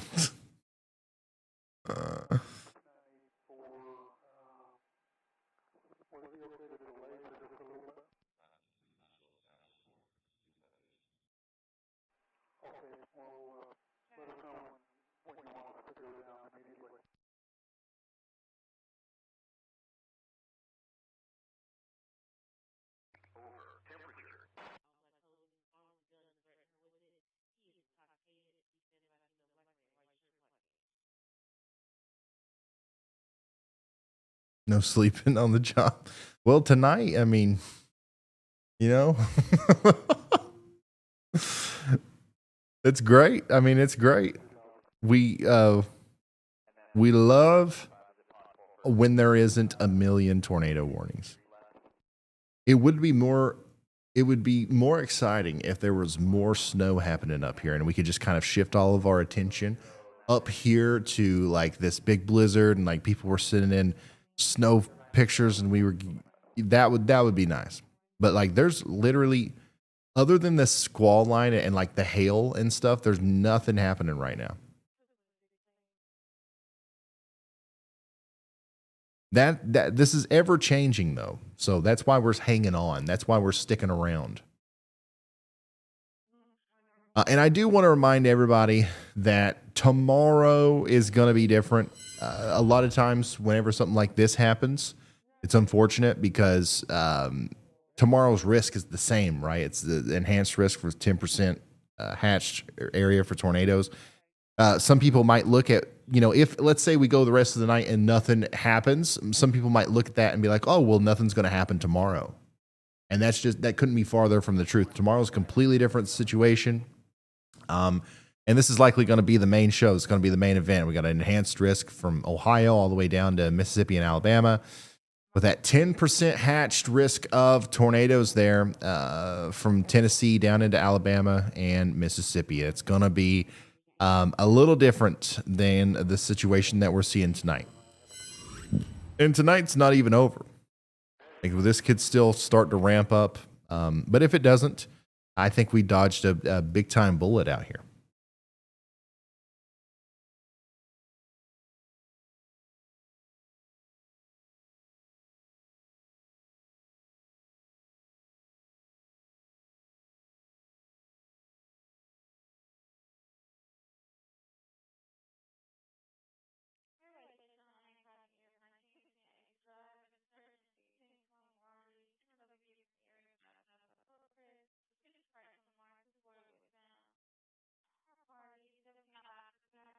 DEF CON, thank you so much for being an official sponsor for 2 months.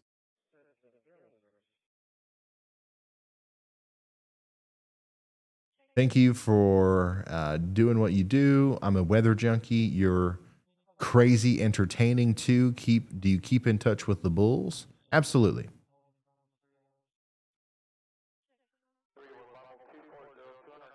What's your bourbon collection look like? I hate to admit it because I'm from Kentucky, but I don't have one. Not much of a bourbon, not much of like an alcohol person, which sucks because I'm from Kentucky. I would, if I was, I'd probably have an amazing bourbon collection and it would be great. And I would have really interesting things to talk about, the notes, the taste, but I don't have any of that. I'm sorry.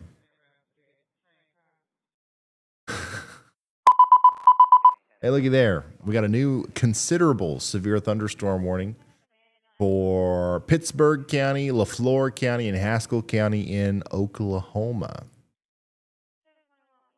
And you say, Ryan, why is it considerable? And what does that mean? Well, you see, a regular severe thunderstorm warning usually is for a storm that has 55 to 65 mile an hour winds and hail that's either the size of like a pea up to a quarter or like $half size, somewhere in there. But sometimes severe thunderstorms can be much worse than that. And it doesn't make sense to warn a storm that is much worse than that at the same level as a storm that has, very small hail and certain amount of winds. So the National Weather Service come up with tiers now of issuing tornado or severe thunderstorm warnings. They've got the regular one, which this is the same criteria, and then we've got considerable and then destructive. Considerable severe thunderstorm warning in this case is where we have 60 mile an hour winds and almost 2-inch in diameter hail.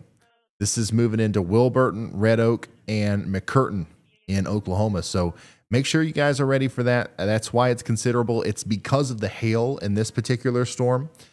So it's not going to be a normal severe thunderstorm. It's going to be considerable.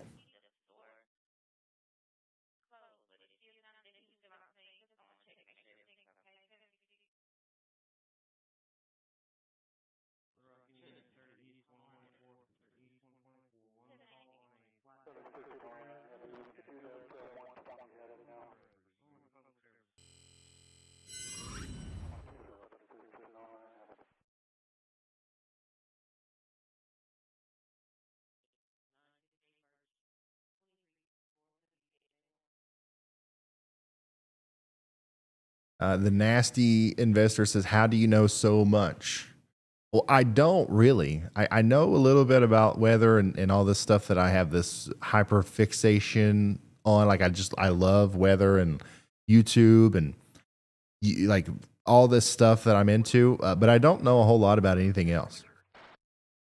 You can ask all the people that are complaining about me not talking enough about the details of the chemical spill in Oklahoma. Or I'm sorry, Ohio. I didn't know enough about that for them. We got a big super chat from Keith White. Everybody say thank you to Keith. He says, please explain why supercells go ahead of a squall lines and produce tornadoes, and then things settle down into a huge squall line that rarely produces tornadoes. Good question. So I do want to say real quick that squall lines can produce tornadoes, and they do produce tornadoes often. In fact, probably more often than supercells. Quasi-linear convective system tornadoes, quick spin-up tornadoes, whatever you want to call them, are usually the most common types of tornadoes. But there are also a lot of the times the more brief ones and sometimes the not so bad ones, I guess. But the reason why that happens, or the reason why that is, or the reason why a supercell is the one that you usually associate a tornado with, is because whenever a storm like that is all by itself in an environment where there's a lot of nadir juice, there's a lot of ingredients in the atmosphere for a storm to produce a tornado. If you have a big line of storms that covers 500 miles, right, and it's all connected and it's all kind of like sharing ingredients or whatever, whenever one part of that storm sucks up a bunch of nadir juice, for example, it has to distribute it amongst all the other storms, right? It's got to share it so it gets diluted. It's not as potent. But if you've got one storm, a supercell in that same area of ingredients, it gets all of that for itself. It doesn't have to share with anybody else. So like if there's a certain amount of wind shear available that day, or a certain amount of convective available potential energy, only a certain amount of moisture, this one storm gets to take advantage of all of it and do what it wants to do. Storms want to suck. They want to suck up air. And the more ability that they have, the more ingredients that they have access to make themselves able to do that, the more they're going to be able to do that. And if a storm sucks air hard enough, it produces a tornado. So, yeah, I hope that got the gist of your question down. Andy, Ben, does anybody want to add to that at all? If not, I can move on, but like. I guess I'll add something. Awesome. The statistics exactly for like how many supercells produce tornadoes versus squall lines, usually about, or I guess 79% of all tornadoes in the United States come from supercells. But the interesting statistic from that is that 95% of EF2 or higher are produced by supercells. So 80% of supercells produce solid tornadoes, but they pretty much produce all of the major tornadoes in the US, if that makes sense. So, right. Absolutely. And I think a lot of people who are watching would probably associate an embedded supercell in a line with a squall line. But that would be considered a supercell, a tornado spawned by a supercell. But anyways, yeah. So with that information, hopefully that answers your question. Hopefully, because I'm very appreciative of your generous contribution there. I really appreciate it. What time will we be going live again later today? Probably around 11 a.m., 12 p.m. or so.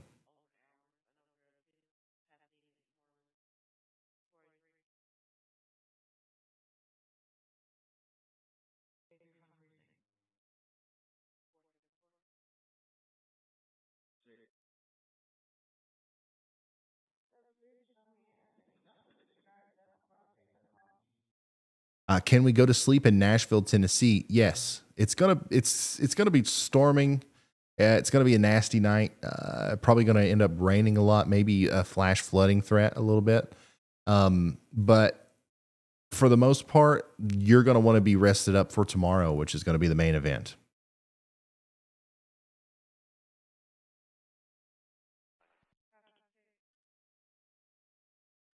In fact, I think it's already starting to get a little nasty out there, isn't it?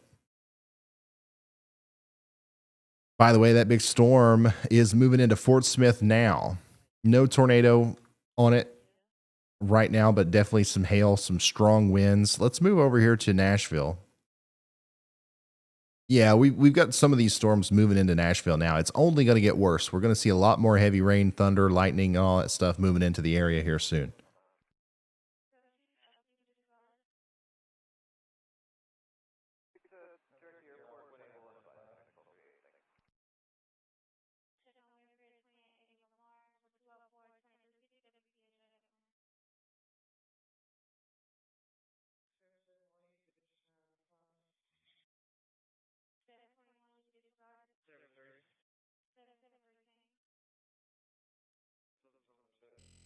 Fun stats.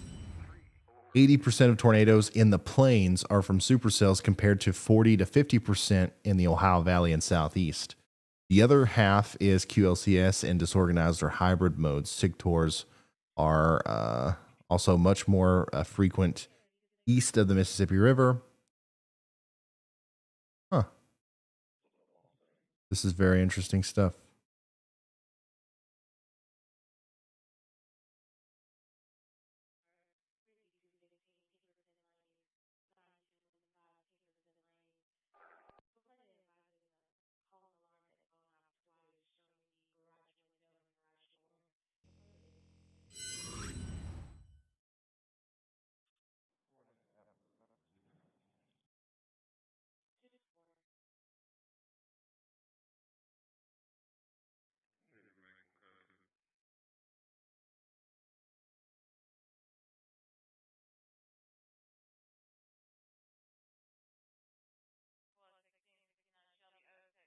When I see weather equipment left on the side of the road, left roadside, should I expect it to be bad or probably bad? What? I'm sorry, man. I tried my best, but I don't know what you said.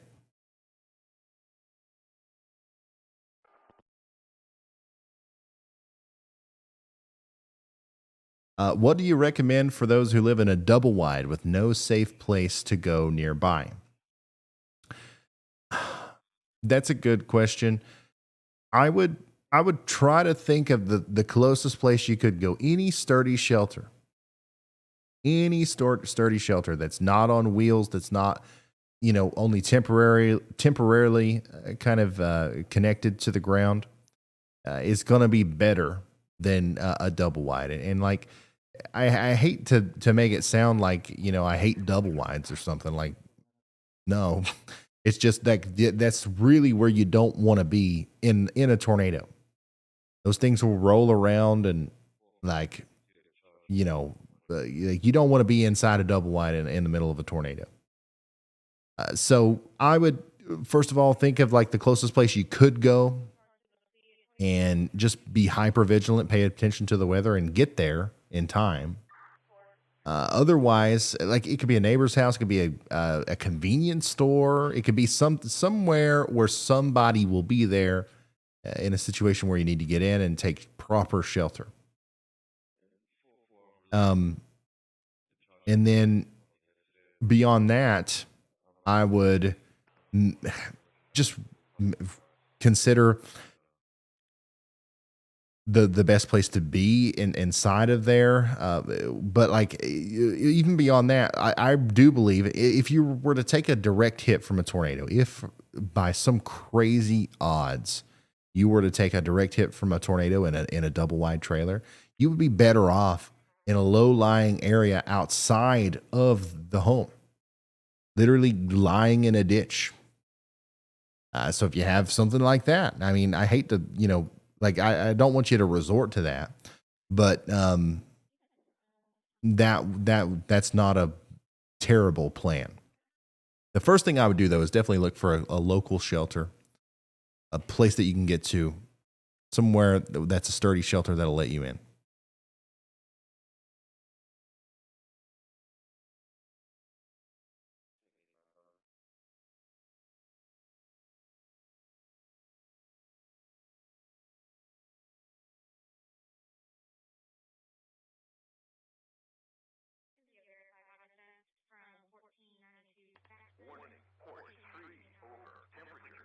Are there people in the chat that don't know what a double wide is?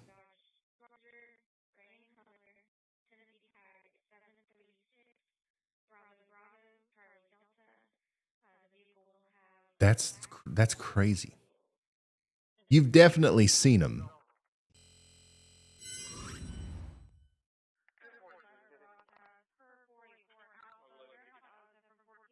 Like they just look like houses. Like if you don't know what a double wide is, you probably just don't care enough to know that it's a double wide and it just looks like a regular house. But it's not. Most of them aren't permanently, connected to the ground. They don't have a ground. They don't have a foundation. They're sitting on bricks or wheels they're mobile. Why they call them mobile homes, right?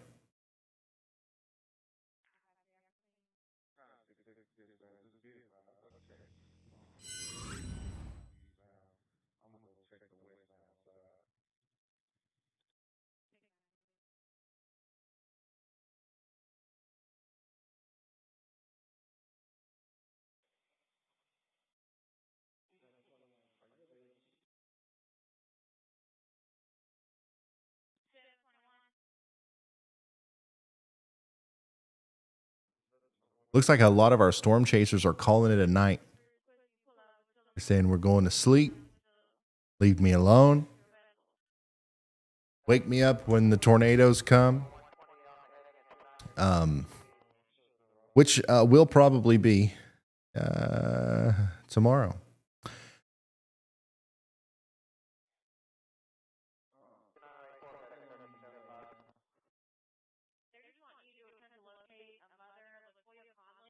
Update on Memphis.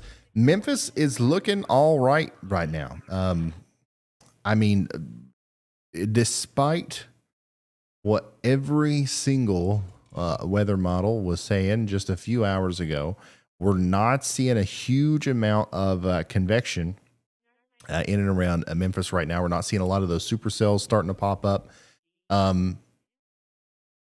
It's not to say that it's still not going to happen. I do think there's going to be an increase of storms in the Memphis area as we go forward. It's just the really favorable tornadic conditions hopefully will have passed before those start to pop up. And then we're mostly going to be looking at another hail and heavy rain threat.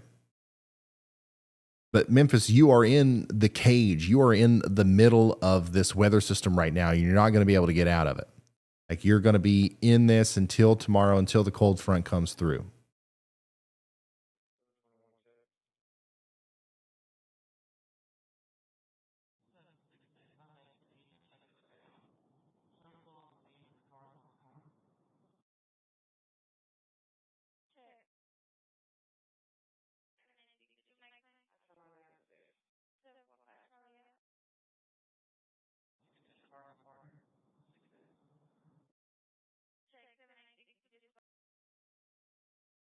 All right, let's go through the forecast again. And if there is no tornado warning or anything like that, by the time we're finished with this, we'll field a couple more questions from the chat. If Andy, Riley, Ben, Carly, anybody wants to chime in on any of this, you're welcome to. But let's run through this, and let's see what's up here.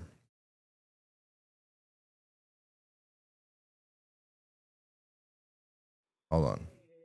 Give me just a second.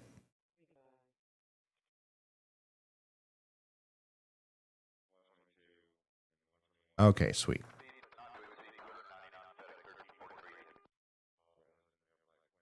So let's skedaddle into about 3 a.m. tonight. HRRR is still showing new storms forming down here between Pine Bluff and Memphis. These storms could interact with the favorable air mass that's in place and produce tornadoes. However, the tornado threat is going to start going down probably around 2 a.m. and then continue to go down until around 10 or 11 a.m. tomorrow, where it briefly goes back up and the cold front passes. So that's what's happening in Memphis. We are going to continue to see storms kind of go over this area until tomorrow. There's going to be intermittent breaks between each one, but it's going to be a pretty nasty weather situation in Memphis for the next 24 hours or so. Or I should say 12 to 15 hours or so. Now, next, what we're going to see happen here is, of course, our big rain event over here in Kentucky and Tennessee. Look for some isolated flash flooding over here. And then look at the cold front. You see the cold front? This is 10 a.m. tomorrow. This is going to try to cause some big storms, some hail, maybe some isolated tornadoes as early as 10 a.m. Tomorrow over here in Arkansas, Louisiana, maybe up into the Boot Heel of Missouri. Very small chance, though.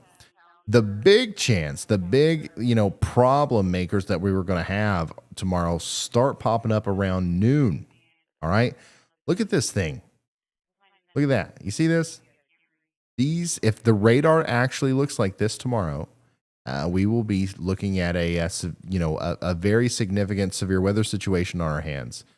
And it only gets worse. Like this.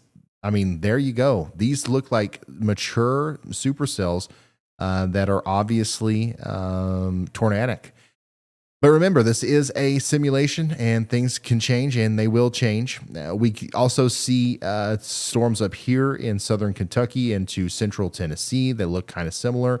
Prefrontal supercells trying to pop up in and around Nashville. Got a little bit of a squall line down here between Lexington and Richmond. Strong damaging winds are possible with that. And then that's as far out as we can see for now. All right, I don't want to go any farther than that, even though this storm is going to continue to move east and impact everyone east of here. We will know more about the specific details of how good or how bad this situation is going to be tomorrow morning. And of course, I will let you know in a live stream.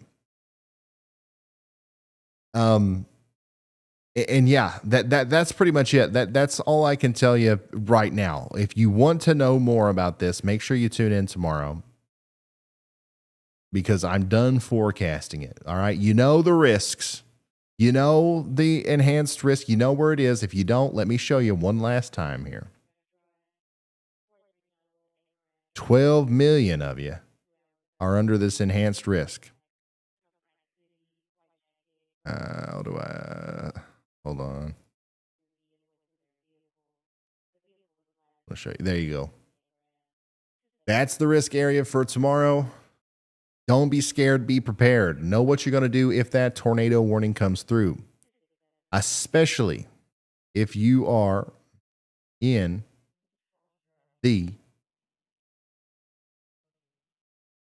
hatched risk for tornadoes down here. By the way, this includes Lawrenceburg, Waynesboro, Savannah, Tennessee, Pulaski, Tennessee, Corinth, Florence, Huntsville, all the way down to Birmingham, Tuscaloosa, Meridian, Hattiesburg. All you guys are included in this hatch risk for tornadoes tomorrow. be prepared for the worst. I know today we had a hatch risk for tornadoes in and around Memphis. It's not over. The night is going to continue to happen whether I'm live or not, and tornadoes can still happen whether I'm live or not. But hopefully we continue to see this lull in activity and we don't see tornadoes. But like, here's the thing, just because that happened tonight doesn't mean that there's going to be a repeat tomorrow. Tomorrow could be a prolific tornado outbreak for all we know. So let's be prepared for that. Let's hope for the best and be prepared for the worst.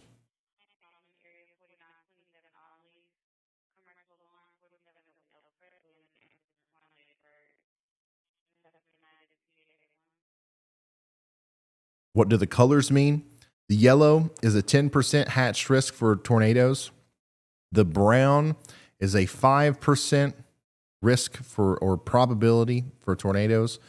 And then the 2 or the green is a 2% probability for tornadoes, which and the way that usually is worded is that's a 2% probability of seeing a tornado within 25 miles of any given point within that green zone, which doesn't sound like a lot. And honestly, it isn't, but it's a lot higher than usual. Usually it's 0. And especially the 10%, that's a whole lot higher than usual. That's not a common outlook. And especially when it's hatched, meaning that the tornadoes that happen in there could be significant, strong tornadoes, EF2 damage or greater.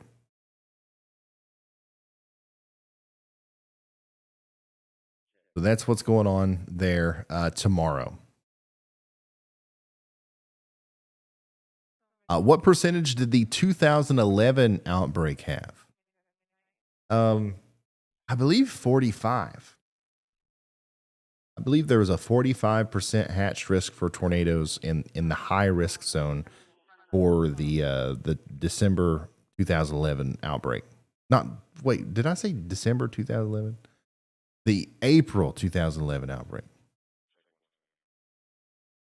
I think there is a 60%. Like, it can be 60%, but I think that's only ever been issued once. Maybe I could be wrong about that, but it wasn't the 11th or the April one in 2011.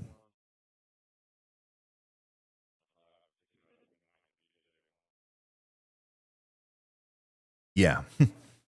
45 is insane. You don't see that very often. In fact, you very, very rarely see that.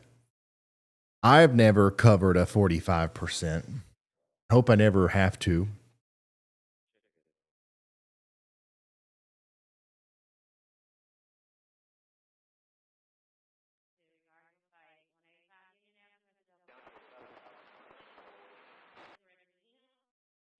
I don't even know if we've done a 30%.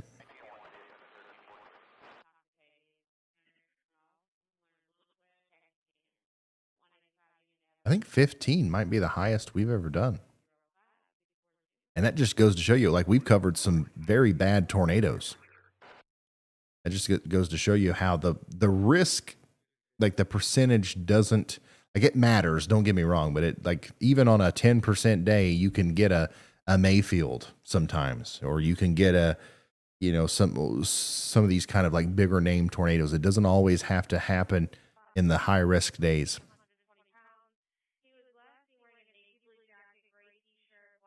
So what you're saying is I got to be more worried about tomorrow than tonight. Depending on where you are, yes, tomorrow is and always has been the main threat. Today or tonight was supposed to be a little bit more intense than what it's been. But like we're going to count it as a win, and we're just going to go to sleep, and we're going to get up tomorrow. We're going to prepare for what could happen there.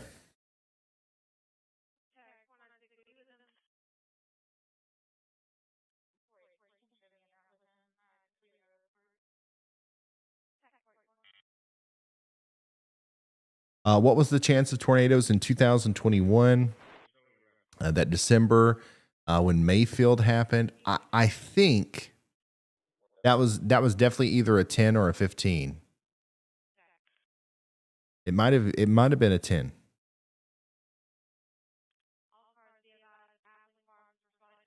I think it was a 10% hatched.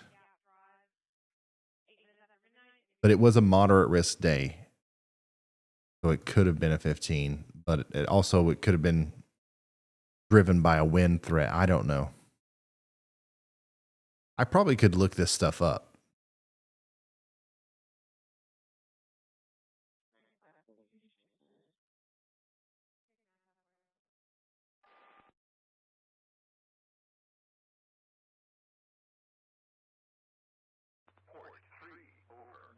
It was a 15.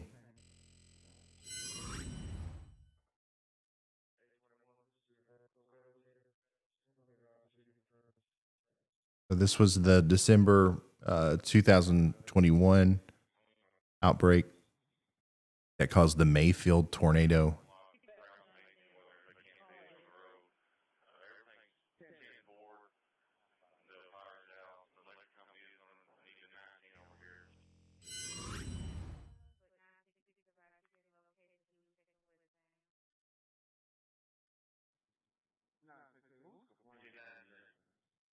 And then this was April 27th, 2011. It was a high risk.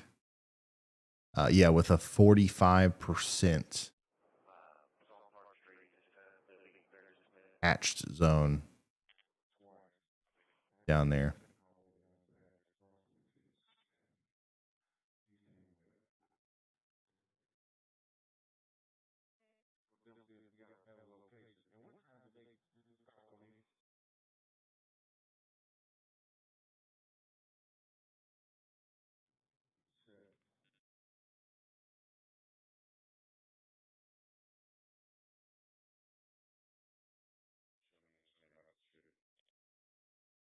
Does anybody know the date of the only 60%? April 7th, 2006.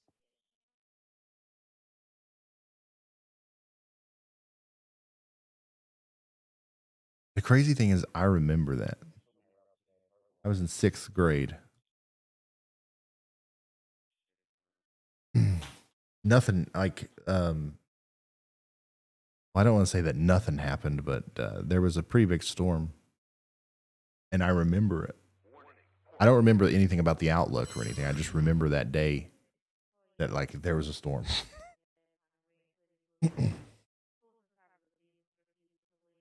Oh, probably one of the very few times that my neck of the woods has been in a moderate risk. There it is. I think that's the only ever 60% that's ever been issued.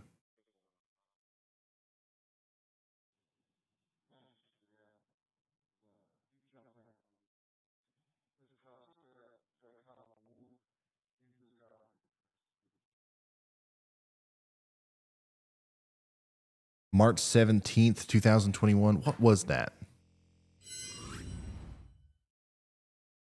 If that might have been, yeah, okay. Yeah, that was a 45. So we have covered a 45. But I think this was my first, like one of my first ever live streams. And I think that for a 45, don't get me wrong, this day produced a lot of tornadoes, and it was a bad day. It definitely was a warranted high risk. But I think that for a 45, it definitely underperformed a little bit.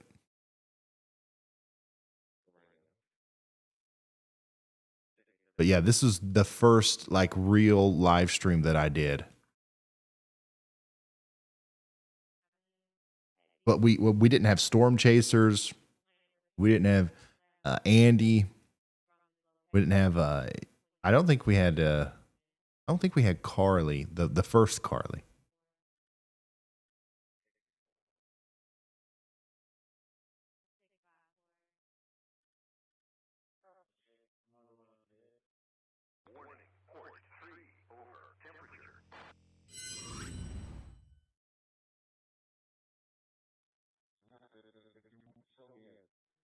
What was the most devastating tornado outbreak? Probably. I mean, probably April 27th, 2011. A close second or a tie might be April 4th. Was it 1974? Is April 3rd, 1974?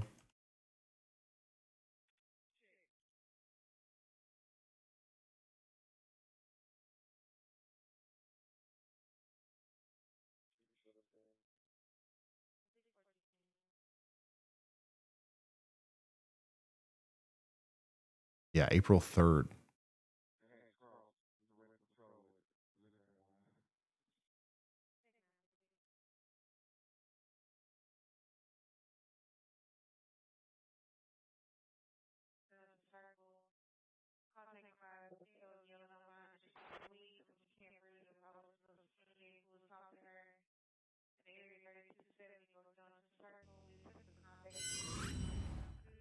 This was the April 3rd, 1974 tornado outbreak.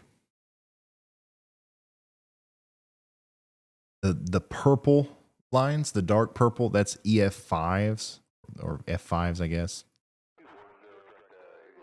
This is a very long track F5 that went through northern Alabama. Made it to Huntsville.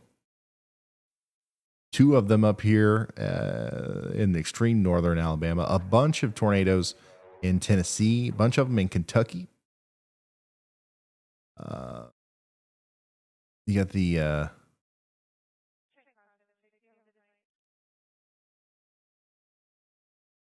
some of these are infamous. Like a lot of you guys would recognize them if I said the main the town name that was associated with them.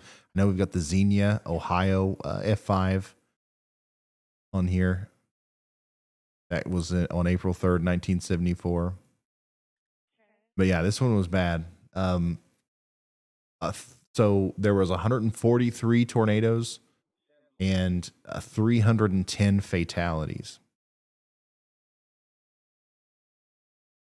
And then April 11th, 2021. Why do I keep doing that? It's April 27th, 2011. There were 173 tornadoes and 316 fatalities.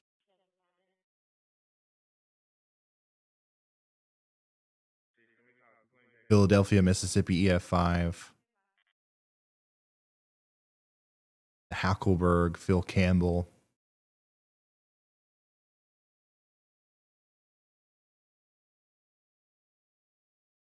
This one was, what's crazy is that this one produced more tornadoes and produced more fatalities, and it was more localized. The 1974 outbreak was big.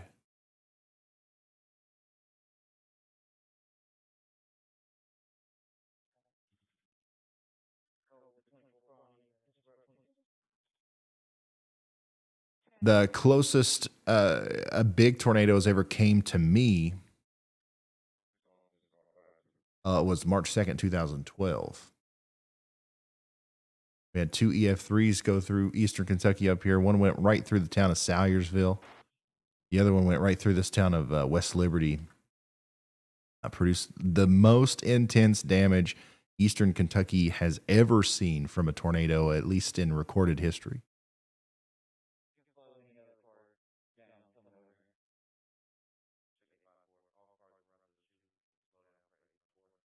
And I think that this is just like every tornado ever.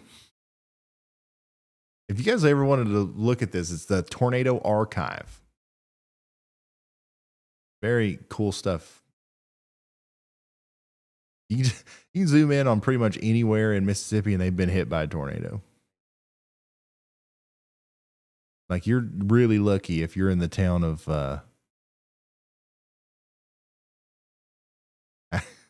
I can't find a town that hasn't been hit. Like, you're just like, look at this. What happened here? Why is there a tornado crater right there? It's probably because nobody's out here and they're not reporting them.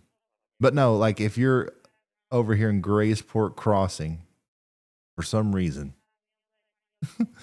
for the past 50 years at least, I think there have been no tornadoes there.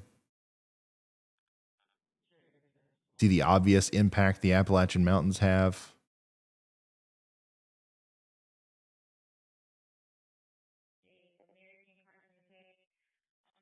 And you can, if you zoom out really far, you can see where the real tornado alley is. It's just all of this. Over here, you get more picturesque, photogenic tornadoes more often. And like pop culture and movies and stuff kind of value that. So that's what you hear about a lot. The tornadoes that happen over here aren't as pretty. But there are just as many of them, if not more.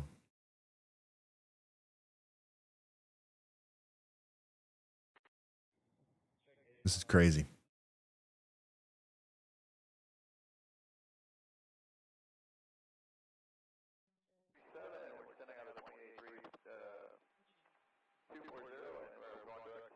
Do you remember the tornadoes that hit Indianapolis? Yes, I remember all of them. Like that one that happened on September 20th, 2002. That F3 that injured 127 people. Or the F4 in May of 1972. But what about, May 31st, 2004. There was a tornado that went through Indianapolis on May 31st, 2004. There was no tornado that went through my area that day. But my sister, I don't know if you remember this or not, but this was like the night that we almost died. Yeah. Like we had like a really bad flood where I live on this night. And we went outside to like look at it. And then there was a huge mudslide and it hit the power lines and like the power lines almost fell on us. And there was like sparks going everywhere and it was scary. And like we were trapped up our road for like a week because the mudslide, we couldn't, like in Eastern Kentucky, you live in these things called hollers. There's only one way in, one way out. And our one way in and out was blocked by the mountain because it fell on the road. That's how random is that I just clicked on that.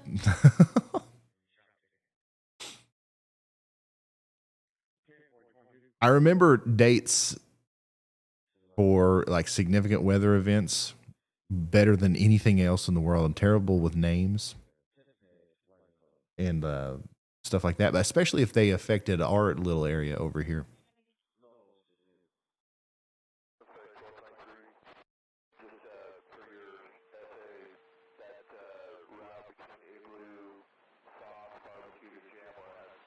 Brian's telling bedtime stories.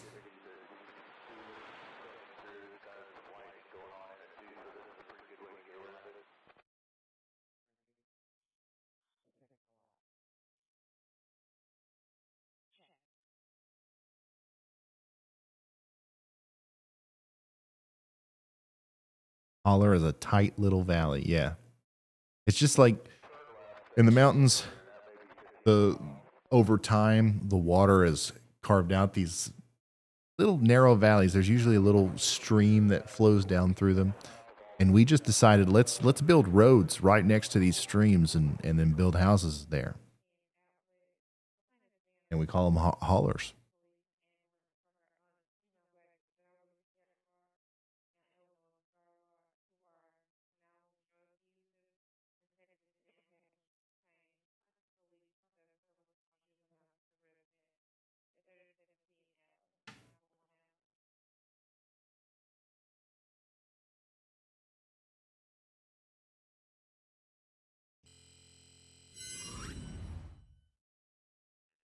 An update on the radar is nothing really has changed. So, unless Andy or Riley or Heidi or Ben or anybody has anything else they want to inject into this conversation, I'm ready to call it a night. What do you guys think? Yeah, Ryan, honestly, what needs to be done is us getting good sleep so that we can cover tomorrow's risk, because the big thing is that the ingredients are there much like they are today, but they're going to be there for several hours, several hours. So something that we have to factor into, a 10% or if it is upgraded to a moderate risk tomorrow by the Storm Prediction Center, is just the time that everything's in place. It gives it time to produce something, significant that we should, or that we need to track and relay information about. So being alert and attentive as best we can be for tomorrow is of utmost priority. And that includes everyone in the risk area as well. Or if you know someone in the risk area, you should be there for them too. Absolutely. Well, yeah, that's all I have for you guys. I am so happy that we don't have 18 tornado warnings on the board, and it hasn't been a devastating night. Tomorrow is going to be a pretty big severe weather day, so we want you all, especially if you live in an area that hasn't been hit by the cold front yet, if the storms are still heading towards you, we want to make sure you guys are prepared and ready for the worst tomorrow, because just because this happened today doesn't mean that something similar is going to happen tomorrow, and we don't know what's going to happen overnight. More storms are going to form between Greenville and Memphis, and even while I'm not live, the tornado risk is still there. So make sure you guys have some way of getting warnings, and then we will be back with you tomorrow, probably around 11 a.m. or 12 noon, somewhere around there, and we're going to be with you through the biggest part of the tornadic risk tomorrow. So thank you guys for watching. I appreciate you, and make sure if you've ever done anything to support me before, if you've never done anything, make sure you at least just like this stream and hit the subscribe button and turn notifications on. And if you want to be extra supportive, please go hit the link in the description and download Radar Omega. That's not just for me. Obviously, we have a partnership with them, and I would love for them to value that, and because you downloaded an app. But it's going to help you too. It's the best radar app you can get. It's complex. There's a lot to learn there, but it is as in-depth as the tools that I use here. In fact, I use it most of the time to do this show. So you can look at velocity, you can look at radar, you can look at all these live cameras. You can see our storm chasers live in the app. There's all kinds of cool things that you can do with it, and there's getting ready to be a new update where you can do even more cool things. So it does cost money. It's a one-time purchase, $9, I think. But sometimes the good things cost money. So it's a steal in my opinion. So click the link in the description, get you the Radar Omega app, and yeah, that's it. I'll see you guys tomorrow. Let's get rested up, and we'll meet back here tomorrow, and good night.